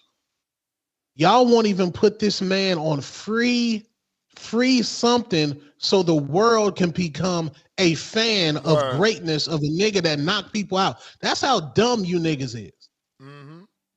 You dumb as fuck. Because you have Gervonta Tank Davis and you won't showcase this nigga on Amazon Prime for free? You're fucking dumb. You hurting his brand? He a dumbass nigga that just want braids? Y'all fucking dumb. Y'all let that white dude expose y'all, bro. What does just want braids mean? Nasty, This is bro. the second time you said that. What does that mean? Because I'm out of touch with the culture. No, I mean, that's my hate because I'm bald. I don't have hair, so I'm hating there. Okay. Yeah, man. Ain't shit gonna change unless we change it, bro. If we keep paying, they gonna keep giving us the same level of shit. H-Town, $2. Rather pay for David versus David than Tank versus Claus. Yeah, I mean, it's cute, but what fight he got that's with a clause? Ryan? That's it. Right? There's no other weight clause or hydration clause fight with him. Tank? Yeah. Oh, I mean the Mario Barrios rumors, but I don't know. Yeah, rumors, man. Hawk, Maryland.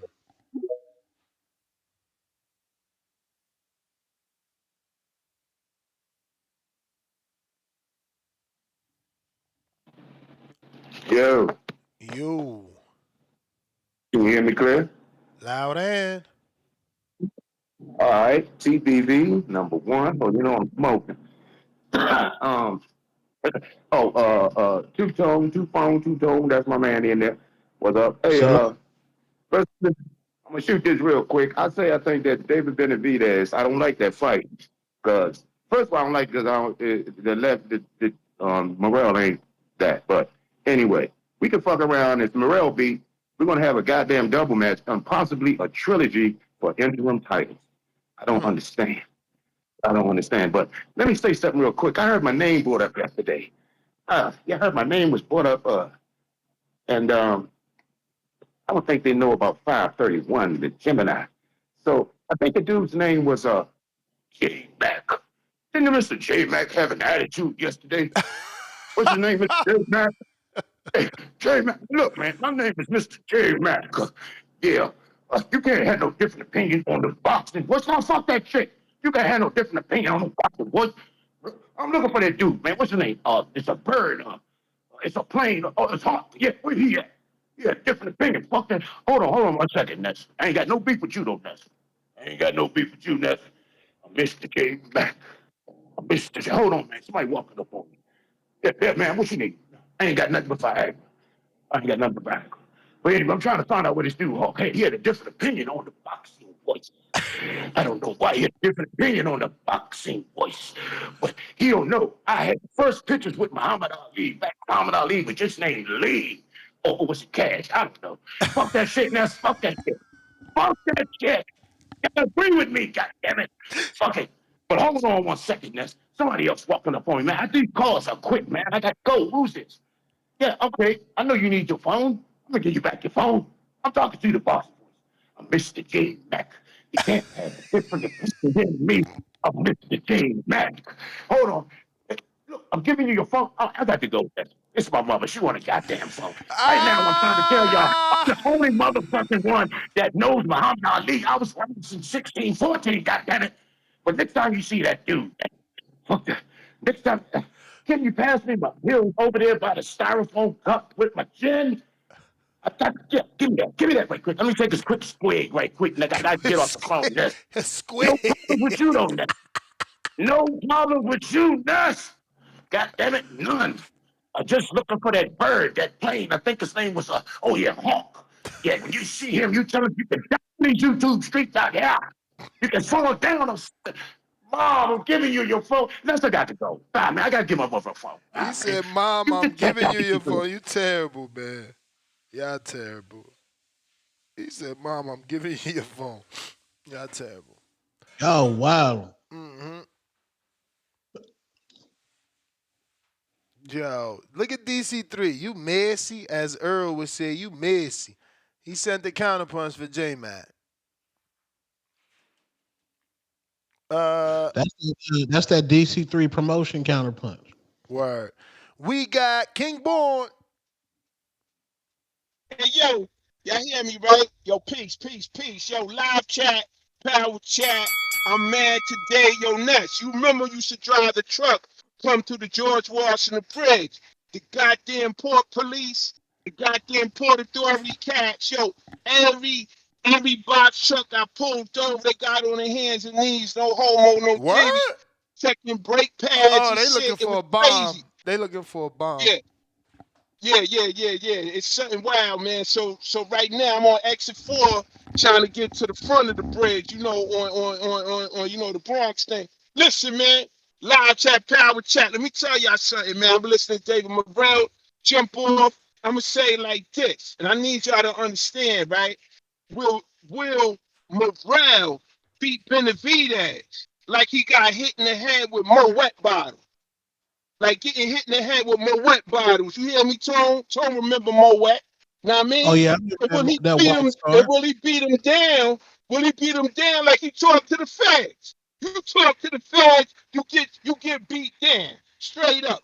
Peace to everybody in the chat with bull heads. Me and Tone, we the bull twins, yo. I'm hating on cats. I'm hating on Ghostface Killer with that goddamn man weed. I can't afford one. Neither can Tone. So we got to do the four heads. So anybody who got hair on their head, who got nice braids, I'm mad. I can't get on. Me and Tone can't get on. That's a fact, yo. But let me tell y'all something, man. Yo, Brian fighting who? Yokozuna, Kamasabe, Super Soaker, whatever his name is. Yo, that's a money grab. He don't got no money. He not on. Tone is right. Listen, I was mad at that, you know, that poor Mike Tyson jumped off, but guess what? Tyson get knocked out. He looked good for half a round. He got 15 mil. Put my man Tank on. Put the Killers on. Put him on free TV. Get your mind right, man. You know what I'm saying? That's F that, man. Yo, you can make the caveman, the white man a star. You can't make Tank a star. You can't make be knocking stuff out. And if he does a star, hey, yo, C-Dub, ABC, y'all not looking good. That Prime thing, and I just quit my Amazon Prime. I'm not messing with it. 1439, not happening. Peace, I'm out, y'all. On this damn bridge. I'm out, yo. Yeah, man. Peace, Tom. Peace, Ness. Peace, bro. Power chat, listen up. Get real with it, man. You heard? Morrell might be pure around like shit because I got there traffic today. I'm out. Peace. Peace. Not even capping, bro. They yeah, man, you gotta put Gervonta Tank Davis on free TV. You gotta let the world see the man knock somebody out and do the backflip. The kids will love it. Like, y'all might need to go talk to Jake, bro. MVP promotion showing y'all niggas what to do, bro. How you on Amazon and you ain't use none of the Amazon? Your man name is Jeff Bezos, bro. The man got the bag. Disgusting. Must. I think J-Mac counterpunch.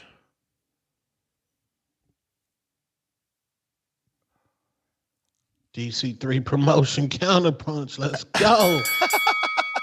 Yo, hey, can y'all hear me? Yeah. Man, shout out DC3. And that's why you let Hawk crash out like that. He's clearly talking about Jay Swift. I never said anything about Hawk. Remember when Jay Swift called in yesterday complaining about his call? Like, Hey, that's what I was thinking, bro. I was thinking, I'm like, why is he going to J Mac, but he talking like Jay Swift? Oh yeah, bro. Like, hey, Hawk. I mean, I give it, man. I realize that you got the names confused. I mean, you ain't never had no energy and shit like that, so I'll chalk that up. But it was Jay Swift you were talking about, that you was mimicking his voice. Never said anything about you, Hawk. Only time I ever called your name was trying to get you that bet for the Errol Spence and Bud fight. That's the only time I ever spoke on you on here. But I mean, I guess players messed up too. No, I know who Man. he talking about. It's Brandon. Brandon. Cause Brandon was mad that Hawk said this wasn't a good fight. That's who it was. It was Brandon from Cincinnati. So he mimicking Brandon drunk voice because Brandon called in twice, ridiculously drunk, crying about being Morrell And he relative. violated him about Jay-Z. All He right. was like, you Well, too old to well, hey, Jay-Z. my name been violated on here, Hawk. You have to call in and apologize on that. Go ahead, Brandon. Don't come after me. Nah, man. Look, going back to bigger fish to fry. Man, Ness, you got these callers out here, man. They think they sprinkling breadcrumbs to the community, man. They mad because I watched Bud and Spence on Top Rank, and that's my narrative. I'm running with the motherfucker. Nobody can tell me otherwise. They want to argue with me. They want to attack me. They want to try to fight me and show up to my place. I mean, these PBC guys are fucking ridiculous, man. And all we doing is asking them to do right by the sport and stop trying to manipulate us into buying these bullshit ass fights. Everything ain't a fucking pay-per-view model. Just because y'all under and y'all going out of business every other 2 weeks, 2 years, my bad, I get it mixed up because they always in money fucking problems, can't pay their fighters. Bro, look, don't attack me. You can't trust these guys. You got to put your mask on. That disease they walking around is very rapid. They will attack you for no reason. Man, shout out to these callers, man. It is a really good fight, though. I got to give them credit. But it ain't no fucking rollout plan, and ain't nothing rolling out. The best consideration is to combine that fake cash cow and circus act and tank and put him on that card so the fight can sell. But man, look, Hawk, man, you gotta call in and write that right and and unwrong that wrong, man. You can't put no smut on my name like You may that. feel like Shout it's out your to the true time, water walkers, and I'm the but truth it's teller not your around this time. motherfucker. That's my call.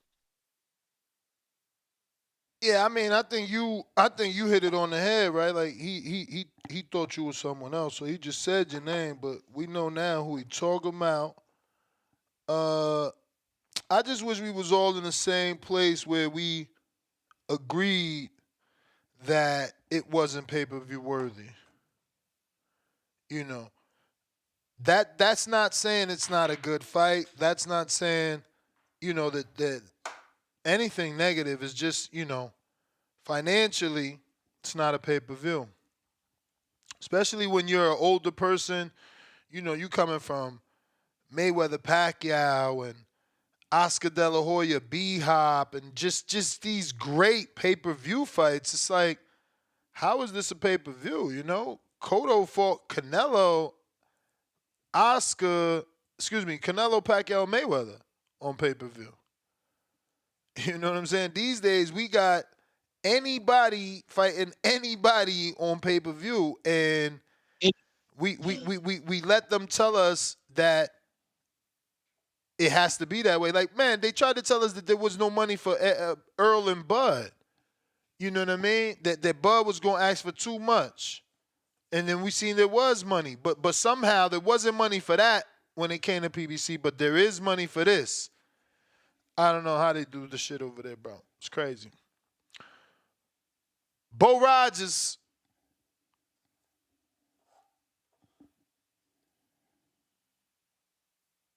Boxiana. Good morning. Shout out to the Balding Voice. My back called children, sons, all of those things.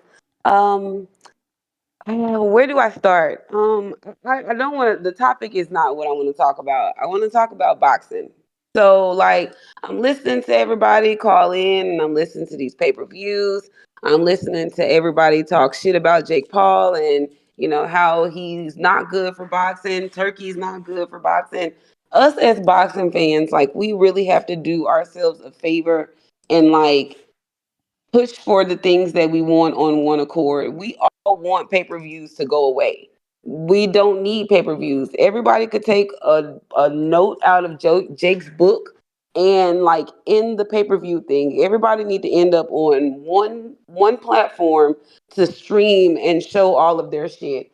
Everybody, the zone, top rank, all of these people, we all need access to free fights. It's going to grow the sport. But us as boxing fans, we have to stop fucking complaining We complain about every single thing. And I understand complaining about the pay-per-views. I wouldn't want to come out of pocket every once, two, three, four times a month for a pay per view that's not really worth it, but you try to support the sport. We have to like push for this shit to be on one accord, which is us getting something on one platform that we all could use and watch at the same time. But like again, I said, we have to stop complaining. We're not getting the stuff that we want. Jake Paul and Mike Tyson just so happen to look up and do a really big thing, which I think it was good for boxing. But like, we're people are expecting too much. Like they're expecting every single pay per view to do these numbers, and they're not because we're not getting fights that are worth these big large amount of views and numbers, and no matter what we do, no matter what we put together, none of these boxers right now have the star capability to do what Jake Paul did. We would have to do some serious matching and making location, all of that shit for it to play out like Jake Paul did. So as boxing fans, I know a lot of people will be like, oh, here this bitch, I get tired of her talking. Like, we have to get on the same accord. We have to stop complaining and we have to push for the things we want, which is no more pay per views. We stop buying the shit that we don't want to see. They'll stop doing this because they're not making no money off of it. So let's say it all the time. You be selective with your money. You pay for the shit that you want to pay for. And like, I'm not too big on the fire stick, but I'm We gonna. streaming Fire Stick Boys back I'm outside. just We not saying. respectfully, we I'm not not. paying for that. That's not how this goes. No, sir. Fire Stick Boys back outside. Yeah, no, Period. the biggest thing they did was make me and Tone link up because his little rap needed to get out to the world. Like, bro, they can't keep abusing us. Yeah. You just said it. If we keep paying, they gonna keep giving us garbage. Like, we have to stop. We just have to stop. We gotta stop to stop them. We've already been asking them, bro. I got 14 years doing this. And I'm still asking them to lower the price. Nah, I'm good, man. I'm good. We're going to have to take shit into our own hands. We're going to have to rebel. We're going to have to stand up and fight back. All these That's the dudes, only way you we could gonna gang get what we bang. want. All you gang bangers, y'all can still gang bang. Keep doing your thing. But we ain't paying no more. Nah, I ain't paying for shit no more, especially not if I gotta pay for a solid main card and the undercard is shitty. Like if I gotta pay $80 for something from opening to close, that bitch need to be banger after banger after banger. And I'm all for respectfully, West Turkey. we all got Huh? different tastes. You feel me? Like, I'm not into paying for this. I paid for Belanga and Canelo. I get it. So somebody out here gonna be mad at me, but this is my taste. You like red wine, I like Moscato. You like Henny, I like vodka. You feel me? So I don't buy Henny and you don't buy vodka. Yo. And until we get on the same page, we just gonna keep running into the same thing. But I hope as boxing fans we can come to some sort of type of agreement that we don't pay for the stuff that we don't want to see. We don't go to the things that we don't want to see and we make them suffer. That's the only way that we get this to work is if we all get on the same page. But shout out to y'all. Next, I'm working on my Spanish. So the next time I call back, I learned the balding voice in Spanish. So I'm gonna say the Don't balding practice. voice in Spanish when I call back. Just don't practice with Jonathan Sims, cause he'll have Nah, you out here sounding nah. crazy. Jonathan ain't gonna give me what I need to know. He using Duolingo and shit. I'm not gonna use Duolingo. I'm getting the real deal Holyfield. So yeah, I'm working on my shit. But shout out to y'all, great content as always. Shout out to Queens of Boxing Talk. And I'll see y'all tomorrow. All right. Damn, Same. DC3 with the counterpunch for Hawk. That shit got 19 thumbs up. Y'all love uh the crazy shit. That's DC3 Promotions. Yeah. They DC with DC3 Promotions. back with another two. He says, y'all know I gotta keep us drivers entertained. Two rolling on the floor emojis. Uh-oh. We got Jay Swiffy. Jay, you gotta wait. I don't think you sent the counter, but you next anyway. But I mean, my man Quest has been waiting. Oh, Quest, you not even available. Jay Swift. Big John Hangout Spot Brooklyn. Oh shit, doing the AM. What it do, player? What it do, man? I've been hearing y'all go back and forth about this topic, man, and I think it's interesting because you know what's funny? What happened to the dude that used to shit on people for stealing fights, man? I'm right here. That's what I said. What happened to that But guy? But Johnny, that's what I said. This dude, bro. No, it's not Tone. That's the misconception. It's not Tone. It's them. At some point, listen, Johnny. Let's give a more graphic metaphor. Which one of us men is gonna stay with a woman that's cheating on us? And cool. No. None of us should, at least. None of us should. No, there's guys that stay. Right. You know, just like women stay, guys stay. There's excuses. Oh, the kid, the family, the house, the bills, cheaper to keep her. Cool. But how many times you gonna let her cheat on you? How many times is PBC gonna give us a pay-per-view that ain't worth your money and you gonna be like, man, I'm supporting the sport because, bro, you said it, Ness. You always promoted not stealing. And I gave him my money. I still ain't get David Benavidez versus Canelo. I still ain't get Tank versus Loma. I was shitting on y'all. No, we got to support Tank because they going to see he a star, then we'll get the fight because the money be worth it. It ain't never was worth it. So I was wrong. So how do you hurt people? You can't smack them no more. So how do you hurt them? They wallet. Nah, listen, I get your point, man. But you know what's crazy? One more thing, man. I remember when I was stealing fights back in the days, and I used to hear Ness, and I used to feel guilty after that. I was like, damn, yo, maybe he's right. Maybe I do need to start supporting these fighters better. But listen, what it all boils down to, Ness, is it's personal preference. Like you said, I mean, there's gonna be cats that's gonna stay with their girlfriend that's cheating. There's gonna be cats that are gonna split. I get your point. Because like me. I'm a football fan. Like me. I'm a football fan. I root for the Canelo shittiest team in the NFL, the Jets. Who? The Jets, okay.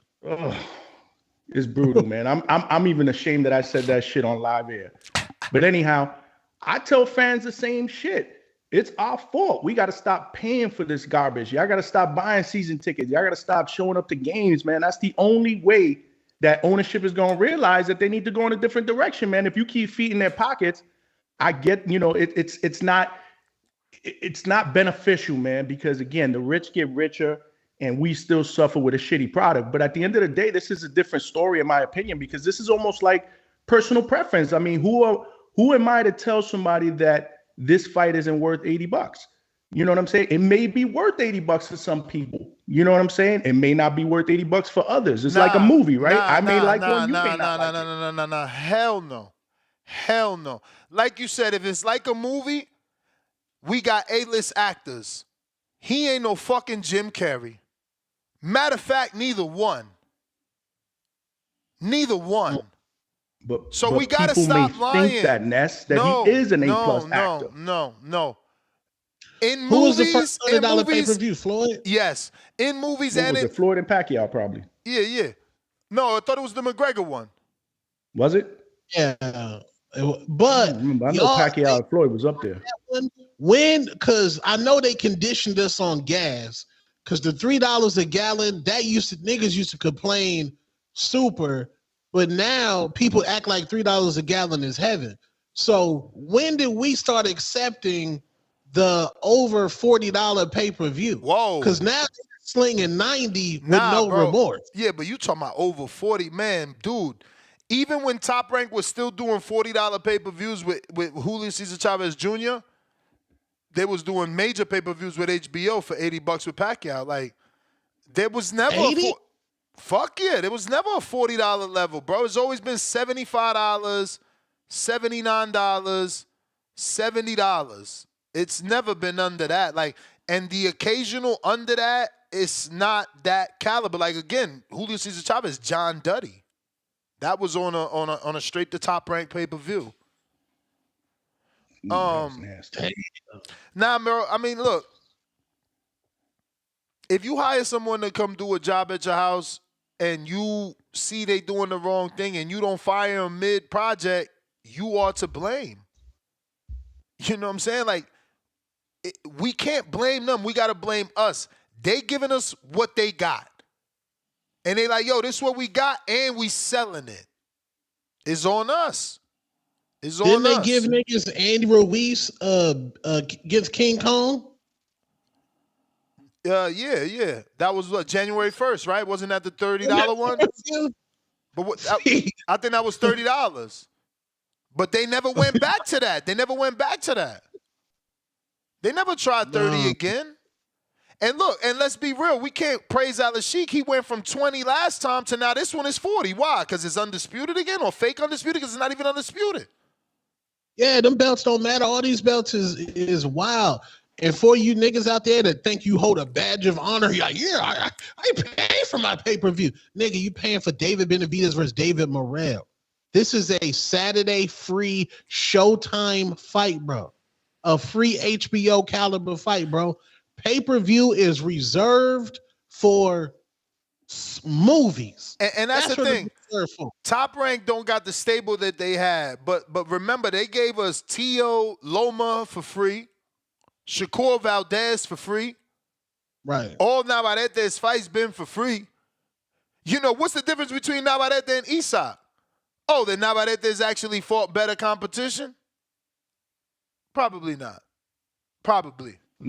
I get what you're saying, man. I don't think the card is justified to be $90, but let's not trip. Like, did they even announce that it was $90 or $80? I mean, have they even put out a price tag yet? Bro, when have they given you anything less? They just gave you Canelo Berlanga for $90. They literally went up $10 for Berlanga.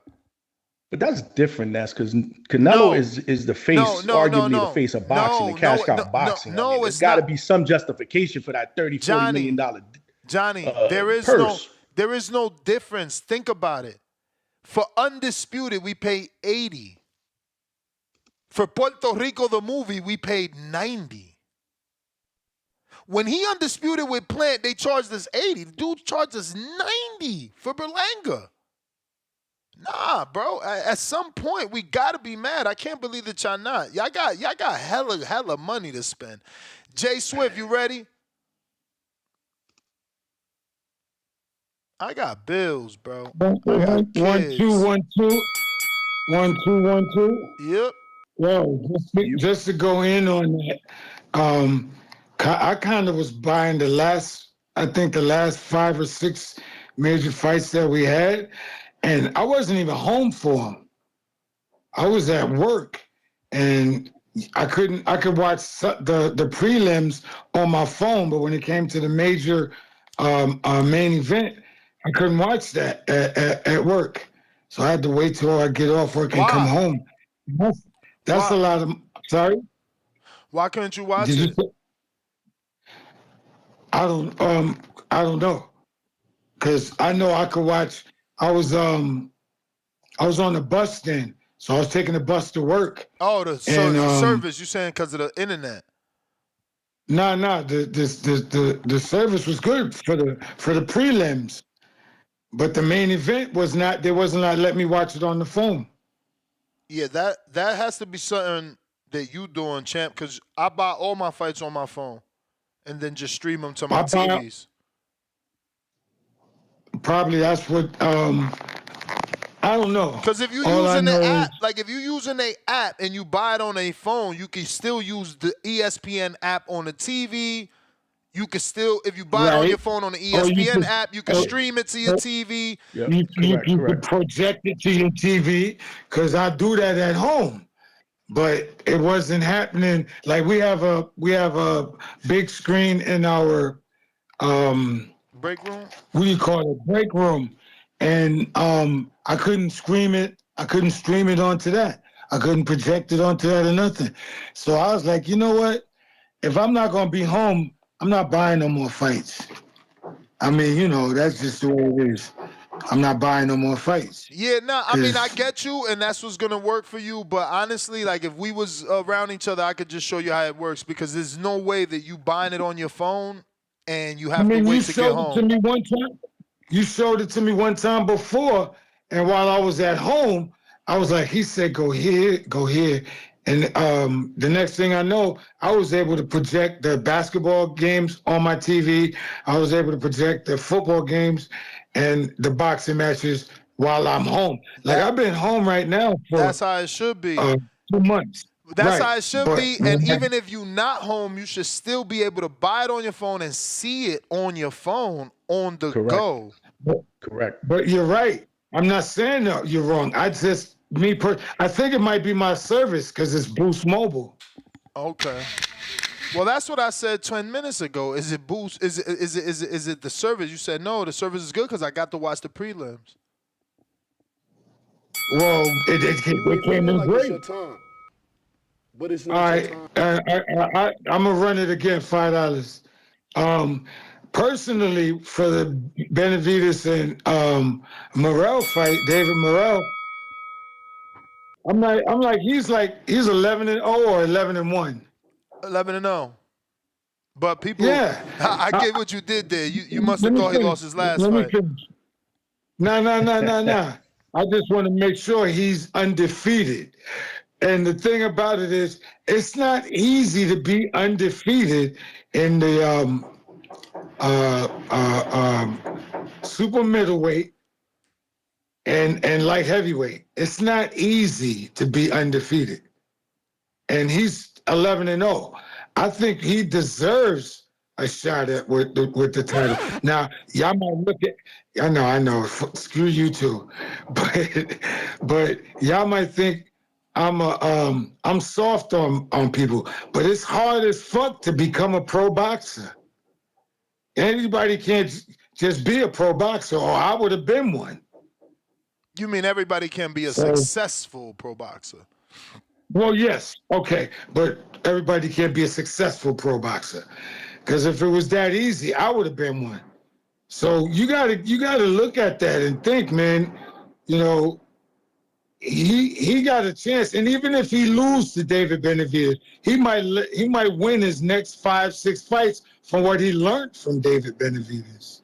Yeah, ain't nobody saying anything about that. That's all cool. No, We y'all just saying saying it's not worthy. pay-per-view worthy. It's not pay-per-view worthy. Right. But if they decide to put it on pay-per-view, that's his promoters, right?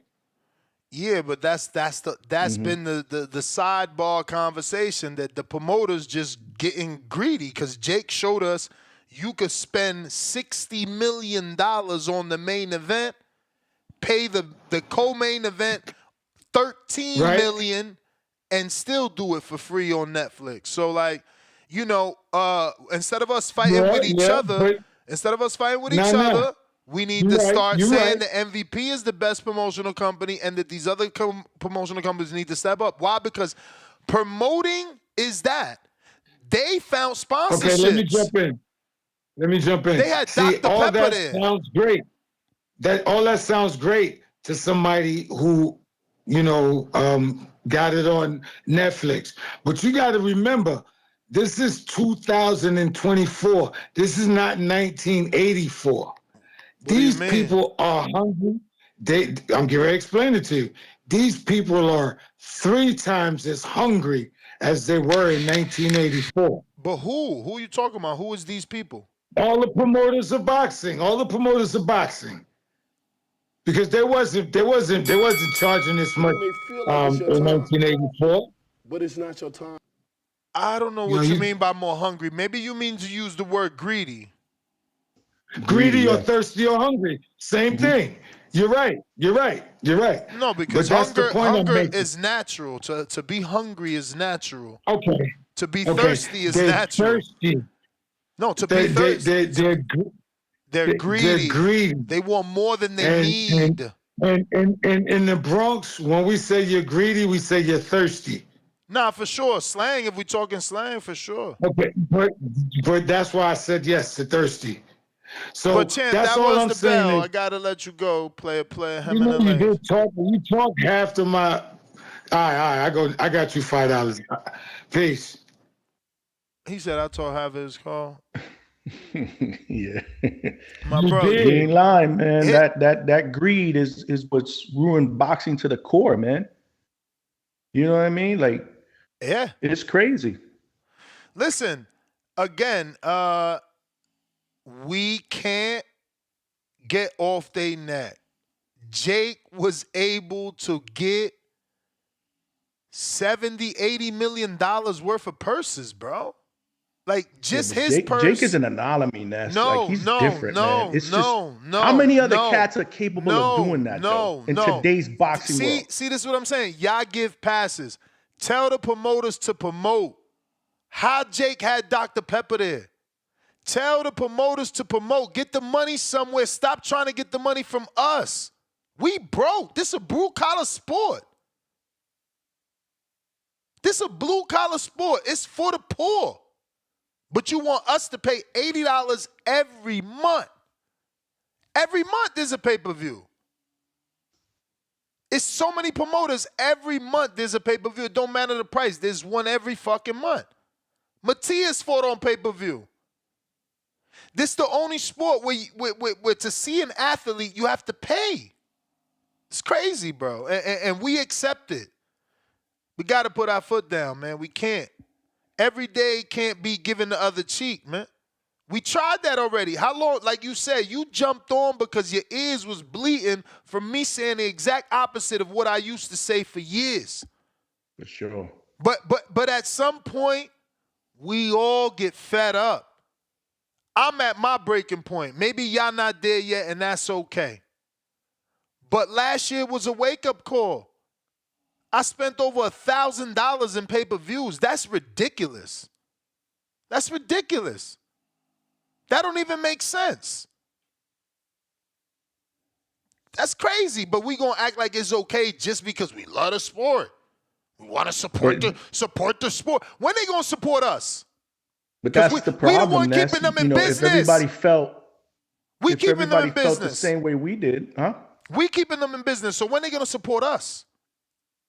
I feel the exact same way about Jet fans, man. I mean, I'm in chat groups and I'm being as critical as you are with boxing, you know, in comparison to them. And there's still pom-pom. I call them pom-pom fans, man. Like, they'll accept anything because they feel like their loyalty is priceless. And I'm like, yo, at the end of the day, loyalty to a losing franchise is overrated, bro. Like, what are you getting out of that? You know what I'm saying? Like, they should be earning our loyalty. Exactly. And by them playing like shit, they ain't earning my loyalty, man. You know what I mean? Like, I'm critical with who I'm loyal to. I'm critical to who I'm loyal to personally, you know, professionally. And at the end of the day, I can't be loyal to a shitty product. But I do feel like, and I think we need to be more critical when it's money. When you're gonna spend on something, you have to be more like, do we walk into a restaurant, buy food, it's nasty, come back and buy it again? Nah, of course not. So what are we doing here? But you know what's funny, Ness? It's almost like I don't consider boxing the same as watching a football team or basketball. I consider boxing more like an entertainment, like a movie type shit. You know what I'm saying? So, and there are going to be people that are going to like movies that we don't like, or they're going to say, yo, it was worth the $15 ticket. Meanwhile, I'll say it wasn't. But I love that analogy. The issue is that that's a poor analogy because guess what a movie is? Subscription based. You pay $12 to $20 for your subscription. Every time you want to watch, Ness. But it's the same price. Over and over, same price. And guess what else? When you get a Jim Carrey, who is an A-lister, $30 million actor, the ticket don't cost more. They never raise the price on the movies. You know what they raise the price on? IMAX. Right. Or your seat shakes now. Or you get wet now.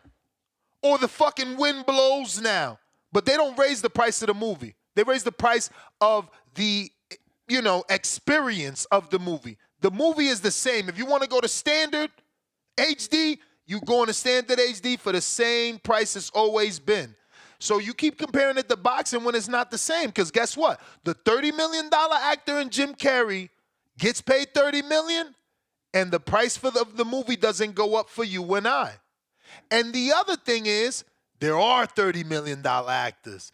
Everybody ain't an A-list. Everybody ain't Tom Cruise. You ain't Tom Cruise.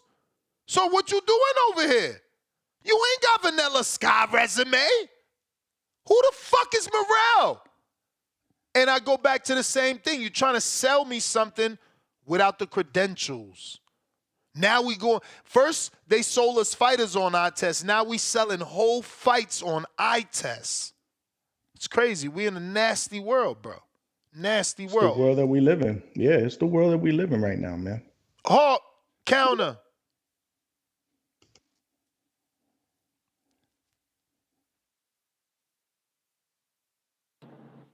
Yo. You. What up, Hawk? Oh, okay. What up? What up? Man, first of all, off the fucking top, man, I'm an OG nigga for real. My apologies to J Mac.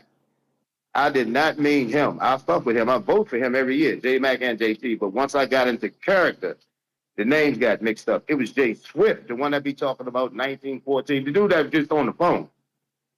He brought my name up yesterday talking about people can down these YouTube streets, and I just need to let him know. I mean, I don't call in and show who I really am, but dog, I'm straight fucking gorilla. I come in a straight line at you. You're gonna bring my name up. Let's go.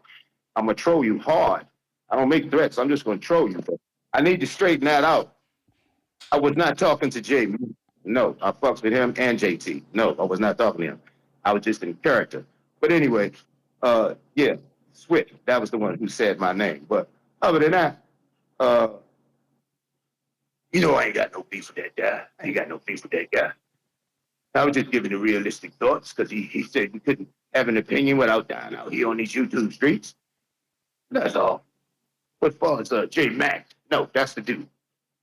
But you know, I'm the one that's from 1614, always talking that old ass shit.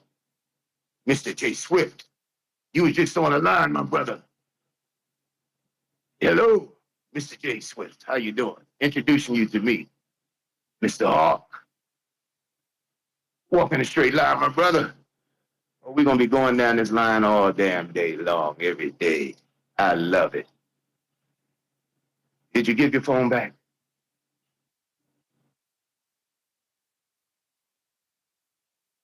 All right. All right. If you're watching this on YouTube, don't forget to hit that thumbs up button. It's going to help with the visibility of the show. We got Ken Dog, $5. Tone going to catch a RICO charge. Racketeering Fire Stick ringleader. Laugh out loud emoji. 1, 2, 3, 4, 5, 6 dynamite sticks. And Ness is gonna be his accomplice. Nah, for sure. I thought about that.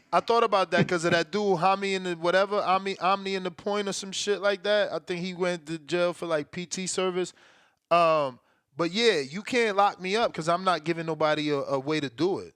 I'm not, Fire Stick is available on Amazon. You jailbreak, that's different. I'm not saying jailbreak, I'm not going to Fire Stick. Me personally, I still have to pay because I'm going to do my job and I can't be sitting in studio in this. I hate when that happens, bro.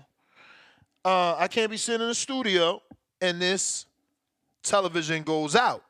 You know what I'm saying? Because I'm doing a job for my audience, for my business. So if I don't pay as a business owner, I'm only hurting my own business. But as a consumer, I wouldn't be paying. See, I am at least profiting. So there is hope I can make that $80 back.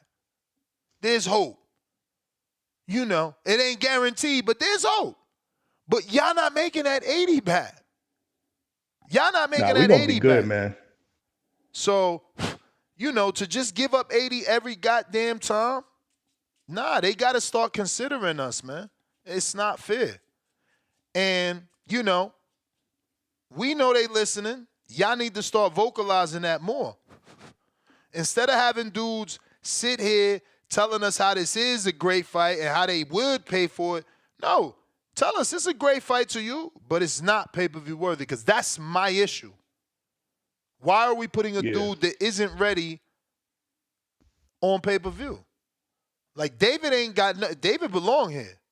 I was expecting David Canelo. I was expecting David Benavidez versus fucking Artur Beterbiev. I wasn't expecting Artur to be asking for Jake Paul fights.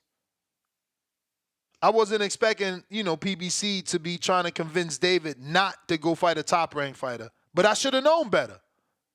I should have known better. I should have known David was not going to fight a top-ranked fighter. I should have known. But I was being optimistic, right? Just like I was being optimistic when I told you don't steal and let's give them our money so they can have money to give us the fights we want. But they still don't do that.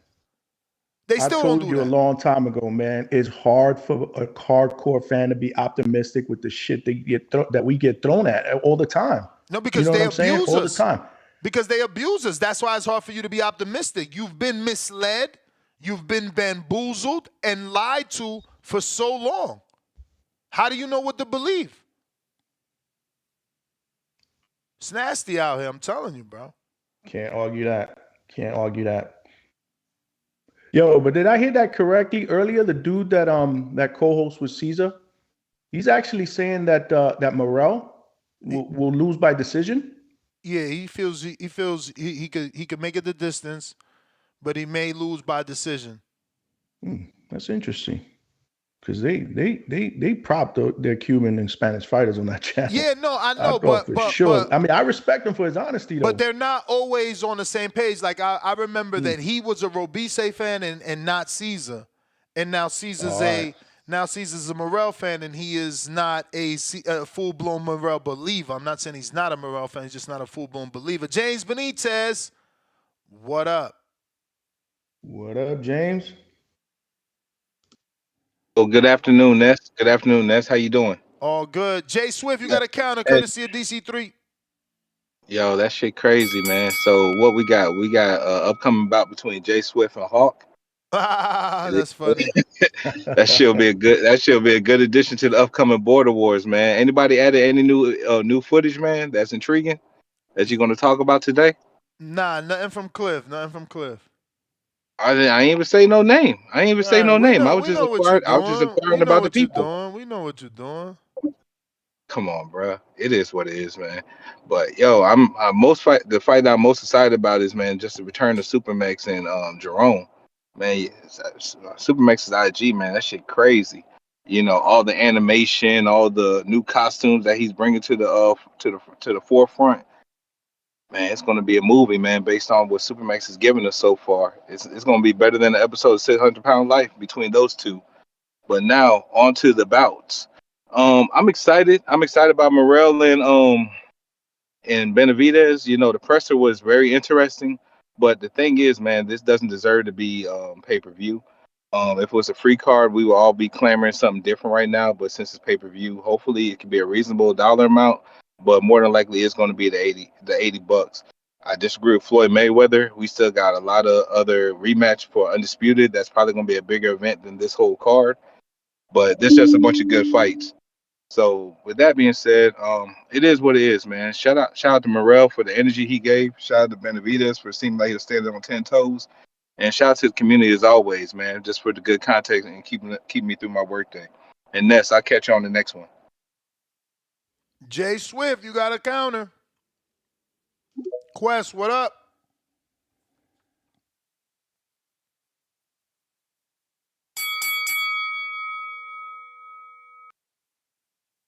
Gotta unmute.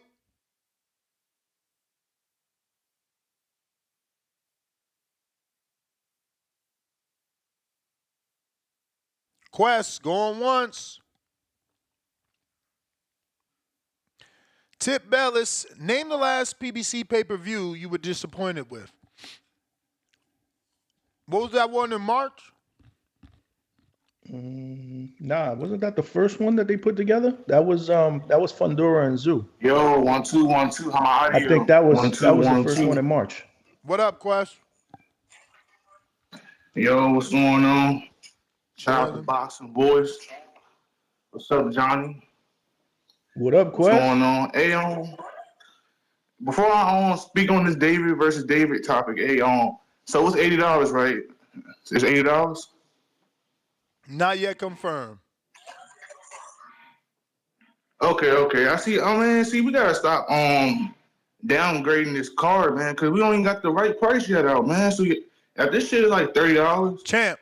then I might give it. When have they done $30? They did it one time and never again. See, that's what I was trying to say, but Ness is right. Right now, See, if we had a guess, man. See, that would be $79.99, man. See, if it's $80, then I'm not buying this shit. Cause see, my rule is, man, I have to have at least 3 niggas on the card for me to fuck with, and I don't fuck with nobody but David Benavidez. So, and if they sold the fight separately, like if they sold David versus David, like a good $25 or a good $30 or so, then that's a good fight, man, to invest in, man, because that's a hell of a fight. It's not a main event fight, in my opinion, unless you have a good undercard. And this is not a good undercard for this type of main event fight. The only way this card can be saved, if fucking Tank pop out and he fights Lamont Brooks on this card as a main event. That's the only way this card can be saved. This card is trash, man. But I'm a David Benavidez fan. So I'm going to tune into the card, of course, but this card is just doo-doo. But see, the press conference, man, let me talk about the press conference.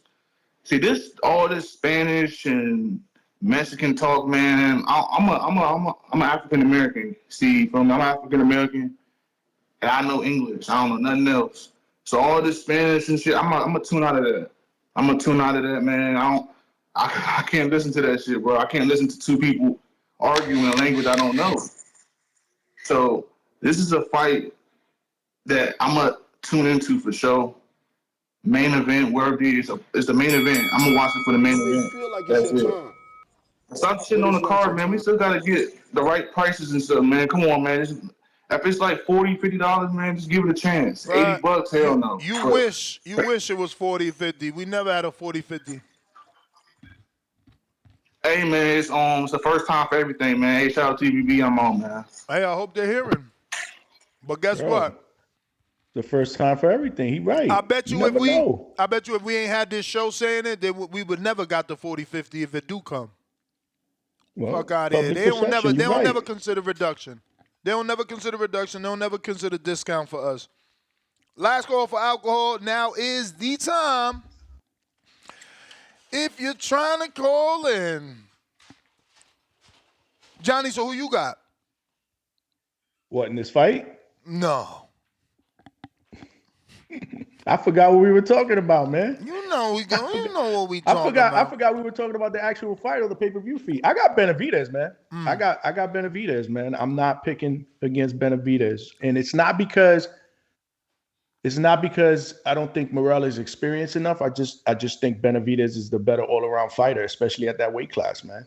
I mean, that hand speed, nah, I ain't rocking with Morrell. I got Benavidez all day. But I'm surprised a lot of people aren't talking more about the co-main event, man. Like, yo, the first fight was action-packed, man.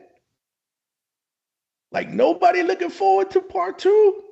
Am I the only one in TVB? 3 years. 3 years. I don't know, man. I just think stylistically, man, that's going to be a real, real fun fight, just like the first one, man. That may be me. I've been see personally. You were talking the other day about nobody asking for this rematch. I was. Yeah, but this is a like. Brandon showed that he got better. He went on to be champion. He had at least what? What did he fight? Ray Vargas, maybe.